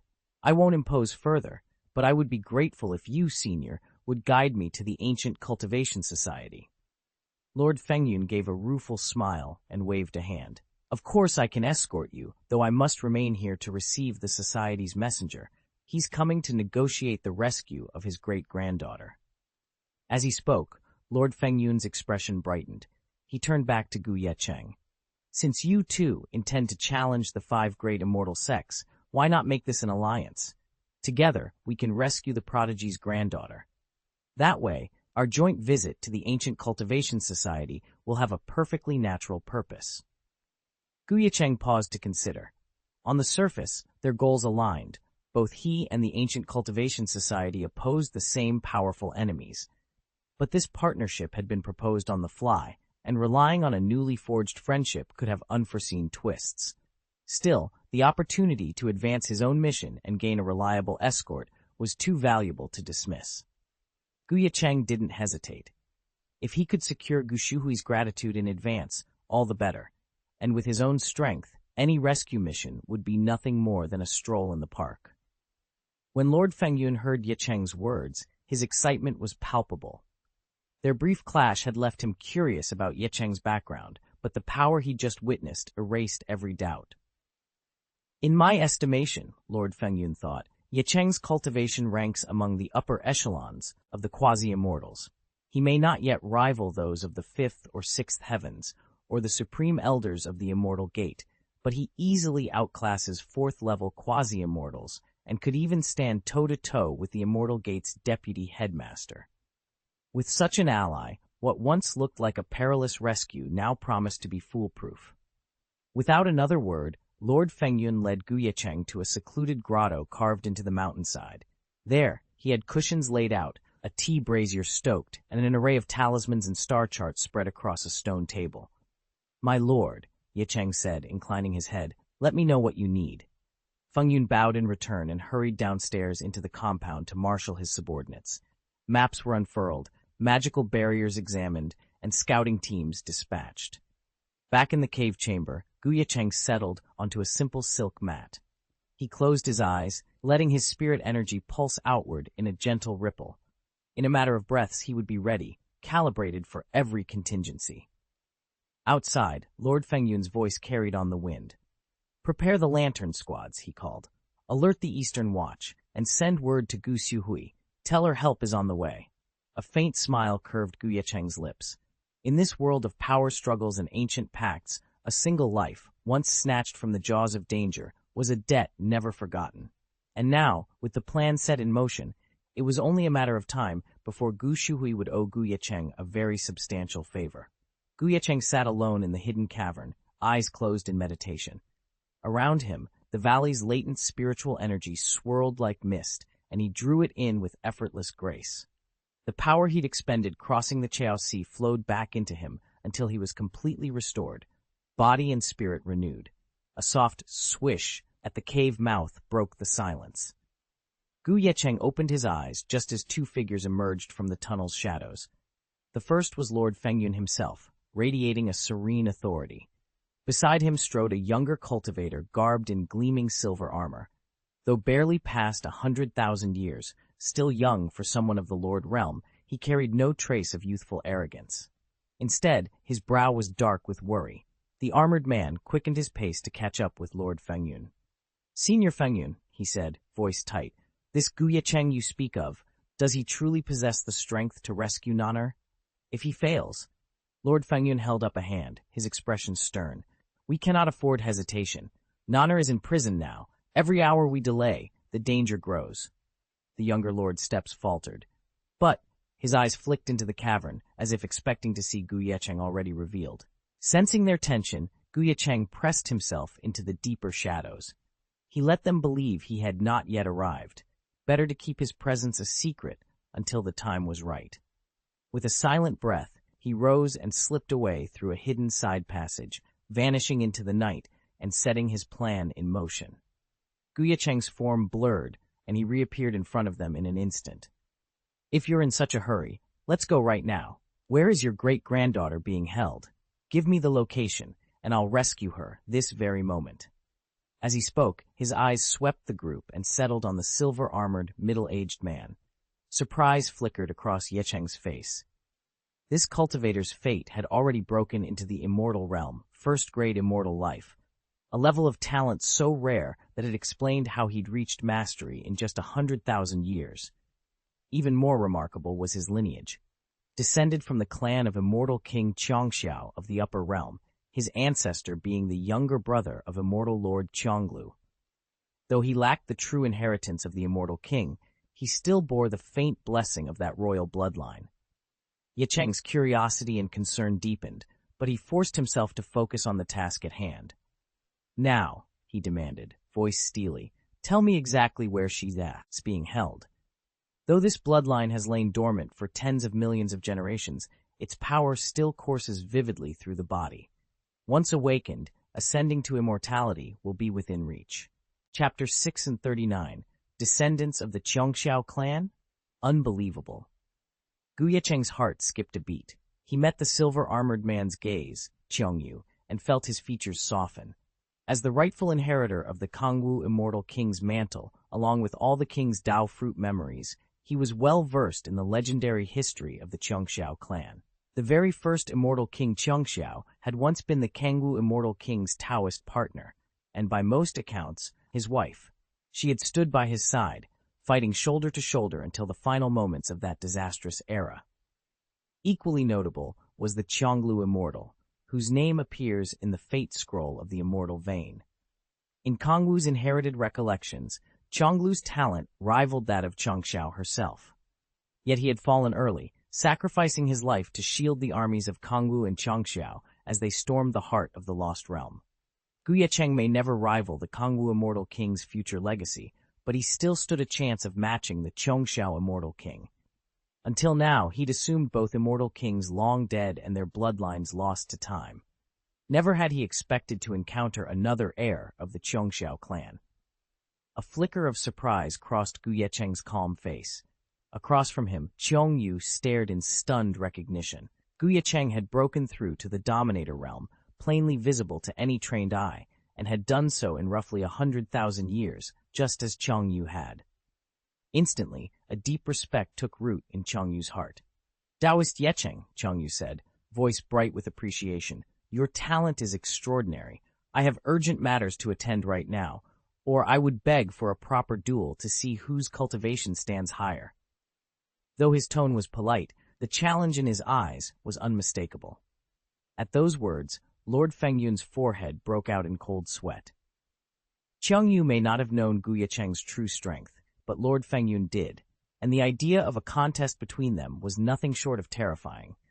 Lord Fengyun dared not admit it aloud, but if Ye Cheng really chose to intervene now, a single strike would be enough to overwhelm Qiangyu. Fortunately, Ye Cheng only chuckled softly and offered a contemplative hum, saying nothing more. Relief washed over Fengyun's features. Eager to move on, before Qiangyu could voice any more complaints, he cleared his throat. "Since Taoist Qiangyu has arrived," he said briskly, "let us proceed at once to the matter of rescuing Taoist Qiangnan."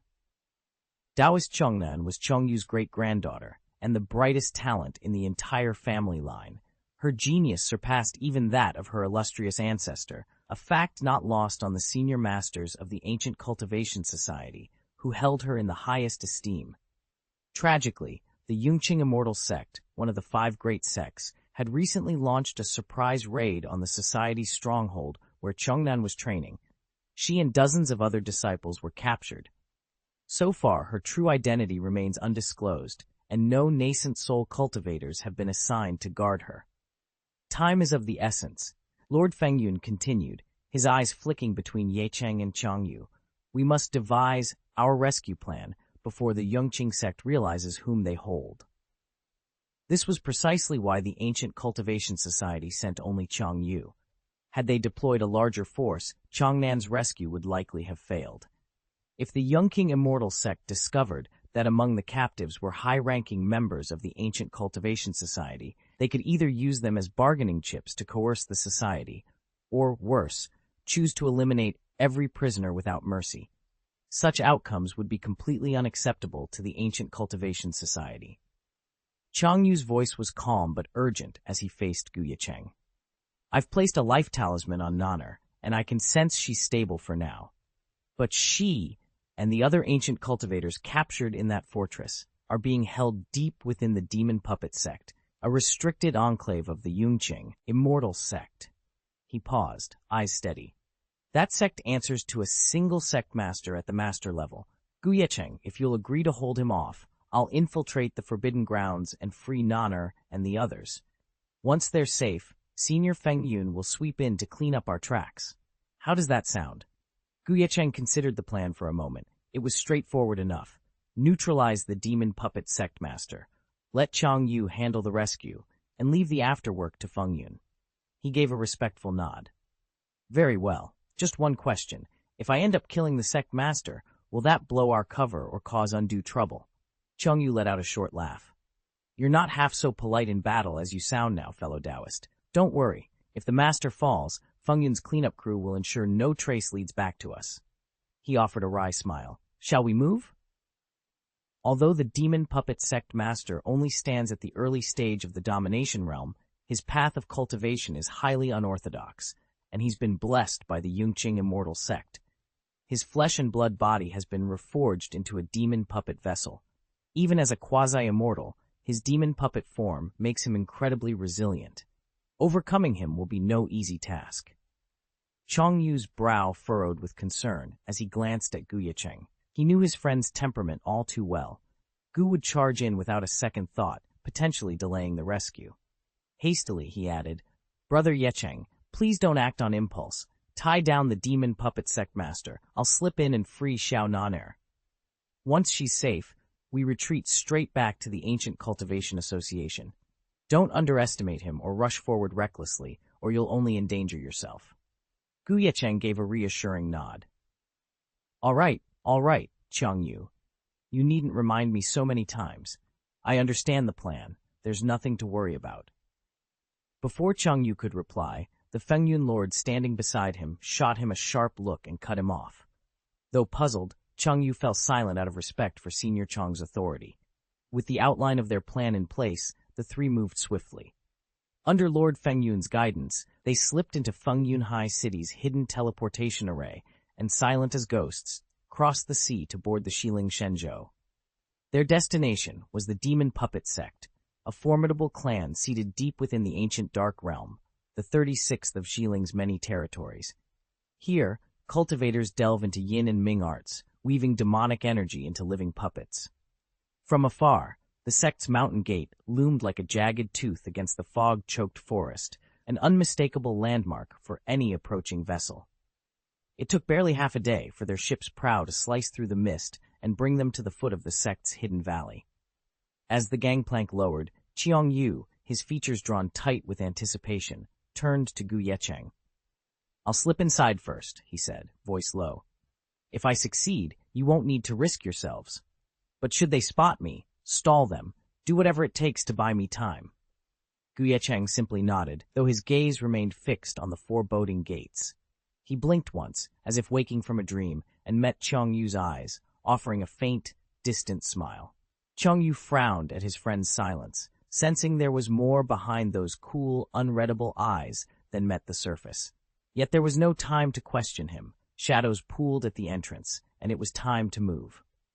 Ye Cheng couldn't afford a moment's hesitation. After pulling Lord Fengyun aside for a swift warning, "Be on your guard," he dashed off toward the demon puppet sect's gate. Before Fengyun and his companion, Xianxia, could even move, Ye Cheng raised his hand. A blade of spiritual energy shot from his fingertips, shimmering like a rainbow arc as it slammed into the stone entrance. Startled, Xianxia and Fengyun exchanged horrified glances, convinced that Ye Cheng had betrayed them and was secretly loyal to Yongqing Xianmen. But in the next instant, the ire shock turned to outright terror. The impact wasn't confined to crumbling masonry. Like a cannonball striking the surface of a vast lake, Ye Cheng's rainbow force exploded into the water, sending towering waves crashing in every direction. The once placid courtyard was instantly engulfed in chaos, until an even more astonishing phenomenon occurred. Millions of incandescent runes, each one a forbidden divine symbol, erupted from beneath the waves. They soared into the air, coalescing with Ye Cheng's initial strike to form a colossal, humming formation overhead. Within moments, those runes locked into place like the gears of some ancient engine, and the combined power radiated as a fearsome killing array. No one who stood before it could possibly predict what devastation was about to follow. A sudden surge of power rippled through the clearing, so fierce that Xianxia and Fengyun both froze in their tracks. Xianxia more than anyone. Had he recklessly lunged forward, ignoring Ye Cheng's warning, his seven-hued rainbow lance arching through the air, he would have been obliterated in an instant by the hidden killing array, reduced to ash with no hope of survival. Xiangxia's heart pounded as he swallowed hard. "What's happening?" he whispered, eyes wide. "Has Yongqing Xianmen already discovered Non-Air and the others?" Chapter 640. The sudden turn of events drained the color from Lord Xiangxia's face. "Don't panic," he hissed to Lord Fengyun. "It's not that Yongqing Xianmen got wind of us. It's simply a terrible coincidence that we arrived at this precise moment." They exchanged uneasy looks, but Ye Cheng's steady voice cut through the turmoil and brought them back to their senses. Only then did they notice that the supreme killing array, the very formation they'd stormed, had completely vanished. In its place, a graceful woman stepped forward. She wore a flowing crimson skirt embroidered with countless intricate patterns that matched the forbidden talismans once used to construct the supreme killing array. It was as if the skirt itself had housed that lethal formation. Lord Fengyun's voice trembled. "That array was embedded in her skirt? What grade of artifact must that be to carry such power?" Lord Xiangxia's expression went from shock to fear. He stared at her as recognition flickered in his eyes. "It can't be. You're her." Chapter 12. A Quasi-Immortal's Arrival. Ye Cheng hadn't expected their mission to be so ill-timed. As he and Xiangxia stepped into the vast courtyard of the demon puppet sect's forbidden zone, the sky above them rippled, and a graceful spirit boat drifted in from the clouds. Suspended on a crimson current, it bore a single figure at its prow. Wanhua, the deputy headmaster of Yongqing Xianmen. Her presence struck fear into every onlooker. Wanhua was widely whispered to be a quasi-immortal, one of the few soul cultivators on the brink of true immortality. Even more legendary was the scarlet skirt she wore, the fabled red sky silk skirt, said to be an artifact of quasi-immortal heritage. But it wasn't Wanhua's appearance alone that froze the assembled disciples. Behind her, dozens of ancient Cultivation Society practitioners, bound, their Dantian and Sea of Consciousness sealed, lined the boat's deck. They were captives ferried from the Society's stronghold for interrogation back at Yongqing Xianmen. Xiangxia's heart sank. So this is what Ye Cheng meant by bad luck. "We've arrived just as the deputy headmaster is doing a prisoner transfer. We can't just slip in and deal with the demon puppet sect's leader unnoticed." Ye Cheng pressed a hand to his sword hilt, scanning the courtyard's defenses. "And now we've got a quasi-immortal watching us, too." Wanhua's jade-pale face was inscrutable as she surveyed the demon puppet sect's elders, who had gathered anxiously at her arrival. Then her narrowed gaze flicked to the walls beyond, walls where fresh light flickered, betraying the approach of reinforcements. Members of the ancient Cultivation Society, Wanhua murmured, her voice both curious and cautious. They dared to come all the way here to rescue their own? The courtyard gates thundered open, and figures in the society's black and white livery spilled in. Though they had lost many senior practitioners, their ambitions remained undimmed. They were determined to seize back their captured brethren. A hush fell. Even the demon puppet sect's proud guards hesitated, caught between loyalty to their master and the raw power looming on the spirit boat above. Ye Cheng stepped forward, resolve hardening in his chest. Whatever unfolded next, he would not stand by and watch innocence be crushed between these titanic rivalries. He exchanged a glance with Xianxia, who nodded. Together, they moved to flank the spirit boat's shaded gangplank, ready to strike if Wanhua gave the signal, or to cut a path of their own if she did not. Above them, Wanhua quasi-immortal closed her eyes for a moment, as though feeling the shifting currents of fate around her, and then lifted her hand. The moment of truth had arrived. Then, as if a sudden thought had struck her, Wanhua quasi-immortal's lips curled into a triumphant smile. Ah, so that's it. Among the ancient Cultivation Society remnants captured by the demon puppet sect, there's a true prodigy here. Her gaze sharpened on Xianxia. With her profound cultivation, she could sense his extraordinary potential instantly. A predatory gleam lit her eyes as she lifted her hand, unleashing a surge of spiritual power aimed at seizing him alive. Senior, fellow Taoist, get out of here, Xianxia shouted. Leave him to me. I'll hold her off, another voice answered. Wanhua Quasi-Immortal's unexpected arrival had shattered their rescue plan. Xiangxia's blood and spiritual energy roared within him as he braced himself for a suicidal stand, anything to buy Ye Cheng and Lord Fengyun the chance to escape. At the sight of his unwavering resolve, Wanhua Quasi-Immortal's smile only grew wider. Swish! The Wanhua Quasi-Immortal rolled up her sleeves, and instantly thousands of glowing sigils burst to life across the crimson skirt of her Quasi-Immortal soldier's robe. A fearsome formation, powerful enough to obliterate ordinary Quasi-Immortals, sprang into being, encircling Ye Cheng and Lord Fengyun in a blink. Trying to slip through my fingers, you remnants of the ancient Cultivation Society? She taunted, her voice low and icy. You're far too confident in your meager strength. She raised a slender hand, and two brilliant beams of spirit light shot forth. One struck at Lord Fengyun, the other seared toward Ye Cheng. With a casual flick, she intended to finish both of them, along with Xianxia and the others, in a single, devastating blow. It's over. Xiangxia's heart clenched as he watched the ruthless display of power. Despair twisted his features as he turned apologetically toward Ye Cheng and Lord Fengyun. Senior, Taoist friend, I've only led you into danger. Suddenly, Xianxia froze. He glanced around in panic. Ye Cheng? He was nowhere to be seen. The tightening formation, the blazing spirit lights, it all revolved around eliminating Ye Cheng and Lord Fengyun. Yet where had Ye Cheng gone? In that instant of confusion, the world seemed to pause. The Wanhua Quasi-Immortal's spirit lights were still hurtling forward, but Xiangxia's blood ran cold. Something was terribly wrong. Ye Cheng's absence was no oversight.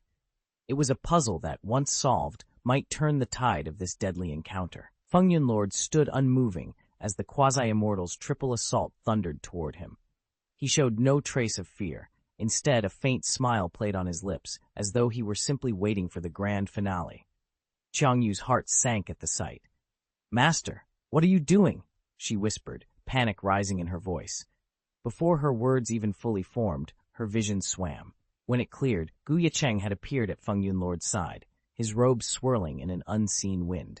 An immense, devouring aura radiated from him as he lifted a single sleeve. With an almost casual motion, he inhaled the Quasi-Immortal's threefold strike, the very force that, moments ago, threatened to annihilate the demon puppet sect in its entirety. The devastating energy vanished into his sleeve, leaving no scorch marks, no echo of destruction. Silence fell over the battlefield. Xiangxia stared, mouth agape. Even the Quasi-Immortal Wanhua, who had unleashed the attack, blinked in astonishment, her expression betraying outright shock. Behind her, the cultivators of the demon puppet sect froze mid-chant, their eyes locked on Ye Cheng, unable to believe what they'd just witnessed. What was that? Xiangxia finally managed, her voice trembling. Ye Cheng lowered his sleeve, the stolen power contained effortlessly within its folds. He met her gaze with unflappable calm. In that moment, every onlooker realized they had underestimated him, and that the true battle was only just beginning. They had only just begun to relax when Xianxia and his allies intervened. Until now, these puppeteers had served only one master, the sect leader of the demon puppet sect, while Xiangyu's side boasted 3 powerful patrons. Had the Wanhua quasi-immortal not arrived at that critical moment to claim the captives, the demon puppet sect would have suffered a near-fatal defeat. But relief swithel, he turned to dread as their eyes fell on Ye Cheng. Heartbeats hammered in their chests, fear coiled through every vein.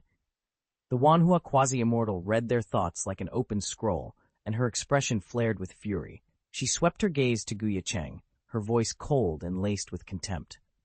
"All right, I admit it. I underestimated you," she sneered. "But don't think a cheap trick like that can rival me." Her words barely faded before she unleashed her power.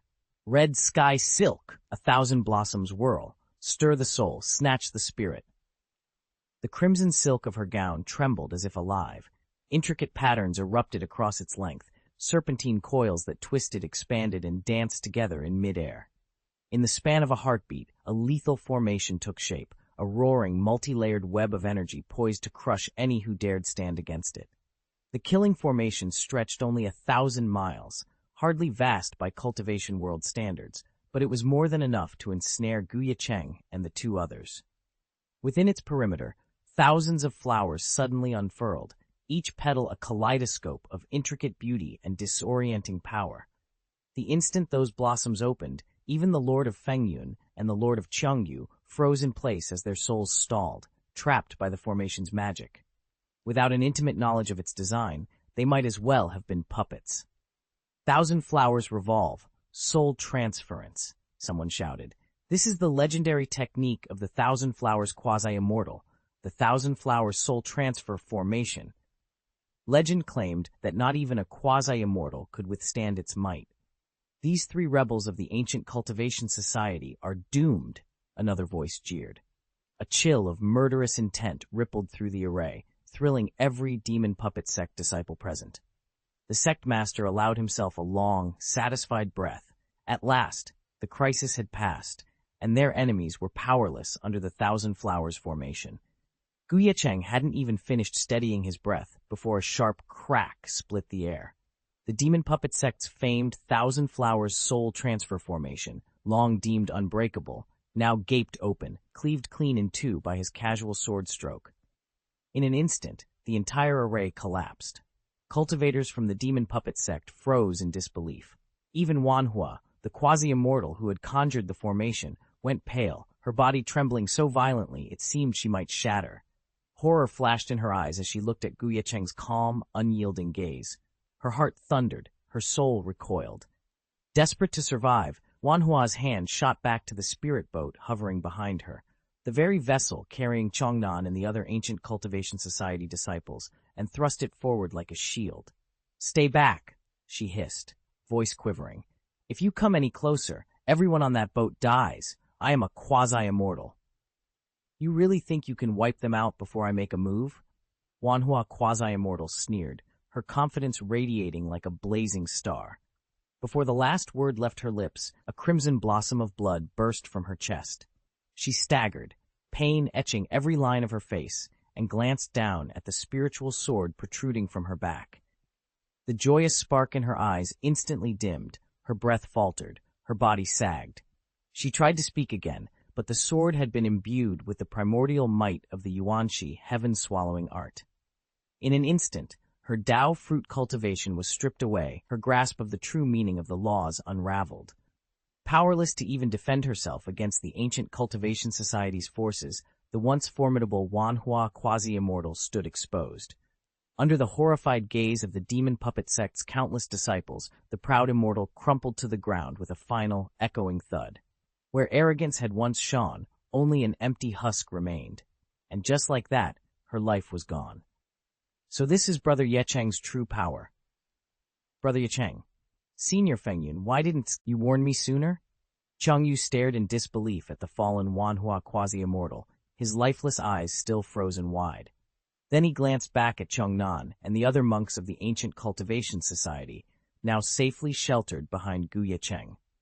Swallowing hard, Chongyu's heart pounded with a mix of shock and exhilaration.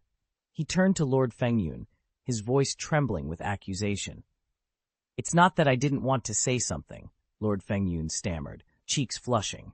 "It's just, I never imagined Brother Ye Cheng would be this formidable." Lord Fengyun had watched Ye Cheng spring into action.